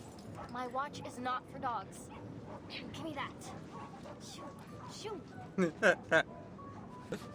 Naruka wipes the jewel off her antique watch before stowing it safely in her pack. The dogs play an oboe-like circle, happy whimpers filling the air. I have an idea. In fact, the answer's right in front of us. Do we ask them to dig?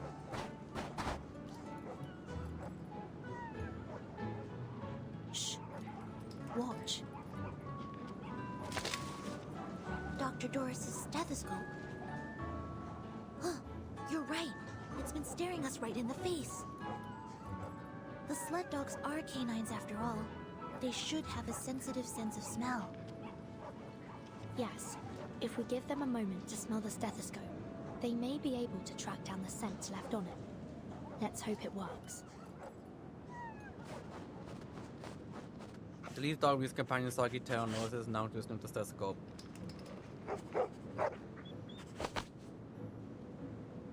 They smelled something. Hop on their backs.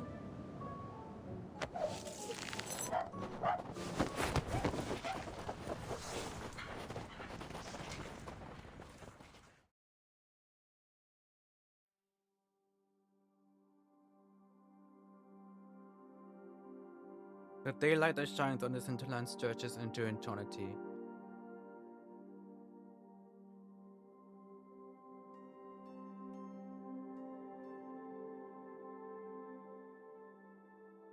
Movement across the icy waste seems meaningless without weapons points, just as none could say how long the sled dogs won before the sudden halt.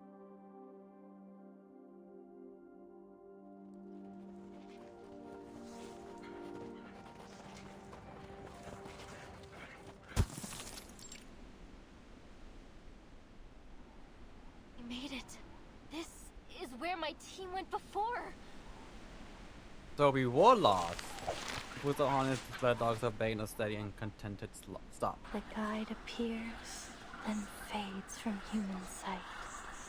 If the devoted journey, let their songs unite. Matu was right. The Mother Spirit was right. Oh, it was the right decision to join you.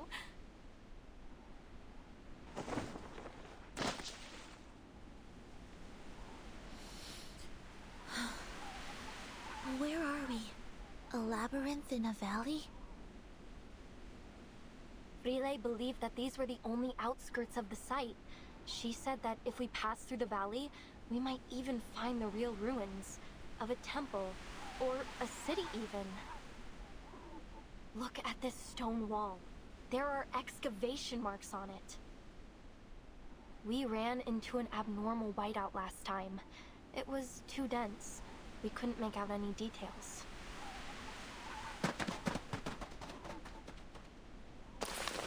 Spencer's walk face crouches, steps up a glove and presses her one palm against the frozen stone. I've never seen this kind of rock before. Is it some kind of fossil?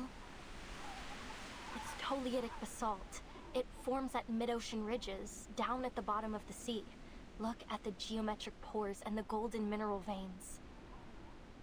If Relay were here, she'd call it a miracle. A once in a 425 million year occurrence.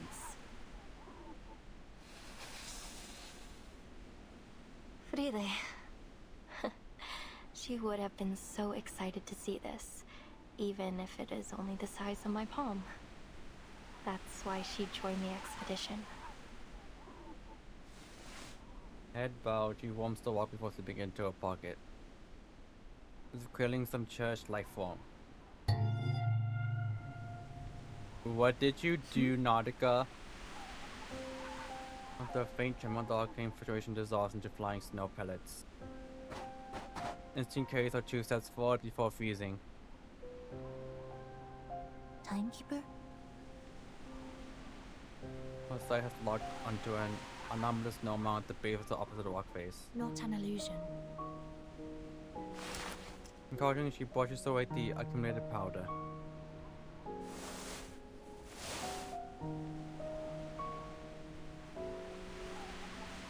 I read about this typewriter in the file.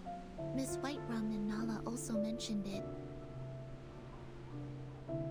There were a type testament for the drowning girl. We call this our father's watches nights and bore witness to Ushuaia's poet That's society. right. This is Dr. Doris's typewriter. Another one of her belongings. Is it too coincidental to be mere chance?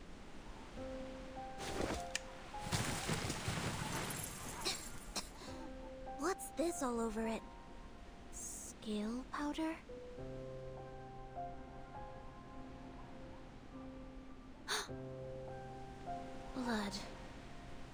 It's dry. Penguin seals the falling of the research station. The bloodstains could belong to anyone, including Dr. Doris. Whether these were left intentionally or not, this proves that we're heading in the right direction. So much blood. She may be injured. We need to find her as soon as possible. Everyone crowds around, including Miss Radio, who had been lying on one of the dogs. Barren mountains flank them on both sides, a stone labyrinth of basalt surrounding Sentinel at the pass, its end shrouded in mist. The dog approaches and raises his head, loyal to some unseen threat.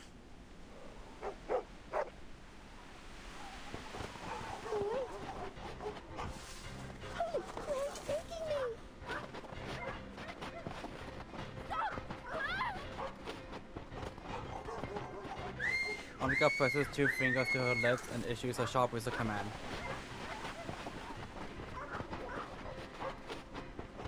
The paws turn the soft nose, running up the whistle's commands meant for the loyal friends. Ah, fuck, we're alone, aren't we? Oh no, they went into the labyrinth. Okay. I guess we gotta go after them. What do we do now? Think positively. Perhaps they'll just get there before us. Let's go after them. The movement triggers something hidden, causing the snow field around them to shake. Wait, there are critters hiding out nearby. There they are. Timekeeper, watch out!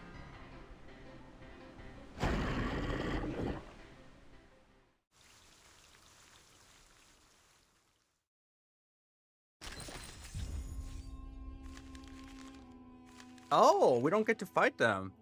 I was expecting you to fight them here or the next node. Apparently not. Always stuck is before the dawn.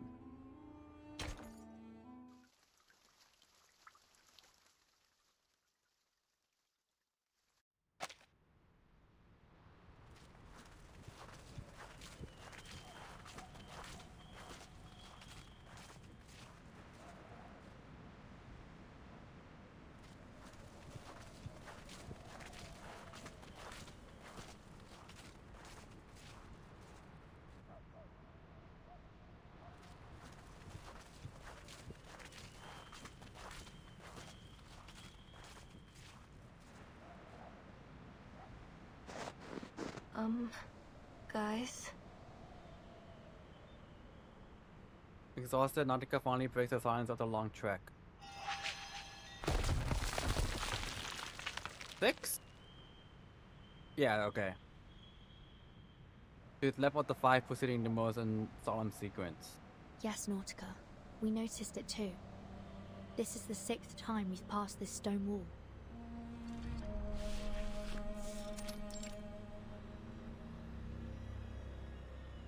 It might even be more than the 6th time. We walked for 15 minutes before we realized we were going in circles. I'm afraid we have to face the fact that we're trapped in this labyrinth, Timekeeper. Just like in the legends.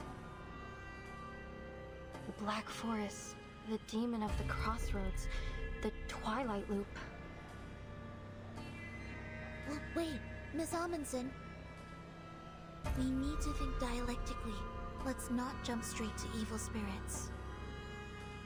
It could be the result of some kind of arcane skill. I had the same thought, but I don't sense any arcane fluctuations around here. It got to be just That more said, terrible directions. This radio in the sled dogs couldn't just vanish into thin air. There must be a hidden exit, or something else at play here. Monica thumbs back and forth, soft snow whistling under her feet. Let me give it a try. I may not be an Arcanist, but we human explorers have our ways.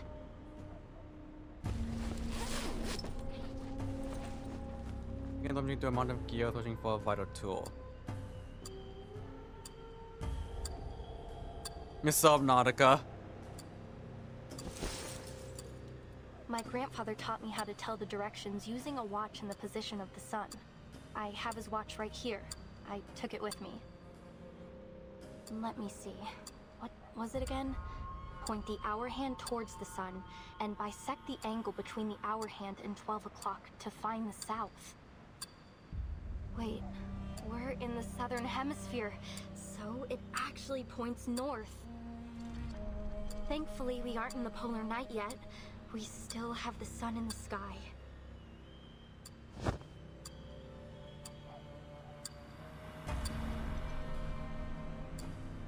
Dune falls into silence. Annika shakes her head and curls up, giving the appearance of a startled armadillo. Everything is just... There's no sun. Everything is just going so bad for us right now. Jesus. This is the fastest slab I've ever seen. Return the slab. Manus What's up, Vindictus my rituals affecting curse? the day and night cycle. Don't worry, Miss Amundsen.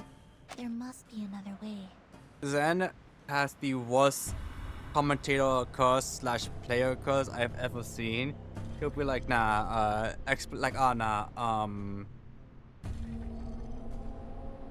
let's say Leo. Leo's got this in the bag. And then Leo just instantly, like, loses the stock. And it's like, bro, you gotta, like, return the slab or something, because it's constant, it's consistent. Timekeeper, I suggest we try to exit this area first. Agreed. We can't afford to risk any more time in here.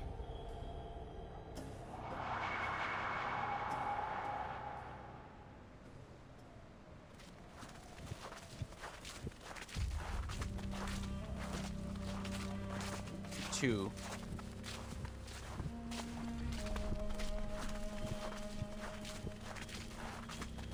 One.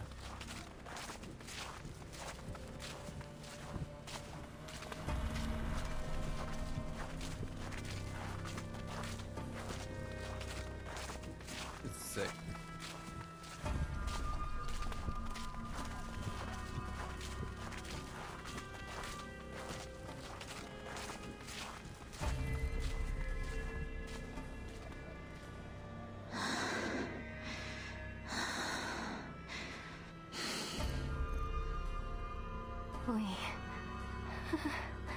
We're back at the beginning again.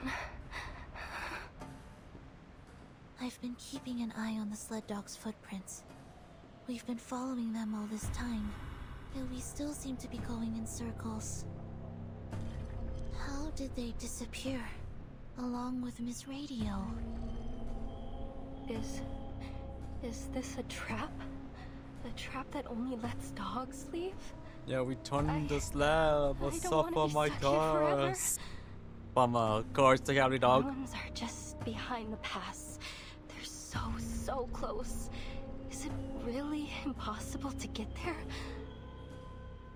But Matu told me that it's different this time. This is the closest I've ever been. Her voice shakes as she looks into the distance, brimming with expectation. Across this land, the Mother's light is sown, and through all things, her spirit clearly shone.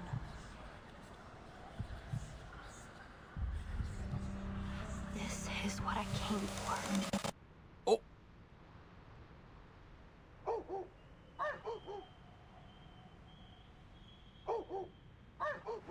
Faint blocking drifts out from the labyrinth's end, distorted by distance. Ought to be less than a mile away, but seems now to extend into an unimaginably vast space, distorted by the labyrinth's power. Is The not a sled good... dogs followed Dr. Dora's scent from the typewriter. That's right. And the direction of their barking is consistent. So, unless the labyrinth has been designed to carry sound in a particular direction, they must have made it through to the other side, I was gonna say, where the ruins are. Is means Nautica somehow Dr. subtly Doris must have made it through the influencing labyrinth, this too. place? Like how Tuesday was influencing the motel Exactly. and Although we can't be sure whether she was guided here. Vicoletta, Let's assume that she was well, alone. Aleph mostly was influencing the Panopticon. Aleph slash Despite the regular fact that she's blind, somehow she didn't get trapped by these stone walls. This Dr. Doris you're looking for, she's blind? Okay, I wasn't surprised. I think I'll head from the snow. Yes. She always covers her eyes with a patch or bandage. Look of intense focus on Annika's face. Through Giant Mother's bones, the path is laid. In bloody pain, eternal life is made. The blind seer walks, and we her path do take.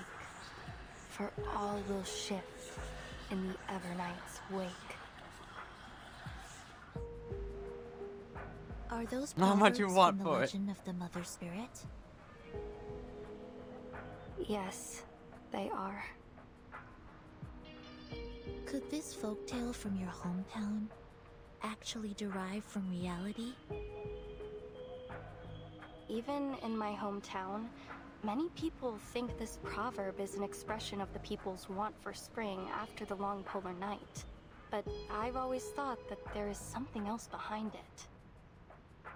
You see, the blind Dr. Doris wasn't trapped, and the dogs who followed their noses also made it through the labyrinth. We looked around this labyrinth. We looked for landmarks and for clues. We even looked for the sun to guide us. We looked. That's the difference between us and them. We've only been using our eyes. Are you saying that... Maybe, if we close our eyes, the true direction will be revealed.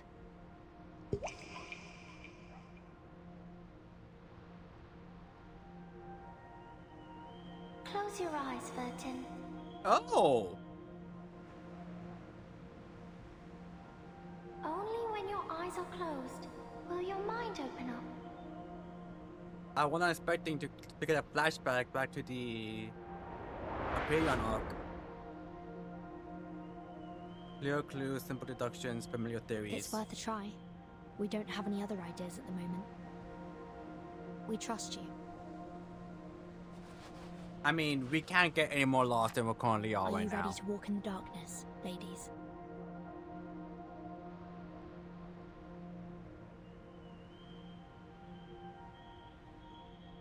Close the eyes.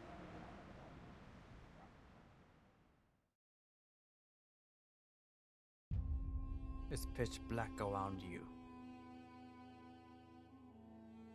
You have to feel our way forward. Explore the maze step by step. I explore that your awareness will fade. Find the exit for your mind. Okay. And find the right way.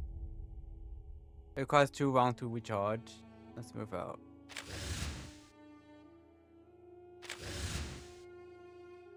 Above the left-hand maze wall, they say if you follow your left hand along the wall, you'll eventually find the exit.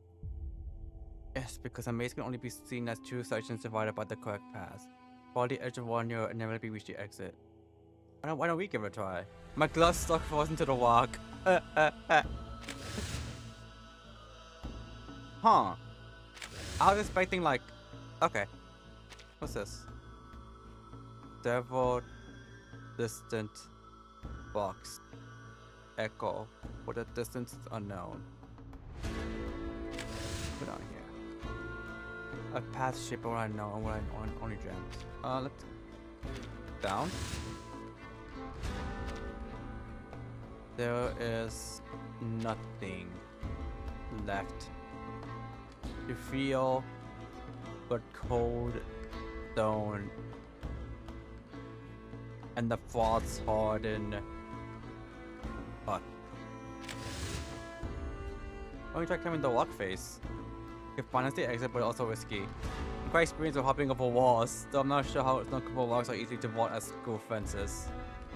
Something tells me I'm not like, oh, maybe just an instinct. I should follow it. Let me. I want to say it's down. Oh, I was correct.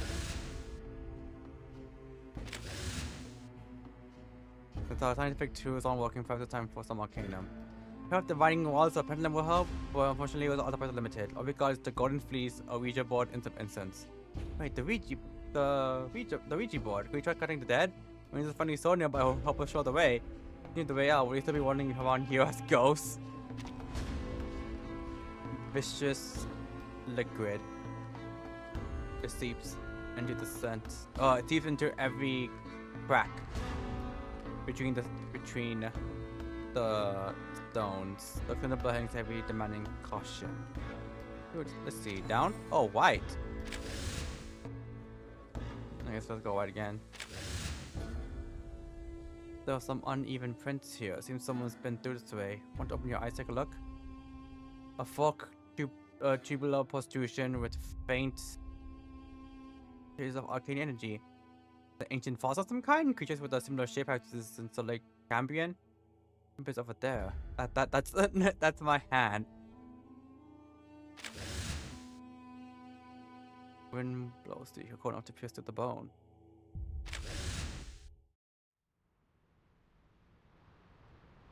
In the darkness, she follows old footprints along paths of melted and reforged Snow ice. here feels different. It's harder than the last path we were on. I missed 37. I don't think we came this way when we were following the dog's footprints. Did we? Basalt, stone walls. A path that can't be found with open eyes. I see it now. The designer of the labyrinth used these stone walls to create an optical illusion. We missed this entrance over and over again. Right. Even if the dogs hit into a wall, they could still follow the scent. Of course! The mother spirit is always right.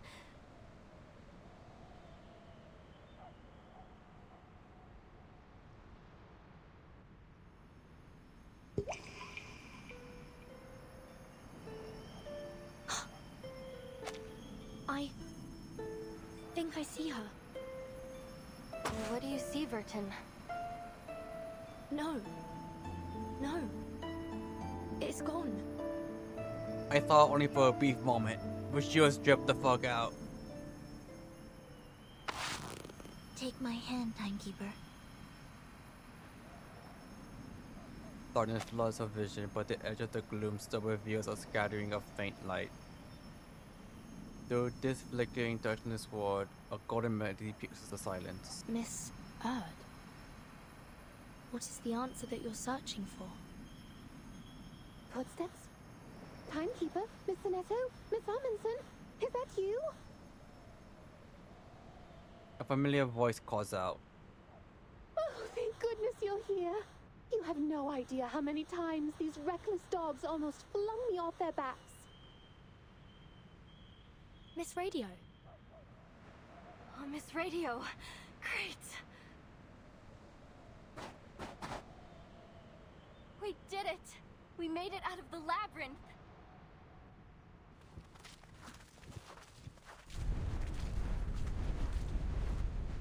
No one wind blow her sight. Where are we? Oh my god, someone turn on a white mode. The wilderness lies silent. The cries of ancient creatures, streams bordered by tropical jungles, the life they held, all that once flourished and has since vanished in this barren land.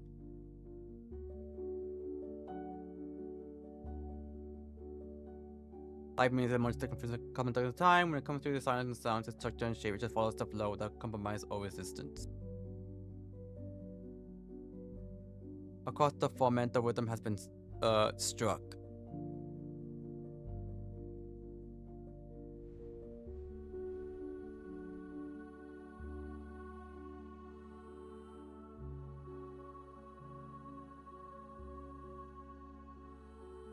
Furniture assignment dolls into her day. She stands frozen, unable to look away.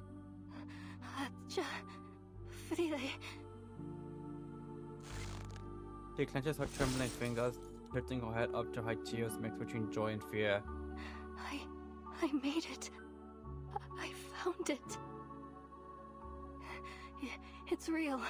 The mother's spirit does slumber far to the south. The legends are true. And I found it. Its ancient architecture whispers out forgotten histories. The air hangs so heavy that nautical sobs seem to sink straight into the earth.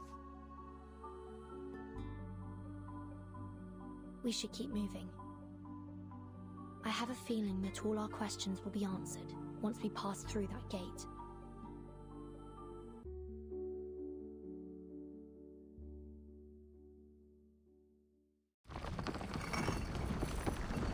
The unsetting sun's cold light bouncing between the walls, the heavy doors swallow the last glimmer. A colossus falls in the sky that gazes down upon all visitors.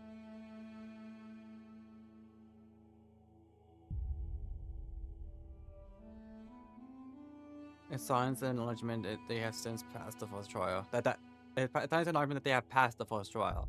Oh, good, there's more.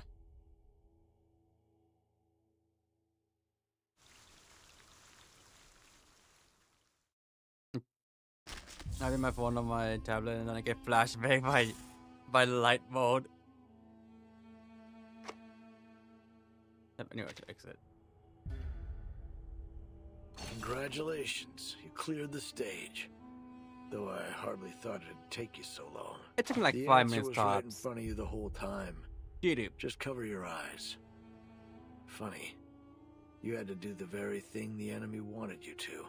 That was your third lesson. Hands serve to control. As for the first and the second, well, you've already seen the digestive and excretory systems. Save us both the time and look over your logs if you're curious. Back to the topic. You almost died in there thanks to the false intel from your eye scouts. Luckily, Brain Command reacted quickly enough to prevent the worst from happening. You better set a second in command to avoid this kind of thing happening again. I believe my mouth can do it. The ever-beating strategic center. The hub that every drop of blood must pass through. The violently beating when agitated. The most reliable organ, besides the brain. Because it has to be. If only it didn't have a mind of its own. That'll surely lead to destruction. Whether it beats fast or slow. He should be a critic. It wasn't my intention to talk like a Renaissance artist. But when you reflect on Michelangelo's painting on that grand ceiling, there's no choice but to do so. The key to creating life could be either the Hall of Wisdom or the Land of Birth. So, you should understand art a little better now.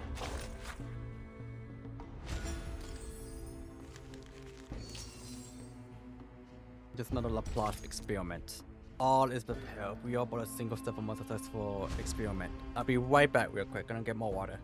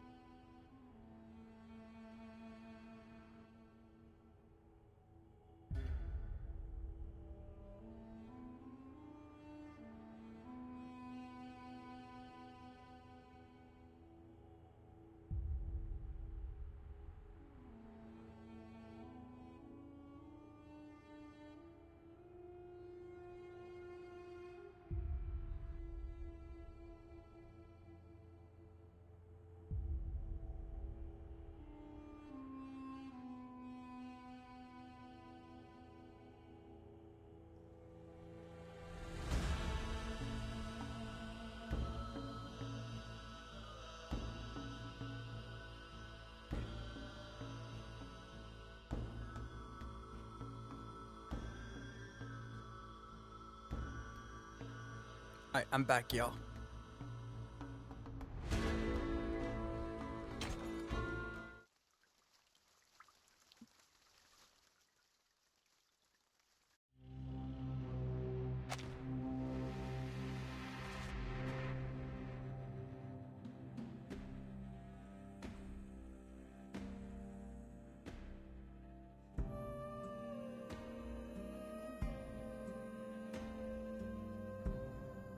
Give me 1 second real quick. You're the savior, world and radium, commandant in water. Cooler than a truth, building kept from the sun, assembled at his tongue. Hear the golden note torn into a groove. Criminals so just locked their eyes in the jails and studies of his keyless smiles.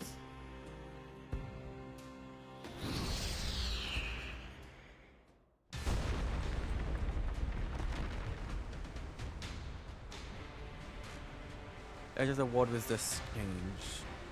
It was in soil, stagnant time, and roaring winds.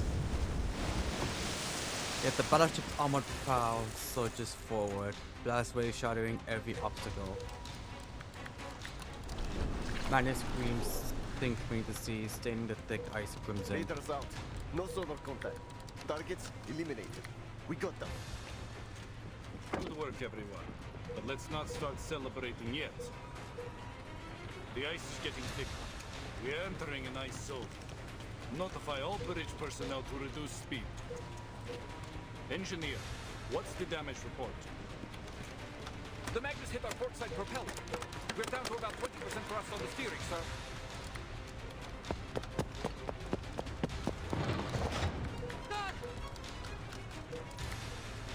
Infantry burst through the door. Visual on an iceberg at 12 o'clock. Closing in fast. The captain leans to the high-powered telescope. Speeding iceberg? Really? What did I tell you about staring at the snow too long? It messes with your vision. The first mate takes the telescope next. Idiot! That's no iceberg! It's a fin! A massive one! Something's under the water! A Leviathan! A shiver runs down the captain's spine. Triglav, all systems engage. That might have been a bit too late. Fuck. Weapons targeting systems were alive, but the bottom of the battleship takes the first brutal hit. All units, report your status. Water in main battery magazine. All watertight compartments are under pressure. Captain, we're going down! Understood. Flames swirl up across the nearby sea as the frigate's crew tanks ignite in the blast. For all these years, we have fought side by side with Triglav and the 3 frigates. Not once have these old girls let us down. The menace must be desperate to stop our landing. Sending a Leviathan after us of all things. The captain stares out at the colossal creature and looms closer and closer. His piercing shriek tears through the air as a prelude to another charge. Let them try. The Foundation will not be stopped at the Ross Sea. The captain presses the communicator on his chest. Triglav to operations. Initiating detonation of the onboard array. Detonation?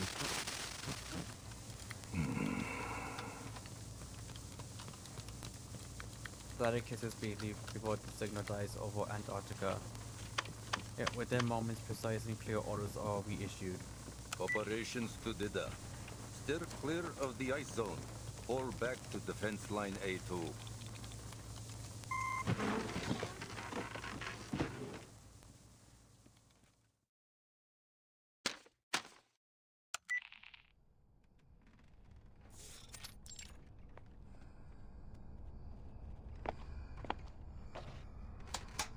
You made your way here, through the Ross Sea. The front lines must have given you a grim taste of the war. The Manus won't let the Foundation set foot on Antarctica, not without the fight. The ritual is too important. They will stop at nothing to see it happen. About that. So here's my offer. They may have fucked up a bit. As a gesture of good faith, The allow me O7 to share some Triglav. intel on their movements with you first. O7 Triglav. There's a ruin of an ancient city deep in the heart of Antarctica. That is where the ritual will be held. A ruin?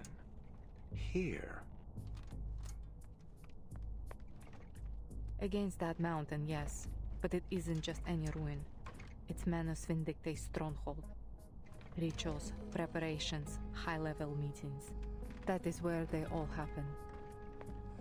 In order to secure the continent, they have fortified the coastlines, covering every possible landing point. The Order of Enlightenment is stationed at King Edward VII Peninsula. The Apostles' Brotherhood controls Mary Birdland, and the former Xeno Sentinel unit has deployed its forces along King George V coast. The terrain is already a natural fortress, but that wasn't enough for them. They have deployed a number of arcane-modified beasts, several Magnus and a Leviathan, if my intel is correct. Oh, no way! A Leviathan? I heard you could sink Australia with one of those things.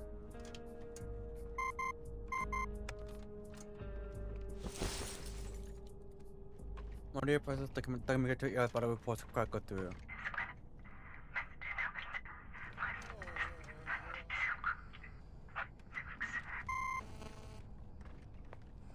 Not Type of anymore. ASMR? The Triglav just blew it up and sank with it in the explosion.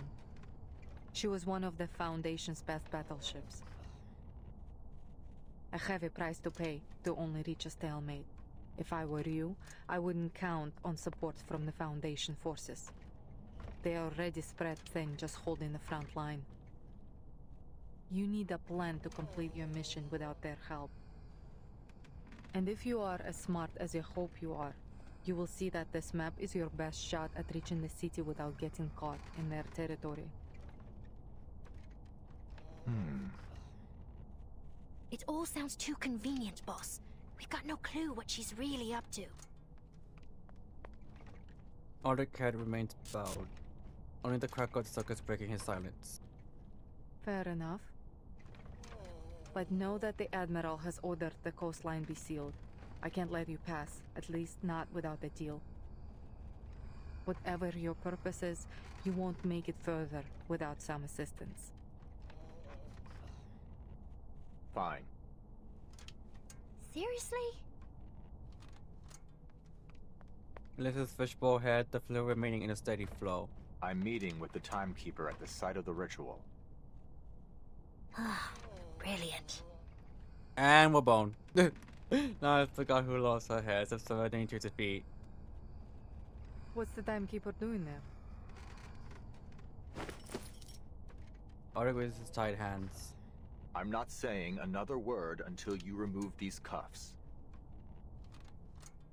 You think you're in a position to bargain? Bargain? You were the one suggesting reciprocity. Hardly seems reciprocal to keep us locked up, don't you think?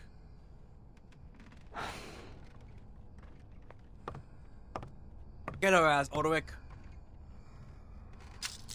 The key clicks into the handcuffs lock, then the bolt turns and the now freed captive flexes his wrist.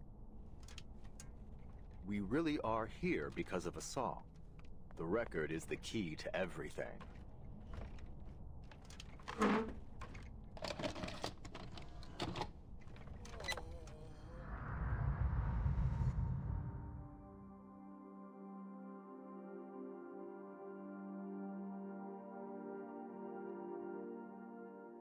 In 1995, before the world was afflicted with the storm, this record, along with its arcane record player, was sent into space aboard the Regulus Space Telescope, serving as the power source of the satellite. For 12 years, it took pictures and transmitted them back to Earth. Then, in 2007, the satellite crashed near Aldeburgh, destroying everything but this record in the process. 2007. That would have been 1966, right after the Sixth Storm. Precisely. A rock music enthusiast from that era found the record and later brought it to Laplace. She is now a member of the Timekeeper Squad. The last image transmitted from the satellite was time-stamped April 16, 2007. Even after the storm sent everything back, the satellite's timeline kept moving forward. Are you saying that the satellite crossed the storm? How? We believe it's because of this record. It's the only material that has been proven to be immune to the storm. In our previous experiments, It reduced the severity of the storm syndrome afflicting one of our researchers and slowed its progression on me. Wait, what? But those results were from small-scale isolated tests. We've never tried it in a real storm. Since replicas of the record haven't demonstrated the same immunity as the original, we've developed an upgraded amplifier system for it. Now, when played on our upgraded player, this record can create an immunity zone with a 2.5-mile radius. But the immunity isn't permanent. We found that the element Regulus in the record is consumed every minute it plays. At best, we're looking at 12 minutes of protection with this original copy. If Manus Vindictae succeeds in triggering another storm with their ritual, this record may be our last line of defense. That's why I brought it here. So Aleph has a record player. That's why I need to get it to the Timekeeper. Should the worst happen, at least we can minimize the damage. No, and I'll be able to see how it works during an actual he just took storm. a boat. An invaluable boon to our research. Sounds like Laplace has made remarkable progress since the Equilibrium umbrella. Like, I have to say, I'm impressed. He's not exactly working there with it is. Manus. He All was just my like, cards on the table. What have you got for us? people will just come to him and ask him questions, and he'll just answer. And Manus Vindictae was one of them. And because of that, he was basically their like unofficial advisor. So they gave him a boat that took him straight to Antarctica, like by itself, self-driven boat that took himself straight to Antarctica, and that's how he survived the storms. Because like he'll like, I guess stay at the base for a bit and then head back.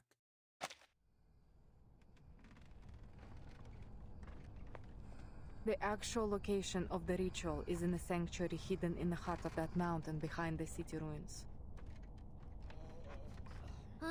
First a city, now a sanctuary. Boss, she's got to be messing with us. I am telling the truth. There is a tunnel in the city that leads into the mountain. Only the chosen are allowed through. And you can bet that the tunnel will be heavily guarded.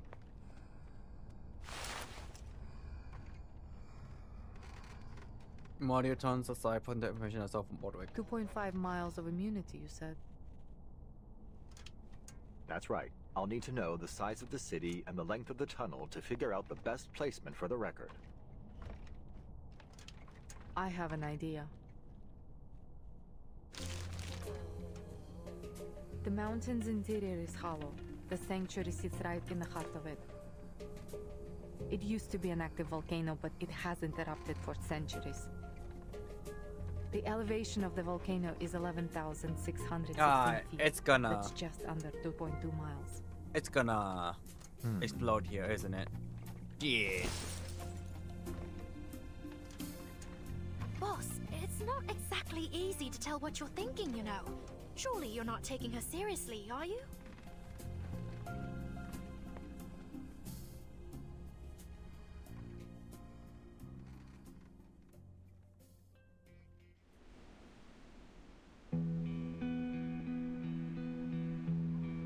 We figures emerged from the abandoned research station. Now we purpose as a field hospital. The two freed captives adjust their clothes ready to depart. Mardia hands the map to the guard. Scaling the mountain isn't going to be easy. I have marked the dangerous areas on this map. Try to avoid them when planning your route. No promises. And receives the map. Before you go, let me make one thing clear. This is just my advice. Whether you take it or not is up to you. If just the two of you go up the mountain, you may keep yourselves out of the enemy's sides, but it will be highly dangerous. There will be no saving you if something goes wrong.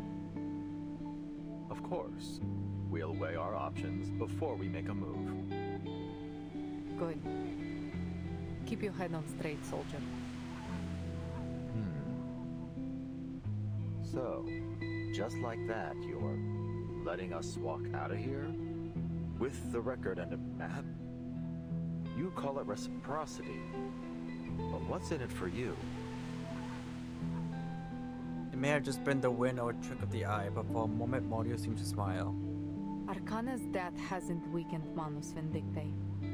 In fact, they have kept the Foundation very busy, taking different names and causing chaos around the world. They rallied their followers, journeyed across the globe, and set the stage for their ritual on this barren land. And all right under everybody's noses. They planned every step, but you just barged in here with nothing but a record and an idea. If you were my soldiers, I would have thrown you out of my camp by now. Thank God we're not. I seen what you've done with your soldiers. You returned to Victor's rightful owner with a solemn gesture. I would rather see the storm end than see you fail. Roderick accepts the record in turn. Well then, thank you for your help. After a final handshake, Roderick turns towards the snowfield with his guard. A few steps later, he looks back. Why don't you come with us? Now. Look, we may be rushing in there like a couple of idiots, but if this works, if it really stops whatever scheme the Manus are brewing, don't you want to see it for yourself? It doesn't matter what I want. I have orders. If Lucas feet and walks to the gathering powers now without another word. Thank God.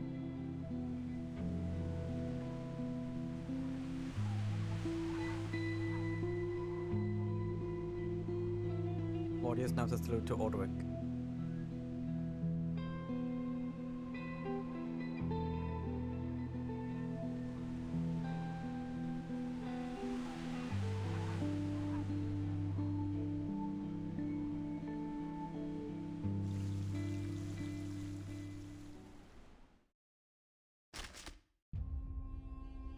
Oh? What's this? Is it just that every researcher continues regular exercise, or you also apply for an access guidance from the institution? Oh? Is this Orderic? Oh, it is Orderic! Oh, I knew this wouldn't exactly be a Sunday stroll.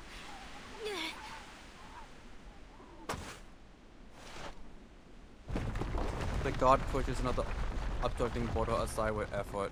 But I didn't think we'd literally be carving our own trail through the wilderness.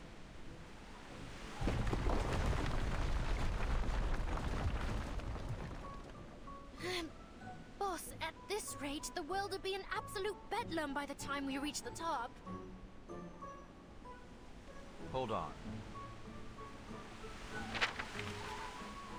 Let me check the map the lieutenant gave me. Lieutenant Mordia. As grateful as I am that she set Two us things free, either happen. which I absolutely The am. map is fake, I have to say, this isn't exactly or the type two, of freedom I imagined. he read the map wrong, is currently lost. That wasn't the sound. Who's there? The guard fumbles for her gun, only to smash her elbow against the very boulder she just moved. Ouch! Several critter-like creatures burst forth from the snow. These are critters? They look cute though.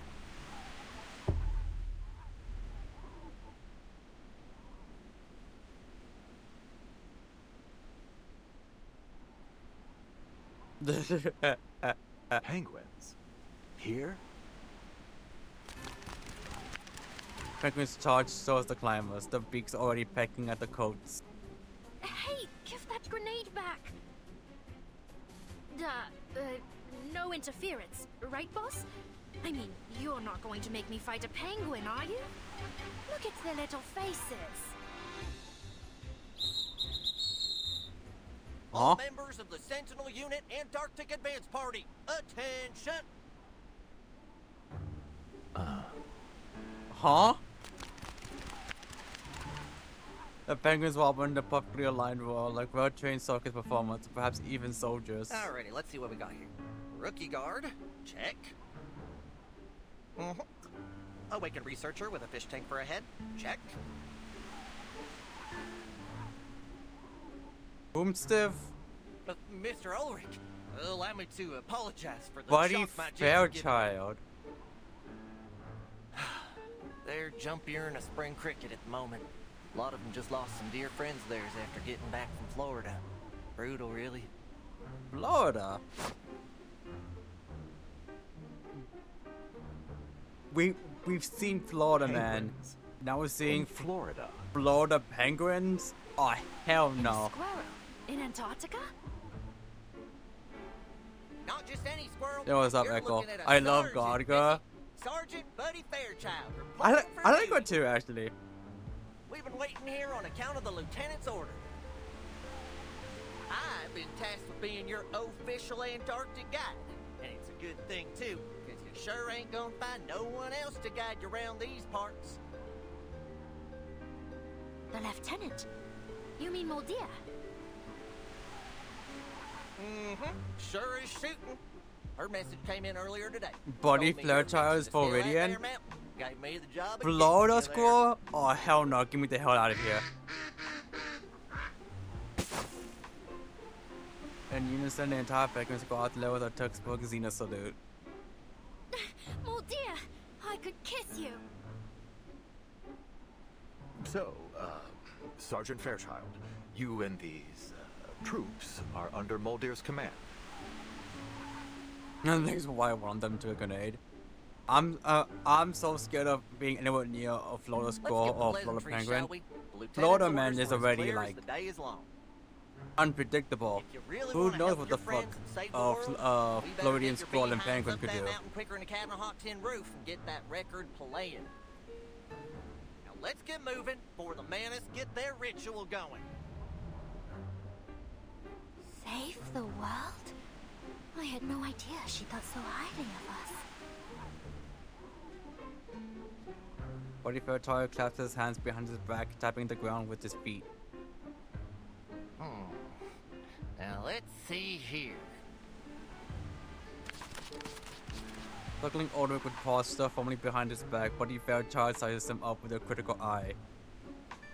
Mountain ain't no Everest, but it sure is a storm in July to be a tough climb for y'all big and tall uns. Well, can't never could. Buckle up, folks. I don't want to see no bodies tumbling down the mountain. You hear?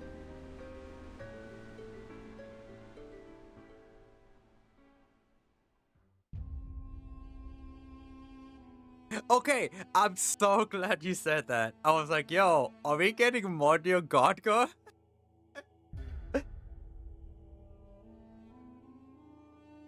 Enemies to lovers? Question mark? Father Stephen Churches, tread carefully. Not on the screen. Oh.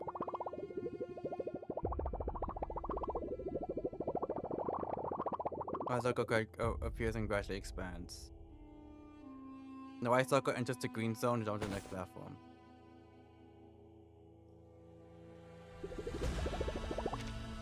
Okay, I was doing that, but I was like, I guess the game doesn't want me to or something. You best follow my lead. If you fall and crack that fishbowl of yours, will be no laughing matter. We can use my thermos. Solid pep, soldier. Let's pay we don't need it. Stay sharp. Eyes and ears open, you hear?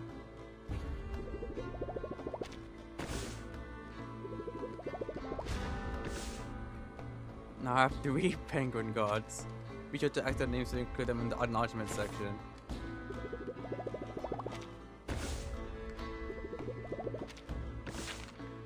Calling the timekeeper, this is Ulrich. Damn it, the punches communication are really getting to it.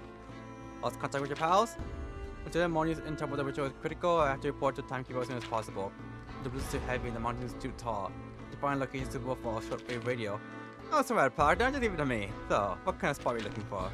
Electromagnetic waves get absorbed and affected by terrain. Direct waves give off stronger signals than reflected or diffracted ones. The fewer the obstacles between us and the timekeeper's team, the more likely we are to make contact. Could the state of the ionosphere, the effects ionosphere? Pokemon? The effects is for you, Sergeant Fairchild. Are you listening? Huh? Of course I am, but I am bushy tailed as ever. So, I need a clear spot facing the city ruins, right? Then you folks do your thing. I'll scout on up ahead. Keep your peoples open for my markers.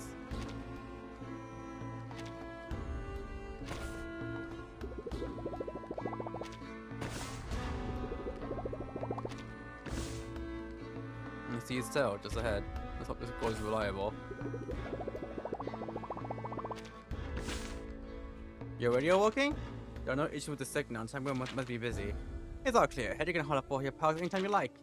Maybe you got a knack for science. If you ever make it back alive, or know if you can consider joining the Lab Place Scientific Computing Center. I'm some of my colleagues who have no issue in accommodating another unusual arcanist. Shucks, I'm flat. I'd be keen for a visit, but I'm afraid I've already done for my loyalty to Lieutenant Monia. Gonna scout on ahead now. Save your lecture for later. Keep moving and try not to let your brain freeze through. Text with a thick Floridian accent. That's the most girl I've ever met. I just talked to him about the workers later. I find some unique insight of the matter. I have friends from Florida. I'll bring them up and just be like, yo, read this the thick ass accent.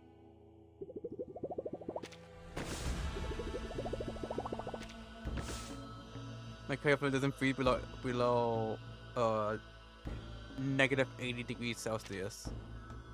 To turn brittle and extreme temperature, the best. I better move fast.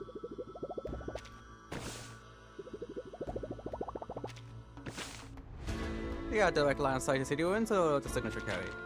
Don't just stop now, it's dangerous here, we gotta keep moving. We're the only ones here, and the slope is quite gentle. The advantage is 0.5%. I need to establish communication. Central must reach timekeeper now. Just remember that? It was dusty. Things lying in wait for us. Timekeeper's in danger. We'll lose this coming in, but not the next one will come easily. If you're going without me, it's difficult for mine to take. That goes against my order. Just hand me the thermal, I know when to hide.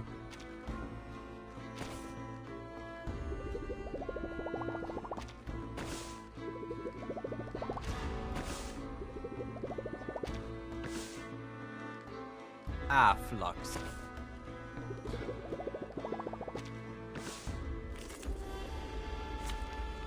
Well now. Where is that budget hog hiding? What's this? Oh, Artwork. Alright, time to crack some codes. Oh, let's make a scene. According to my calculations, I salute you. I'm fine. Careful, pal. I'm fine. Come on, pal.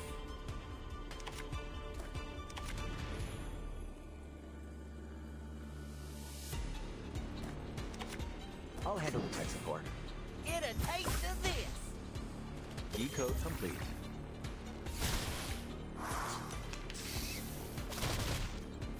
Ow.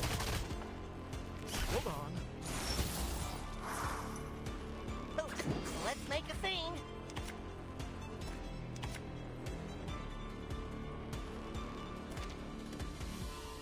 Okay.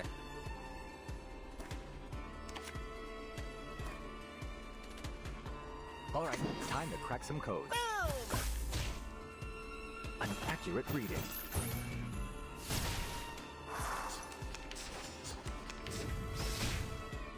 I'm fine. I'm fine. I'm not fine. I'm not fine. I mean, I guess I could just move. That's the only thing I could do. Decryption failed? Decryption failed?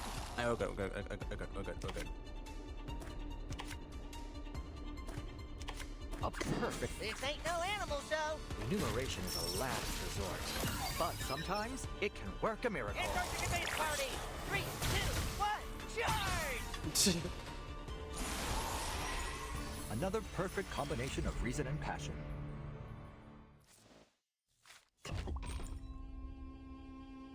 Oh, there's more?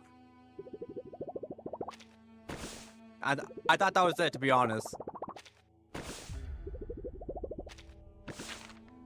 I just worry about your pals. This fancy radio of yours just ain't worth it.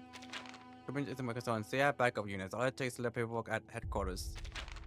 What if you fall off next time? Fine, still got the lapines for all them foundation forms. We'll take it low and slow. Just follow your guide, we'll make it work. We take this way makes us further from the timekeeper. But the management dictate we're moving at a snail's pace. I thought I wish Pilgrims could fly. Funny you mention it, back in Florida, those fellas did take a couple flying lessons from a tripodadle. Just for them to go the other side of the creek.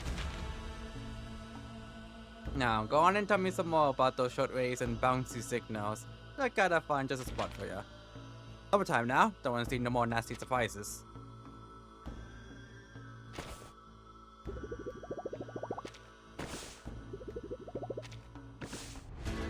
Yeah, I can really go radio antenna code.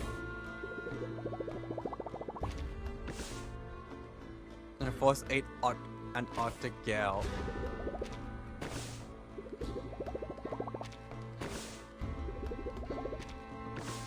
Alright, President's going on a nut chase. Maybe being taught ain't so bad.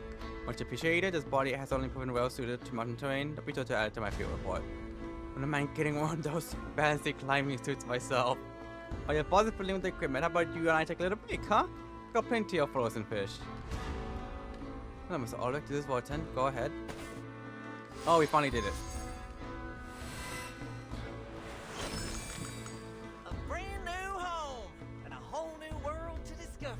Buddy What Fairchild. took the Foundation so dang long to introduce me to you? Don't tell me they really believe that hooey in the papers. What'd it say again?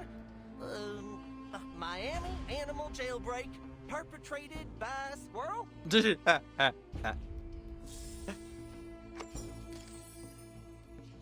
His ass definitely did that. The 9-layered city. Down, descend the stair. Step down, I say, to the devil's lair.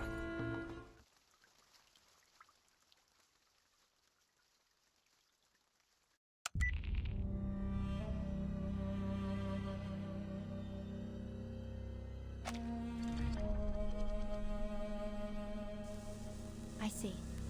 Thank you, Mr. Ulrich. This is exactly the information we needed.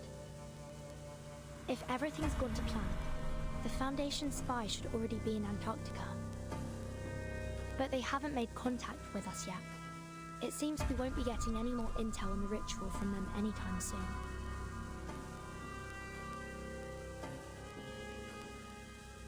Are you certain? Alright. If you've thought it through, I won't stand in your way. For Nato, Lola, and Just Body be Patrol, you careful, only Mr. see credit you Ulrich. can't get from Gotcha. You get Body Patrol, Body to same you get nose. Oh! Mr. Ulrich? Okay. That probably explains why when I was going through the Trails rewards, I saw him pop up. And I was like, who the fuck is this person? Signal's gone. I can't tell if it's an issue on his end or ours. Still, Yeah, we got yeah, what we needed. that I've The done. ritual Or will take I'm place in a doing. sanctuary, hidden in the volcano at the edge of the city ruins. I want the group turns towards the towering mountain at the edge of the ruins. That means we'll need to cross the city to get there. Perhaps it's best to report back to the Foundation and wait for reinforcements before going deeper.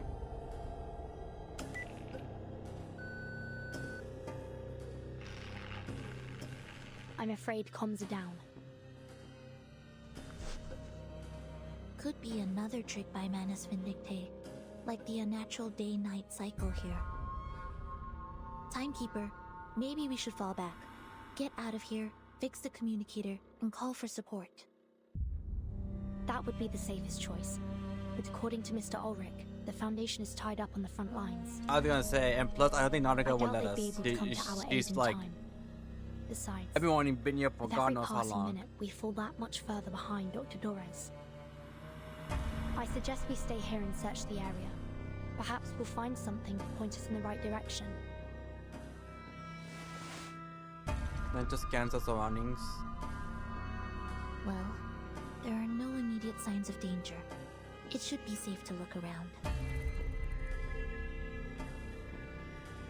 They're just wondering Gaze finally settles on the Human Explorer. But before we proceed, should we escort Miss Amundsen back to the research station? There's a high probability that we'll come into conflict with the Manus now that we're so close. She'd be safer there. Go back? After all this? See, I caught it. Put on the ground sketching, Nautica has looks up. These ruins, they're the only thing that has kept me going.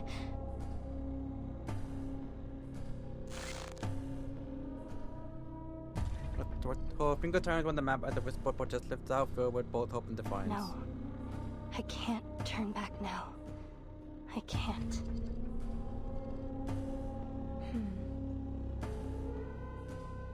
It's okay, Soneto. Nautica can come with me. We'll just look around the city's perimeter. You have my word. All right. Please be careful.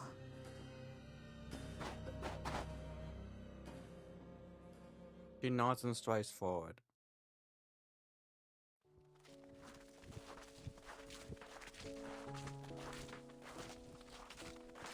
The snow, compacted by wind and time, turned to a thick blanket, forming a welcoming path underfoot. Nautica takes a breath, then leaps as gingerly as a hair. The white ground of the ruins seemed to radiate from her impact. Then I can take some samples, right? Maybe even dig a little? The determined gleam flickers in Nautica's eyes. Yes, but please keep an eye out for anything suspicious while you work. The Manus might be closer than we think. Oh, and before you go, let me enhance the warming incantation on you. Then steps lightly onto the snow. Oh. Soneto, what the fuck did you do?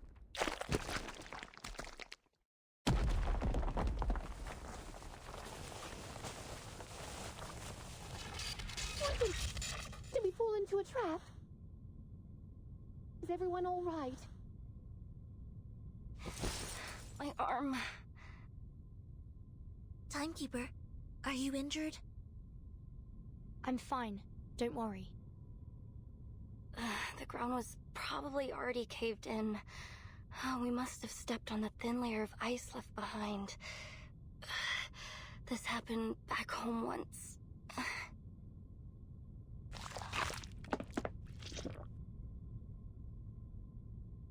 Semi-soft, semi-fluid surface? Looks like we've fallen into some underground part of the city ruins. No signal here either. We need to get back to the surface and contact the Foundation as soon as possible.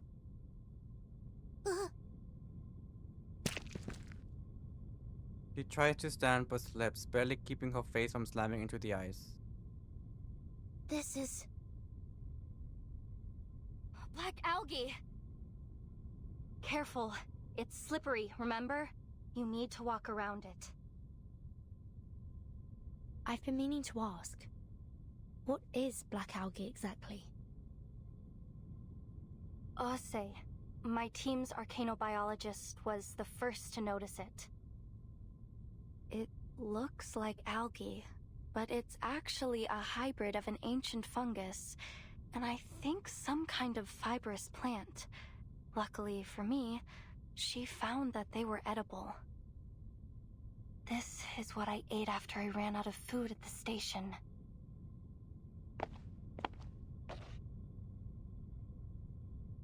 Comes a few steps and peers deeper into the ruins. But there's so much of it here. Look at the pattern. It looks like they've grown all the way from the foot of the volcano. She dusts off her hands and hops down from the steps. This algae grows very fast and very violently. I saw one grow by a few dozen meters overnight. God damn! It's no wonder they can crack open ice and make those earthquakes happen. Perhaps it's a new type of arcane material. I imagine there'd be quite a debate over its classification. Alright. Let's just watch where we step. Nautica, do you have any idea where we are? Monica produces a familiar crumpled sheet of waterproof synthetic paper from her pocket. Oh, I Look think at I our do. photographer, bro. I I'm gonna listened in on die. your conversation over the comm and filled in a few gaps on my map based on what your colleague said. Let's see. The ritual sanctuary is here, at the far end of the city, inside the dormant volcano. Manus Vindictae will surely have that area heavily guarded. And outside the sanctuary entrance, there's this. A kind of circular clearing. Probably one of their daily ritual sites. And this is where we are, at the outskirts of the ruins. Just look at it. This ancient city. From here, all the way up to the foot of the volcano. It's incredible. Just imagine all the secrets and answers hidden away within these walls. If we're going to find out anything about Manus Vindictae's ritual, the answers will be in this city. Stay close, everyone. Let's head back to the exit of the labyrinth first. Before the words are even spoken, Nautica has already begun to bounce forward. Vertin! Vertin! Come look at this! Our ass is not paying attention. Oh? Go too far into the nearest room. I'm gonna get the first to reach out and touch what might be called furniture. A peridotite stone bed, a nice stone table and chairs. Someone used to live here. Ah, it's so stark, even for life in Antarctica. Do you think this is where those masked snow monsters live? I can't say for sure, but the owner wasn't exactly subtle about their interests. A water bath and test tubes filled with red and green potions while dark metallic powders are scattered across the surface. This is an alchemist's chamber. The carefully examination methodically extracts manuscript from beneath the alchemical materials. This manuscript was written by the great Paracelsus, whose river of verses quenches our thirst for an endless life. Paracelsus? And whispers I the live? secret of the fountain of youth. Transcribed by... Cavendish. I can only make out the surname. The Fountain of Youth? What else does it say? There are just a few verses and illustrations. Thinking about it, I'm just like... Paracelsus. Why does that name ring a bell? I'm thinking about it, I'm just like, I'm pretty sure we know Forget-Me-Not's real name, because in chapter 102, they revealed his, like, that he was, like, a Cavendish. And I just said, like, or do the narrator. I'm just like, you know what? I don't think Fortune knows about that. 6th grade, 2nd semester, History of Alchemy, Week 1. The Life of Paracelsus. He was a pioneer in ancient alchemy and medicine. Legend has it that he invented a potion that could revive the dead.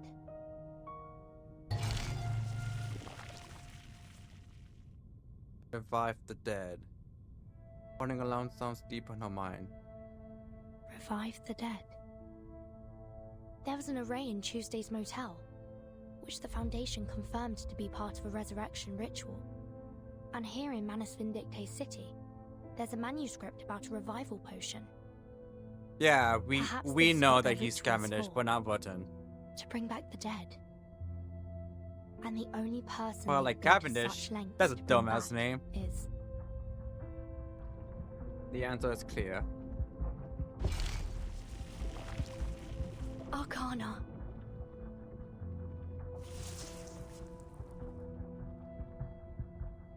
I mean, I get it though. What's Dr. Doris's part in all this? I get it though. If I had a chance to That's revive still unclear. Arcana, I would too. But if Manus Vindictae needs her to complete their ritual, we're on borrowed time. I'm afraid waiting for reinforcements is no longer an option. We have to go through the city. Now, Sonetto. Agreed.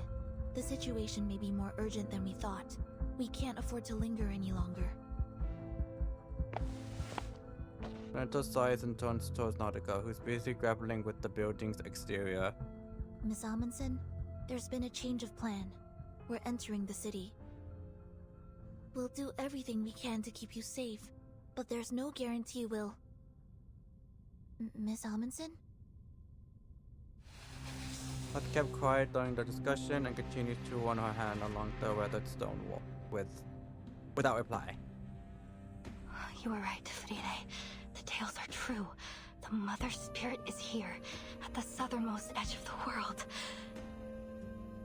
This is her resting place. She presses her face against the stone, body warmth melting the thin snow drift clinging to it. The first age ends. The tolling bells are rung. Before the last, a mournful dirge is the sung. office one, Hohenheim!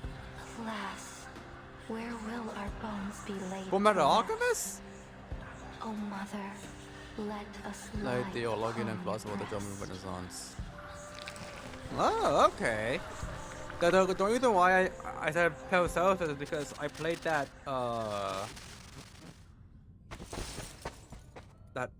Aleph Burton, minigame, and I'm here, pretty sure this it place. mentions Oh, Paracelsus. this is the place I've been searching for. Huh?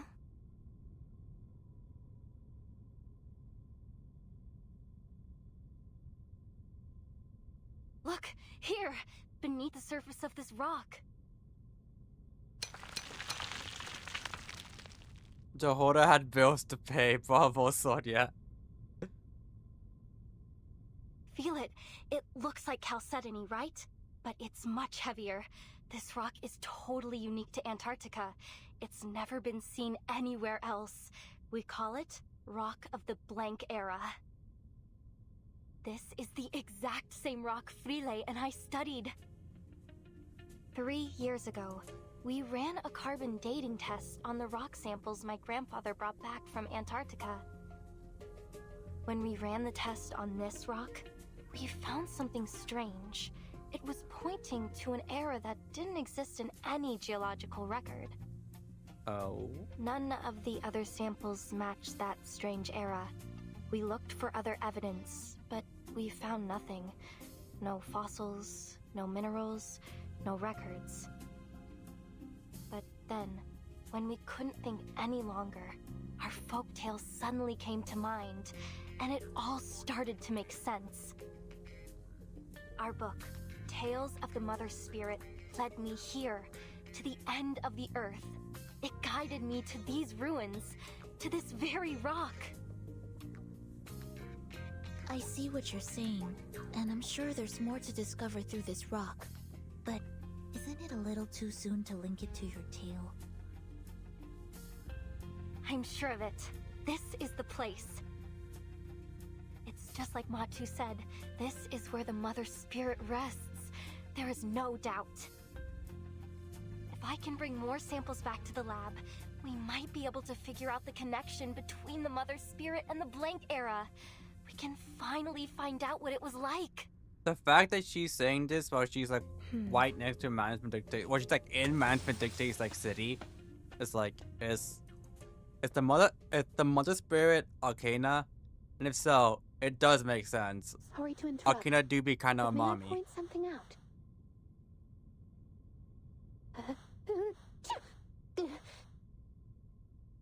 It's getting very cold in here. I can feel my resistance starting to drop.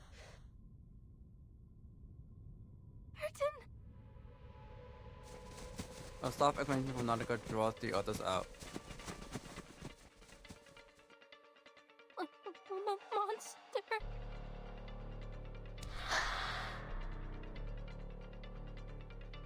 A polygrotesque figure stands before Nautica. His face is blank, skin appearing to have been peeled and reattached inside out. It twitches as if looking the intruders from non-existent eyes. Don't provoke it. There's a chance it might just leave us be.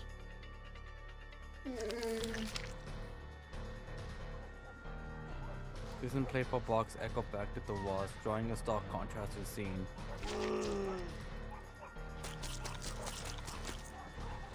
Remember the human creature launched towards the group.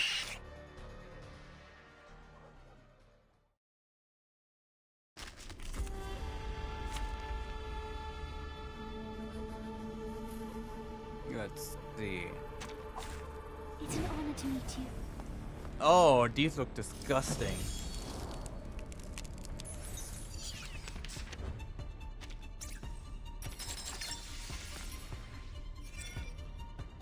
The servant.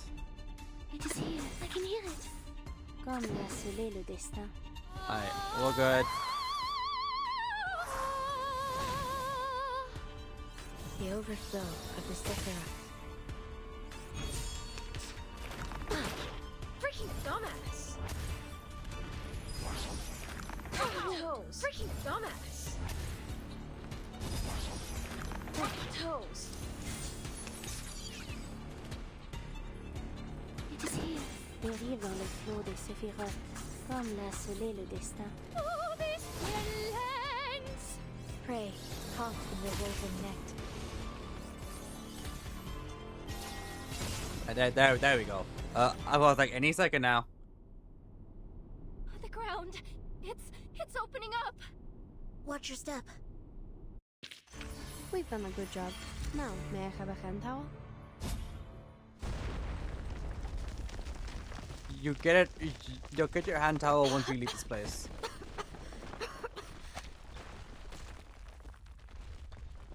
The enemy strikes shadows over the ground, hitting them scrambling up from the rubble below. Timekeeper, are you alright? Alive and well. And you? Where's Nautica? I call out her name, but it goes unanswered. She didn't fall through with us. She's still up there, alone. I don't hear any movement above us. Perhaps she's found a place to hide. Miss Radio, could you get her on the comm? I'm trying.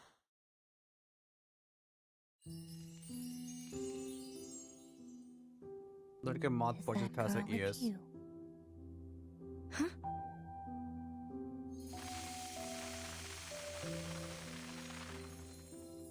Honest brown weightless moths steam forth from a fixed direction, reflecting in the bright polar light. You're a tricky one to track, Timekeeper. I'm ever so glad you've made it this far into the continent. I'll admit, I'd be more than happy to welcome anyone from the Foundation here.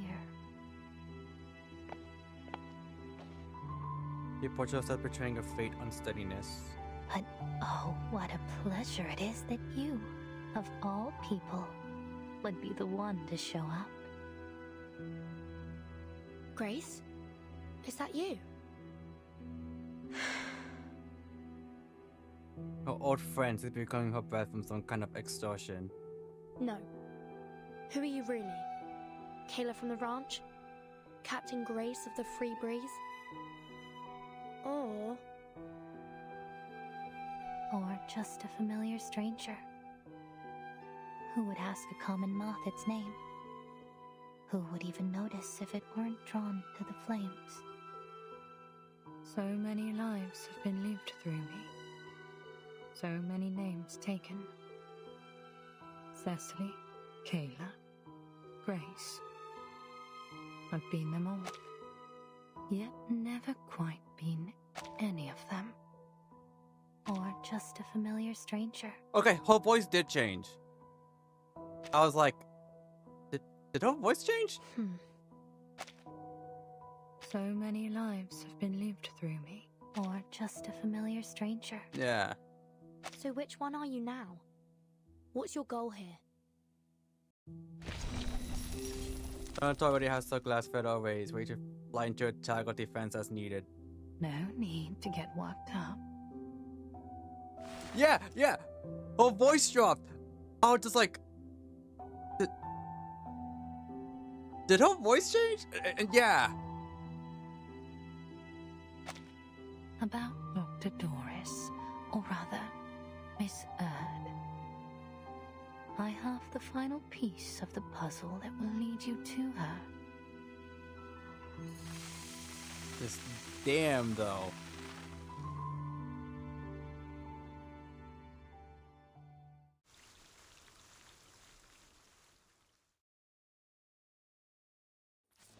Your friends have been waiting for you. My dear siblings. I was not expecting that voice drop. Wow. Yeah, she's hard away now just from the voice drop alone. Sheesh.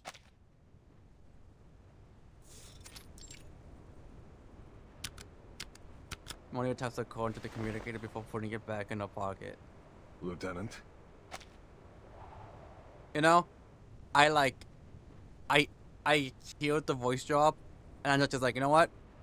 I completely understand August now. 1000% justifiable.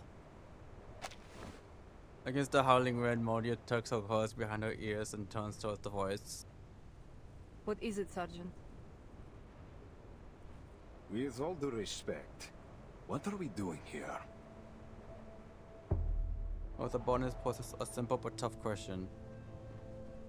The troops are relaxed, warming themselves around the fires, yet each one will be ready the moment she gives the word. We're on standby. It's a question Moria can't answer, so she turns away. You have to feign determination for now. Stand by for what? To capture any Foundation soldiers that make it to the shore. Then what about the ones we already captured? Why are we only holding the run-of-the-mill seamen? The other two could have been useful, but we just... The sergeant stops, his eyes flickering towards the clinic where Ulrich and his guard just departed.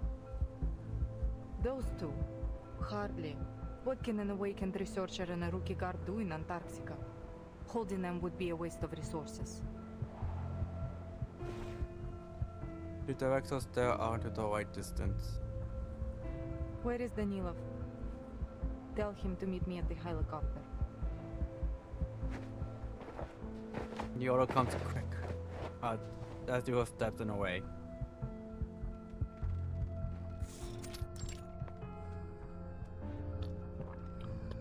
Captain Danilov takes the longest deep sip of stew, the wobbling on his tongue, making out the words when he suddenly tapped on the shoulder. Stop sneaking up on me like that. Gotcha. Some things never change, huh? Still as jumpy as you were when you were a kid. Come on, cut it out. I'm a captain now, you know? Not some kid. The Hunter reluctantly rises to his feet. What do you want? Did the lieutenant send you? Yep. She wants you over at Canis Minor. They pat each other, Captain Danilov catches a muttered complaint. Lucky you. Getting to stretch your legs while the rest of us have to sit here, idling away the hours. Guess that's how it is these days. Everything still seems foggy.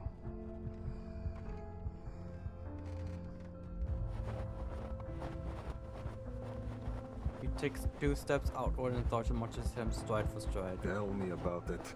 I thought Brazil was tough, but this is worse. Sometimes it takes more courage to stick to a choice than to make one. I think someone might be struggling with that.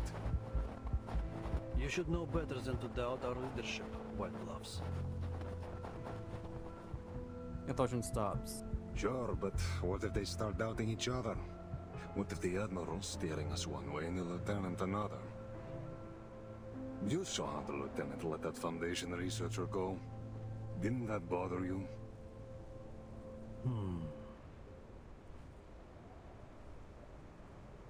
Ryan lingers, the captain finds himself watching snowflakes sit on his boots. Unless he forces himself forward. I trust them both, no matter what.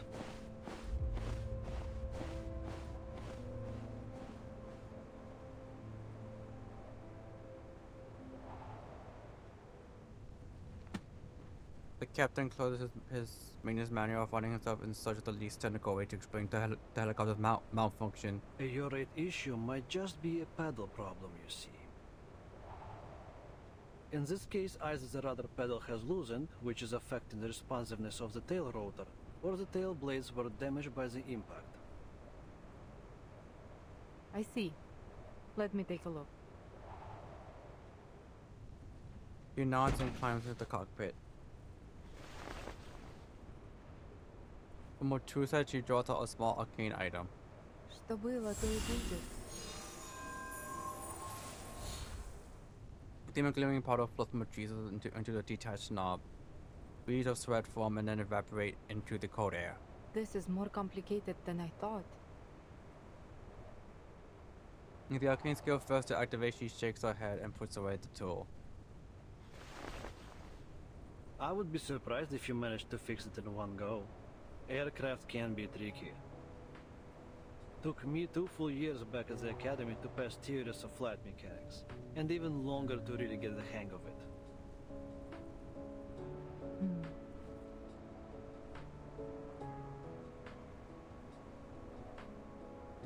She's always coming on from a whopping with a smile. I remember. Your teacher called me in 3 times because of the extreme frustration and concern about your grades. I'm just glad I didn't go further. That would have been the end of me. You know, I don't see you using your arcane skill much these days. Well, there is not much use for it, really. Bullets and medicine are 1,000 times more useful on the battlefield. Turning the wheel unluckily into an emotional tone, the captain hesitates. Oh, I didn't mean it like that. Sorry. Do you want some space? No, it's fine. You're fine. We just need to get this helicopter fixed as soon as possible. Can you run another check?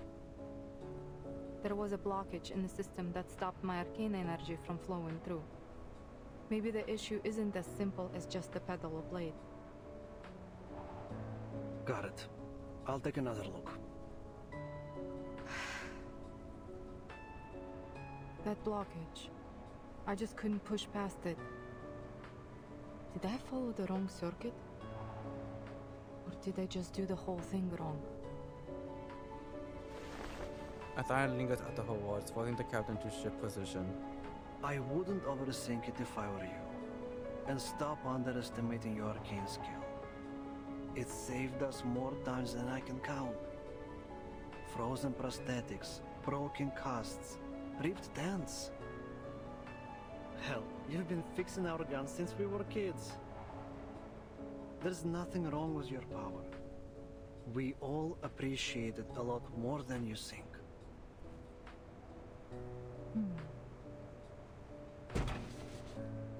He wedges his bulk beneath the cramped seat, flashlight in hand, expecting each wire and following with his fingers. Did you get the adoption form when you were little too, Lieutenant? Hmm? You mean the... Yeah. Mine came after my parents died in 1999. Even now, I still don't know what happened that day. His tone turns light, Once returning they to brought joke. me the death notice, they handed me an adoption form along with it. It was from Admiral Igor. At first I hated the idea. I didn't want anyone to take my father's place. But you signed it. Otherwise you wouldn't be here. I did. Because I needed to know what my parents gave their lives for. And the man they fought beside. We are alike. Only keep that thought unspoken, turning her eyes down to her repair tools. I've never regretted it. I'm proud of where I am, proud of everyone in this army. Not because we're the best soldiers Xenos ever had. I mean, I'm sure they definitely don't think that now. No. I'm proud because we're more than just an army. The captain head disappears entirely beneath the seat, his voice coming through muffled and distant. We're family. We Storm Orphans grew up together, trained together, fought side by side. We trust each other like we trust ourselves. Hell, maybe even more so. He extracts himself from the cockpit, grease smeared across his face. Under her flickering gaze, Lindelof drops his voice. I know Father hasn't told us everything, but maybe that's for the best. The less everyone knows about his plan, the better. But no matter what, I will follow you and the Admiral to the very end. Whether it's flying a fighter into the Foundation headquarters or waiting here until the spring. I believe in him. I believe that he can take us home. And I believe in you, sister.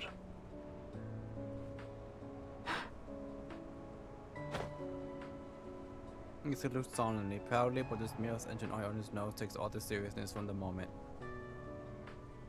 A long unfamiliar tightness rises in Molyneux's throat. Thank you, Captain Danilov. Our current mission is to wait here. Deep blinks, breathes deep, and an exhales of misty stream into the air. Those are our orders. Let's be sure we see them through.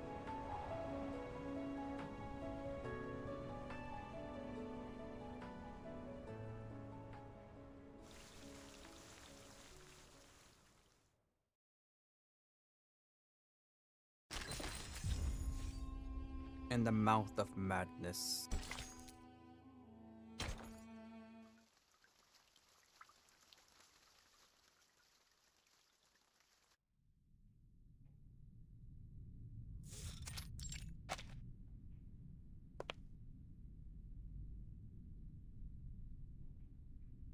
Manus Apostle's chest. Miss Grace, you're a Manus Apostle. Don't think we've forgotten what you did aboard the Free Breeze. What exactly are you scheming now? Miss Stranger tilts her head, sitting the arcane engine gathering until glass fingertips out of the corner of her eye. A cough escapes her and is quickly suppressed, her whole body twitching to contain it. Ah, the Free Breeze. My lovely little cruise ship. Like you, I often find myself missing those serene days on the water. But it seems a few unpleasant memories and misinterpreted actions have deeply wounded your trust in me. Miss Stranger, you killed people. She leans closer to the left ear point, presses against her skin. Steps forward and stands pressed on her, allowing her to lower her shaking outstretched hand. Timekeeper? It's fine, Sonetto. I have a few questions I'd like to ask. Minutes moving around Miss Stranger's neck as glistening powder dissolves into snow. On our way here, we discovered a couple of items that I believe belong to Dr. Doris. A stethoscope and a typewriter. It seems they were intentionally left behind, like a series of signposts pointing us here. You wouldn't happen to know anything about these items, would you?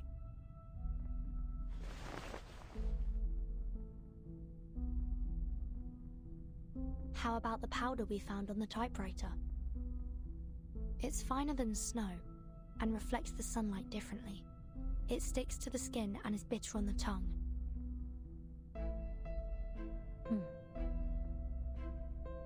Any idea how it got there? And how the typewriter ended up lying in the snowfields? Did you leave it there? Were you giving directions to the Foundation's investigators? Come to think of it, that powder looked like the scales from a Lepidoptera wing. A butterfly. Or a moth.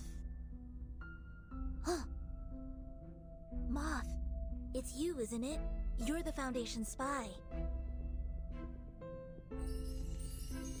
A moth lights on Miss Stranger's fingertips, then flutters off with a barely perceptible twitch of her finger. I could provide you with a detailed account of the Foundation's phototaxis experiments if you need further proof of my identity. But we're running out of time.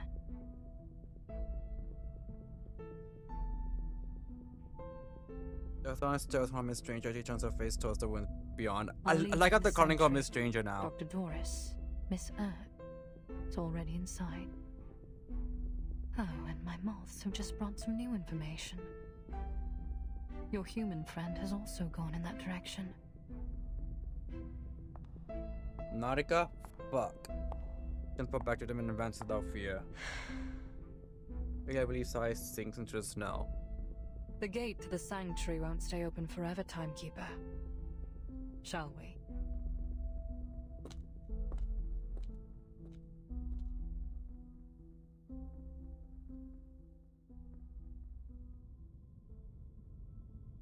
No. No. This can't be real. This is how it ends, isn't it? Oh, I can't do this. I can't do this alone. Sonetto, Miss Radio.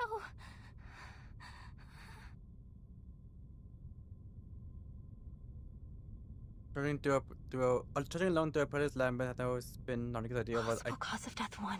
ideal Freezing. scientific exploration. Frozen solid with a bunch of unstudied samples clutched in my hands. Possible cause of death 2. Getting torn apart. Cold, sticky monster fingers sinking into my skin and ripping me to pieces. Possible cause of death 3. God, crush out Killing myself Queen before 1 or Nautica. 2 can happen to me.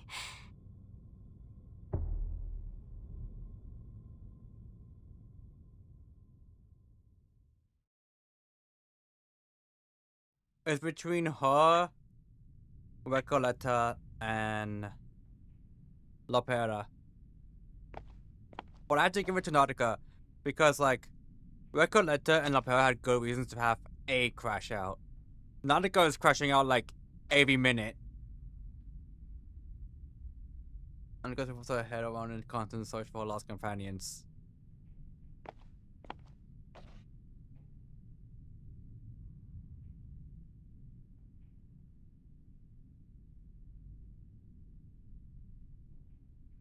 Oh? Who's here? She drops into a crouch, tucking her legs in close to her chest, turning instantaneously from penguin to armadillo. In appearance, anyways. Who was that? He summons every ounce of courage in her, thrusting her head and vision up to the figure. Frida? You're alive! The once bright pocket of memory has faded with the wind. It's though you mirrors the owner's new ashen demeanor. Nautica on course, half stumbling as she rises to her feet. Frida! Oh, I thought you were gone. Not only was she stuck in over the 3 months, she saw her teammates die, one by one. So it's like, the poor girl is traumatized. She has ample reason to crash out, to keep crashing out. Tears burst forth as Nautica clutches her friend's gaunt arms. The virus glazed eyes roll into focus. 2 labored breaths escape, each exhaling without drawing anything back. Oh, thank you. Thank you, Mother Spirit. Thank you for keeping us both in one piece. We'll find a way out of here. We'll look after each other. Oh, goodness, Frile, you're a sack of bones. I met 2 arcanists. They'll help us. I would have never even gotten here if it weren't for them. Oh, you should have seen how they chased off those snow monsters. You can trust them. Come, Frile. We have to find them. Yeah, the girl has every valid crash out reasons. They'll get us home. Don't get me wrong, but she do be crashing out like every minute. Valid, Frile, but she do be crashing out. why aren't you saying anything?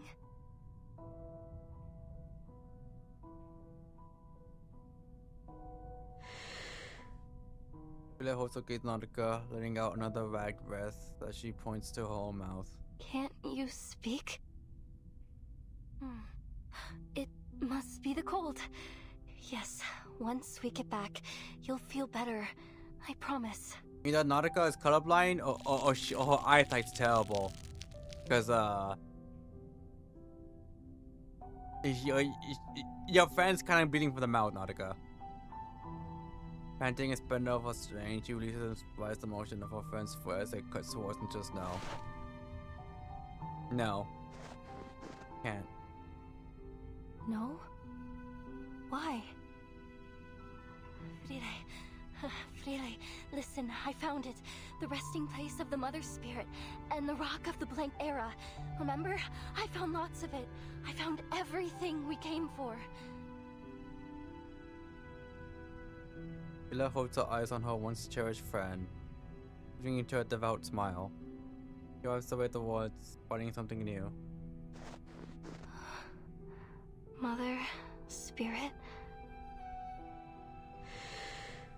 Nautica gasps.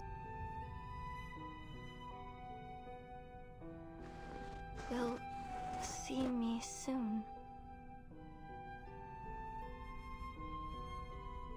Freire nods with a smile, fingers clenched on the pendant around her neck.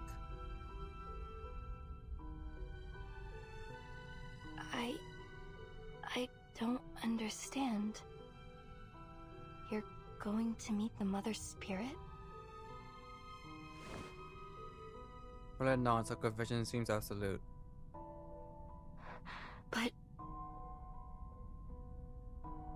A cold sweat runs down her spine. You mean, she has a mortal form? She's a living creature, like us? And she's here, in this ruin? Freire nods. But how?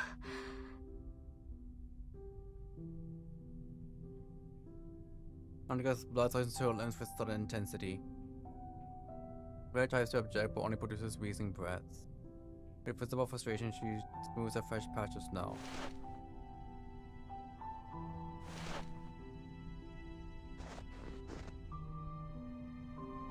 Is this what the ninth story in the Tales of the Mother Spirit is about?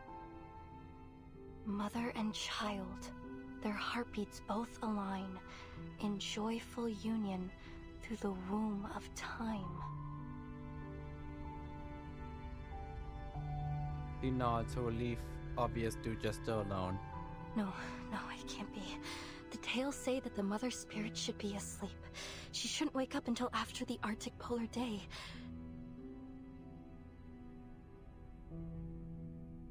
Nautica grips her head tightly as preventing it from flying off.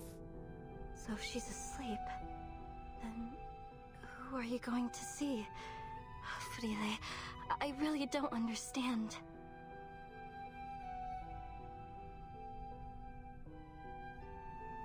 Freire merely smiles.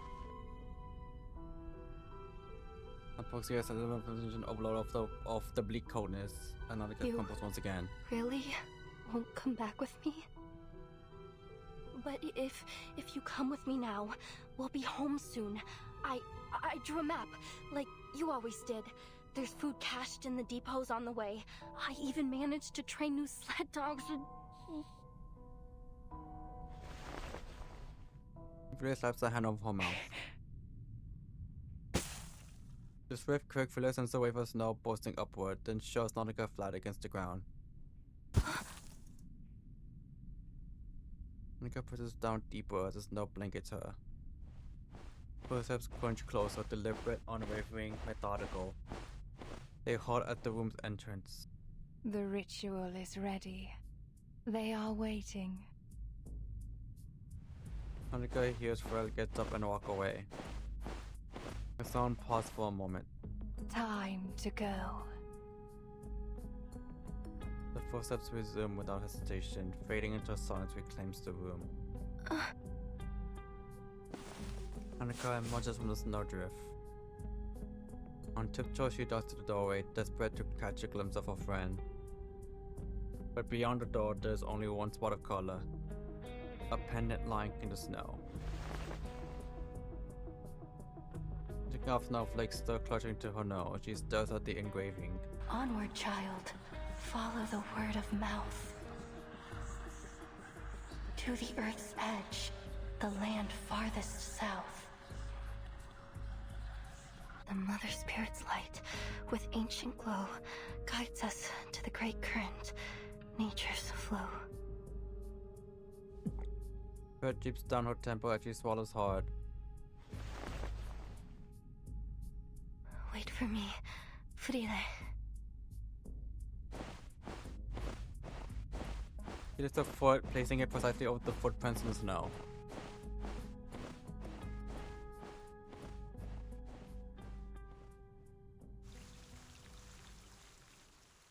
I'm not gonna lie, I thought Frile was a hallucination right until the ending. When she actually pushed like her hand over Nautica's mouth, I was like, oh shit.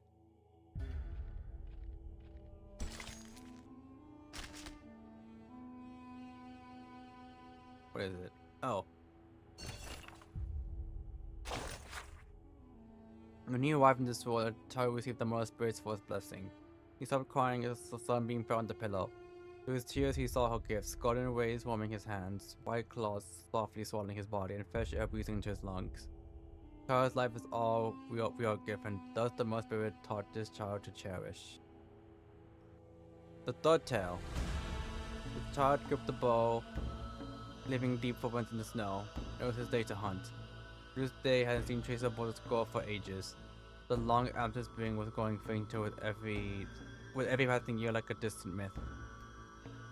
Finally, the child took down a doe just before sunset, closing those watery eyes glowing with innocence. His very hands shakily splitting the flesh, he recognized that this was the Mother Spirit's second blessing. Laying at the frozen and fragile branches, the child knew it was time to go south. The seventh tale. Oh, let me see. Okay. The seventh tale. The sun fell into the moss-covered plains as once enchanted fire frozen by the ice. Fish drowned in the water, sticking to the riverbeds where they transmuted into swords. Coffins creaked open. Shriveled fingers clawed as passerby, seeking redemption. The child trudged across the land, his blood and cotton wool forming scabs over the surface of his skins. His fingertips, first ravaged by chilblains, or then abraded by hoes and pickaxes. On his focus could remain alive to pray to the Mother Spirit. Please rewrite the laws of this world. Please grant a new spring. The last child received the Mother Spirit's third blessing. In the farthest south, the child passed through the Mother Spirit's body and knocked upon the gate to her soul. Since the warmth he hadn't felt for a long time enveloped him, making him her child once again. Cradled in the Mother Spirit's arms, he heard the last message.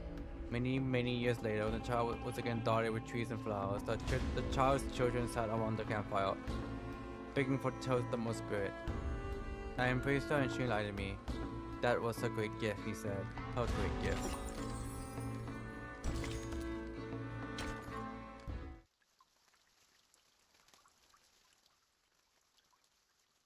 Miss Stranger, where are we now? Miss Amundsen is a human. If she's been caught by Manus Vindicte... Keep it down. We're in the tunnel to the sanctuary. It's the easiest path to follow, but also the most dangerous. I am obsessed with her new voice now. A lake?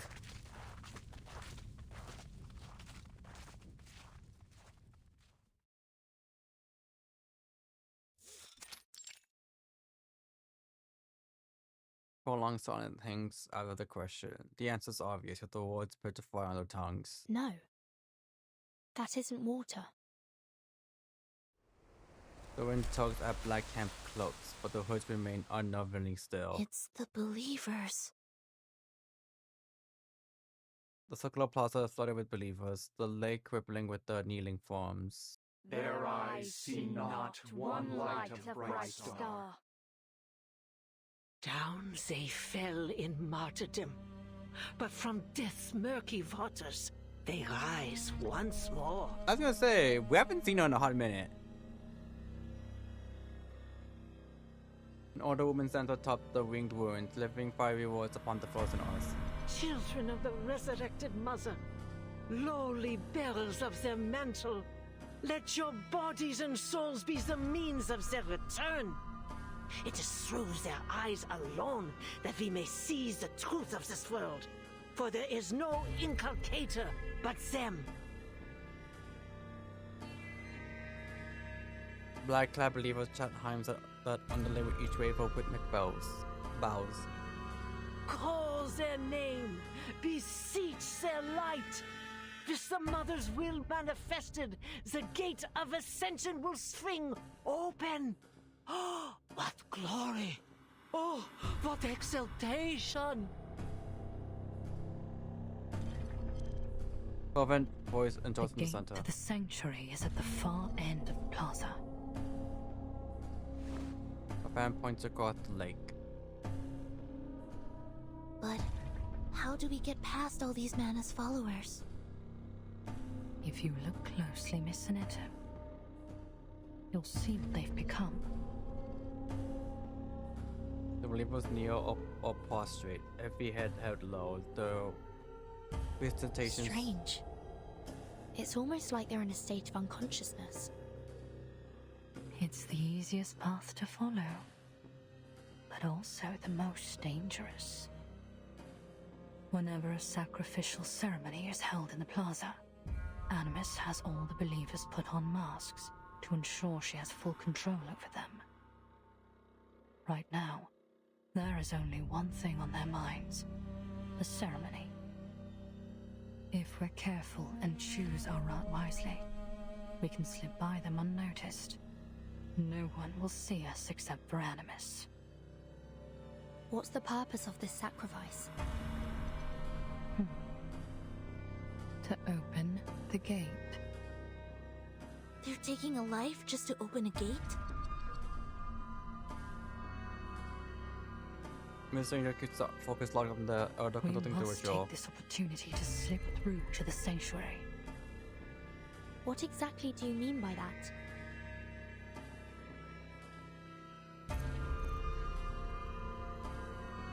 Another rising wave from that distant voice muffles the whispered discussions. Great revealer of Arcanum, we humbly present this offering. As the elder's voice fades, the offering steps onto the plaza.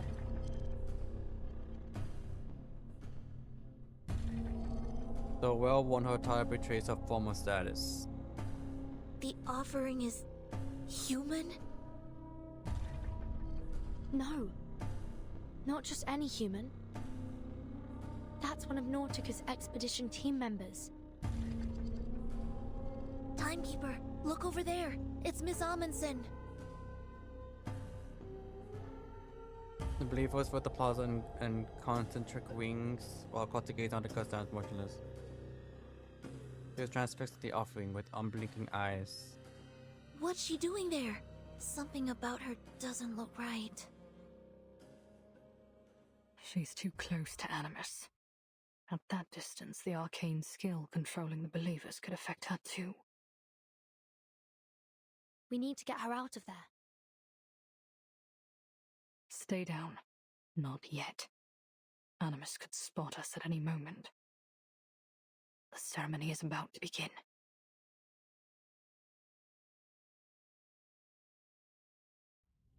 Praise them, worship them. Children of flesh, bear witness, for we shall bask in their radiant blessing. An offering taken, a gate opened. Through bone and blood, let the gate fling open, and the path to ancient glory be revealed. Be thankful, you unenlightened little beasts, that the Mother is willing to take your pitiful life as their gift. What great mercy they show. The Horrific vision Animus was laid bare, yet Bella maintains an eerie smile. She walks towards the gate, nodding respectively to the kneeling believers along the way. Then she halts just before the entrance. Her lips mouth inaudible words. Through the giant mother's bones a path is laid. In bloody pain, eternal life is made. It's just like in tales of the mother's spirit. Bella drifts her eyes, rolling over the scene to the disease on the side of her former companion.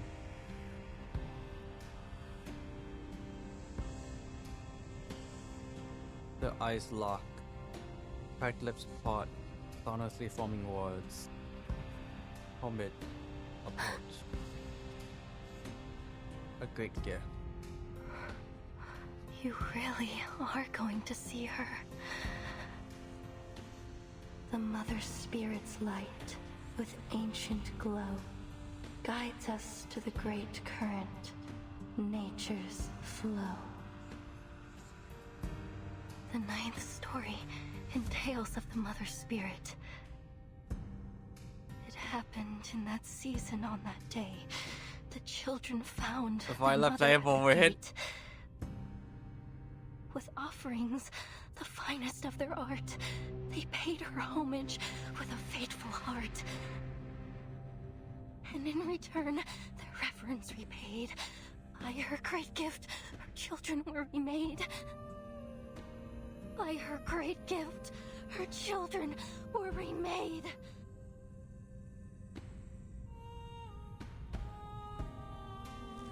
Oh. Hunter's hands reach from inside the gates, rolling up of violent waves. They call around like vines and gnarling roots, reality fracturing across her inch. Right. Inch by inch. That's right. This is the climax of the story. When the children come close to the Mother Spirit, share her pain and her sorrow, and become one with her. Her breath hitches, a scream claws upward, the blood boiling in her veins. The Mother Spirit will come. She'll come to guide us.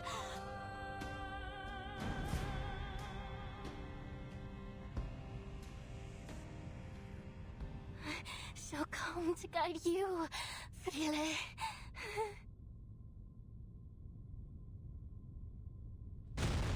Oh! A deafening wail explodes from within.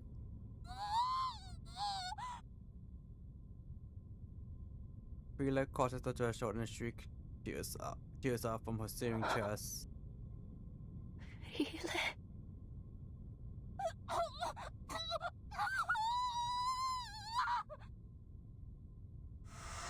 The scream echoes across the expanse, its voice so profound even lava seems to haunt mid-flow.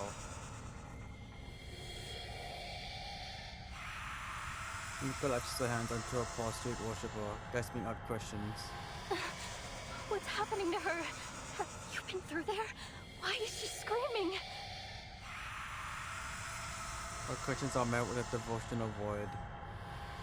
1 minute 2, the crowd does not speak, does not murmur, silence rules. A shriek still rings in her ears, muffling all sounds were vacuum sealed.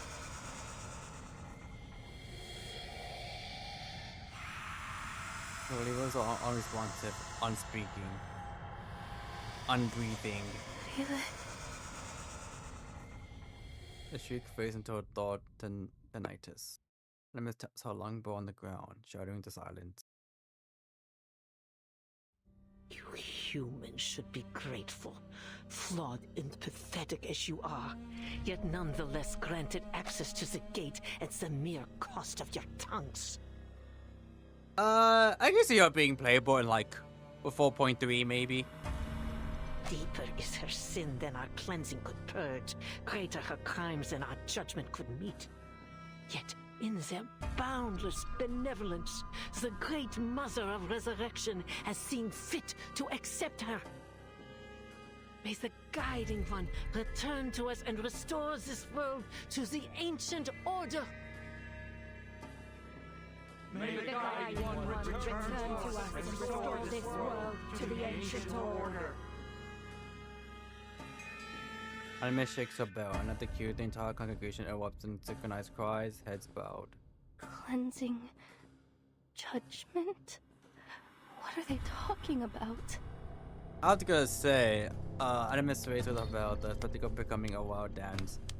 I was like, oh, Nanika's gonna join Madness, isn't she? But no, she seems like she's not. Men's past ways are shaded by their shame. Belfort, Anime circles the center, fully lost in her movements. Is that it? Belfort? Is that the whole ritual? Here?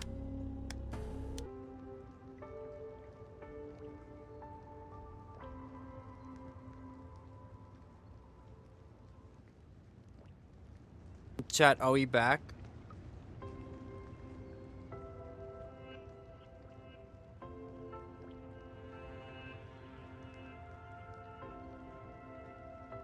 Alright, are we back, chat?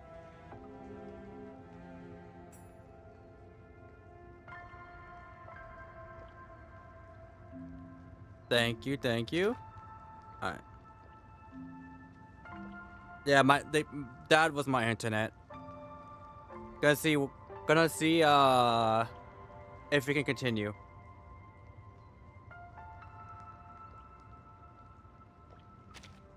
Hey, give me a sec real quick.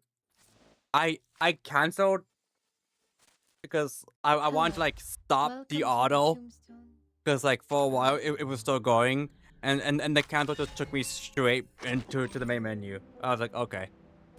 Alright, let me get things ready. Alright.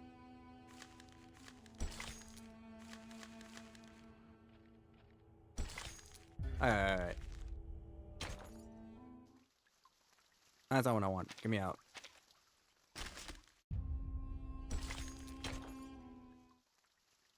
Alright. But yeah, Miss Stranger, where are we now? Miss Amundsen is a human. If she's been caught by Manus Vindictus, keep her in the... Is that...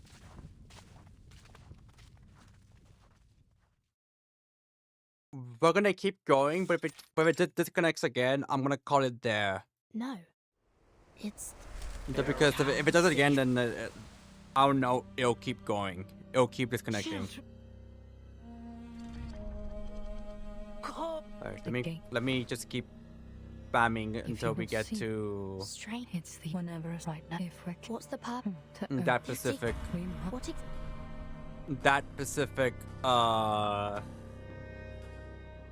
part.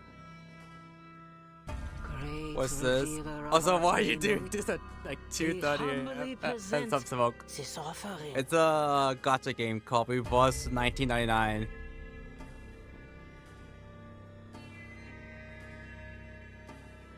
We're seeing That's one of Nautica's timekeeper. Look over there. We're seeing how fan gets sacrificed. IOL. What's she doing there? Not clickbait. Something about her. She's too close to Animus. At that distance, the arcane skill controlling the believers could affect her too. No gacha games at the bedtime. You're grounded, but dead. Stay down. The ceremony is about to begin. Praise them. Vernofering this thing. Through the giant mother's bones about...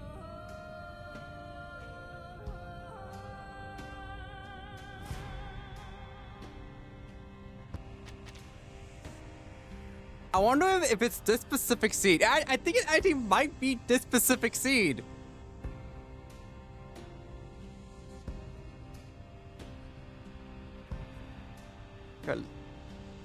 I think it actually might be this specific scene. Happened in that sea was often in by her great. Right, this when the children.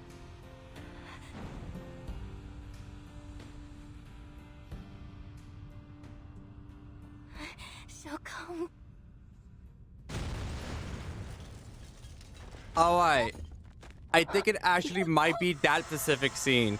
Because the moment I went there, it's connected twice.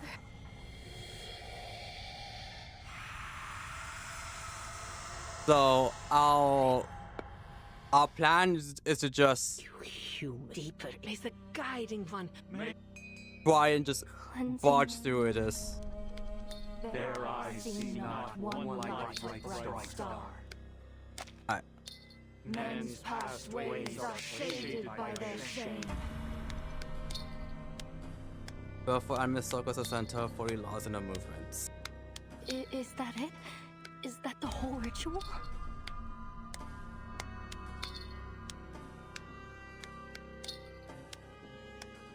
Where's Frile? What's behind the gates? And those hands? What were they? Is she really with the Mother Spirit now?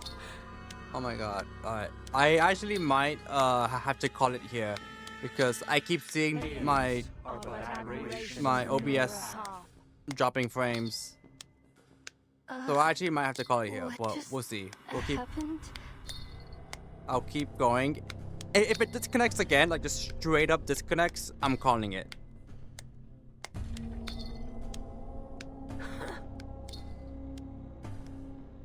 And Miss pauses her dance, stops the race until she quiets down Nautica from the corner of her eye. Ah, a conniving little rat dares to taint the purity of our sacred land with her profane, filthy paws.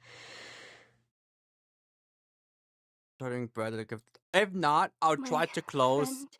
Frile, where is she? I'll try to Why hasn't she come back through the gate? close my model and use a PNG and see if that works. Why, it seems the lowly little beast has a friend to share in her misery. She has been taken by the Mother of Resurrection. Not that there was much flesh and wit to take. Flesh and wit? A blinding light hits Nautica's face, and her eyes narrow by instinct. The gate cracks open. They watch as the crack widens into a gap, then a doorway, and finally the gate swings open. Oh, praise them. Worship them, children of flesh. The sanctuary gate has opened. The Mother is pleased with our offering, and we have been welcomed into their hall to bear witness to the final ritual. Yes, bear witness to all their infinite kindness, their unmatched benevolence. They have taken so little, yet they grant us so great an honor. Great Mother of Resurrection, oh, guiding one, we fall to our knees before your boundless love. Nautica's has become intolerable, and Miss waves her hand with the kind of lazy energy usually reserved for swatting flies. How much longer do you intend to allow this human to sully their holy land, Feed her to the gate. She must be removed. Without another glance, she searches towards the gate. The two silent disciples sees Nautica. No! Let me go! They're taking her. Don't. Now is not the time to act. If Animus spots us, she might lift her control over the believers. Then we'll find ourselves in some serious danger. Nautica is lifted up like a fledgling bird and slammed onto the ground. So halfway like in a day, she looks up towards the gate. All this, it was all just to open the gate? I'm gonna try to But this feels wrong. Horribly, horribly wrong. This isn't how it's supposed to be. Is it, Matu? I might still call it after the specific node. Frile did say that Because she I'm was already going to it'll see disconnect the Mother again. Spirit. So she must be with her now. And what I'll try to do is I'll try to stream an hour And the early. Mother Spirit must Yesterday. be there. I mean yesterday. She must be behind tomorrow. that gate. So like the first hour we can try and finish this chapter and then start chapter 7 at my usual time. Mother Spirit. What nonsense are you sputtering?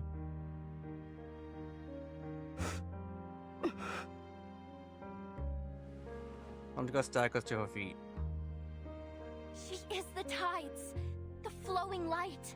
She is the rocks and the soaring partridges and the swooping peregrines. She is the energy behind all things. She will give her children a great gift. A gift that will change their lives forever. I have traveled all the way from the northernmost edge of the world to this place, following her guidance. And I have found proof. Proof that the legends were true. proof that she is here. Ah, I see.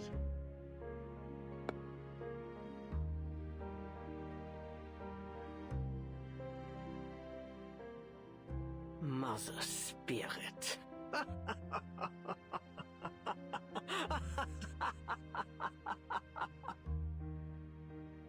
That's how you imagine the supreme being of this world, is it? A deity no greater than a charlatan shaman? And what flattery to claim yourself personally guided by a goddess. Yet, still, I cannot help but feel a twang of pity.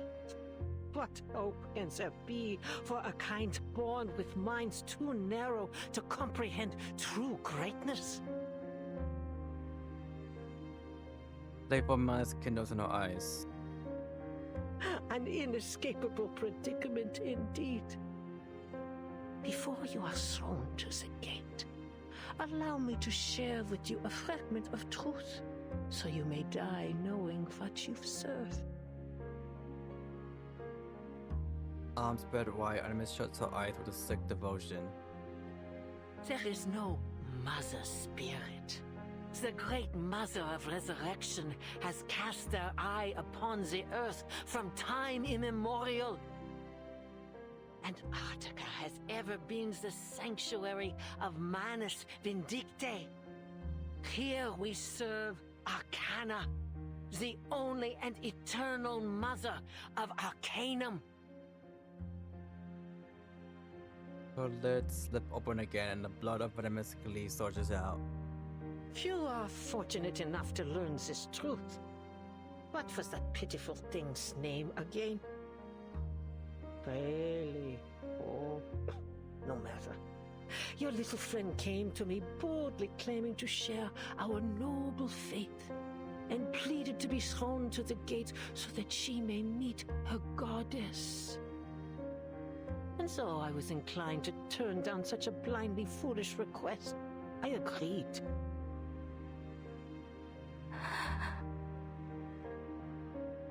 She must have been ever so disappointed when the flesh dissolved from her bones and her body melted into naught but a lump of flesh behind the gate.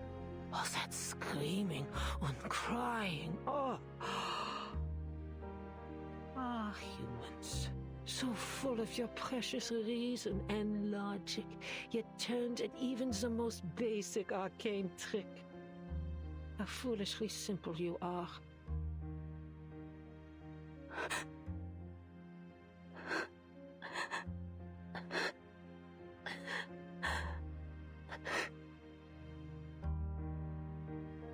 Animus laughs, the shock and agony on Nautica's face is expected, anticipated. Anyways, yeah, I think really... yes, that's I think she will be playable in like 4.3. Disbelief. It suits your kind perfectly. What a miserable blind existence. Scurrying about in the dark, unseeing, unperceiving, your limited, darkened minds blind to the spark of enlightenment. A creation forsaken from its inception. You could never wield true knowledge. Yet still, you have brazenly infested every corner of this earth, claiming that you would uncover all its mysteries. Such ignorance, such arrogance. Raging revulsion accumulate too much and too long, like a vast bank of snow waiting to fall into an avalanche. How could you possibly grasp its secrets? How could you catch so much as a glimpse of the greater existence in the barren tenebrosity of your minds? The enormous straight gate poses a dimensional statement of movement somewhere between convulsing and retching. Go.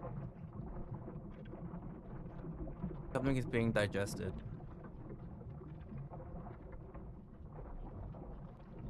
What the fuck?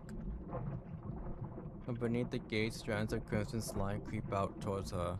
Is that red algae? The algae sources below and beyond her, bleeding over the white rock. With every inch it advances, its color decays. Scarlet, maroon, brown, black. Red and black algae sprawled across the ruins and tangled knots, their tendrils creeping towards the glacier beyond. Blackened arteries pumping and pulsing over the land. There's black algae here too. No.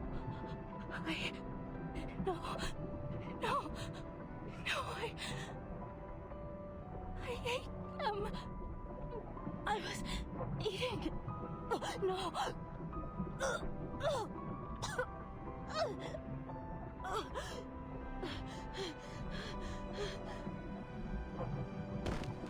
Her murmured mantras fail her, kneeling she clutches her stomach as her throat convulses and a stream of vomit pours out. Are you satisfied?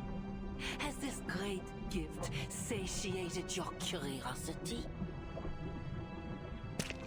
Anime steps onto the soft, viscous algae. The familiar chewing sound grates against Nautica's mind. Has realization finally dawned in your darkened mind? Your friend is gone. She will never return from the gate.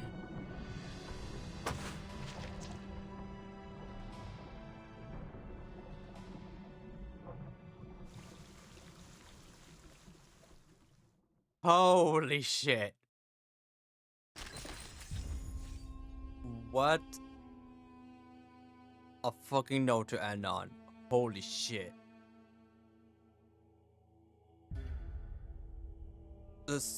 So she was basically eating people, I guess. If not, she was definitely eating something from that gate, but just yeah, completely justifiable reaction. I can't blame her for that. Just like, you know what? Yeah, I get it.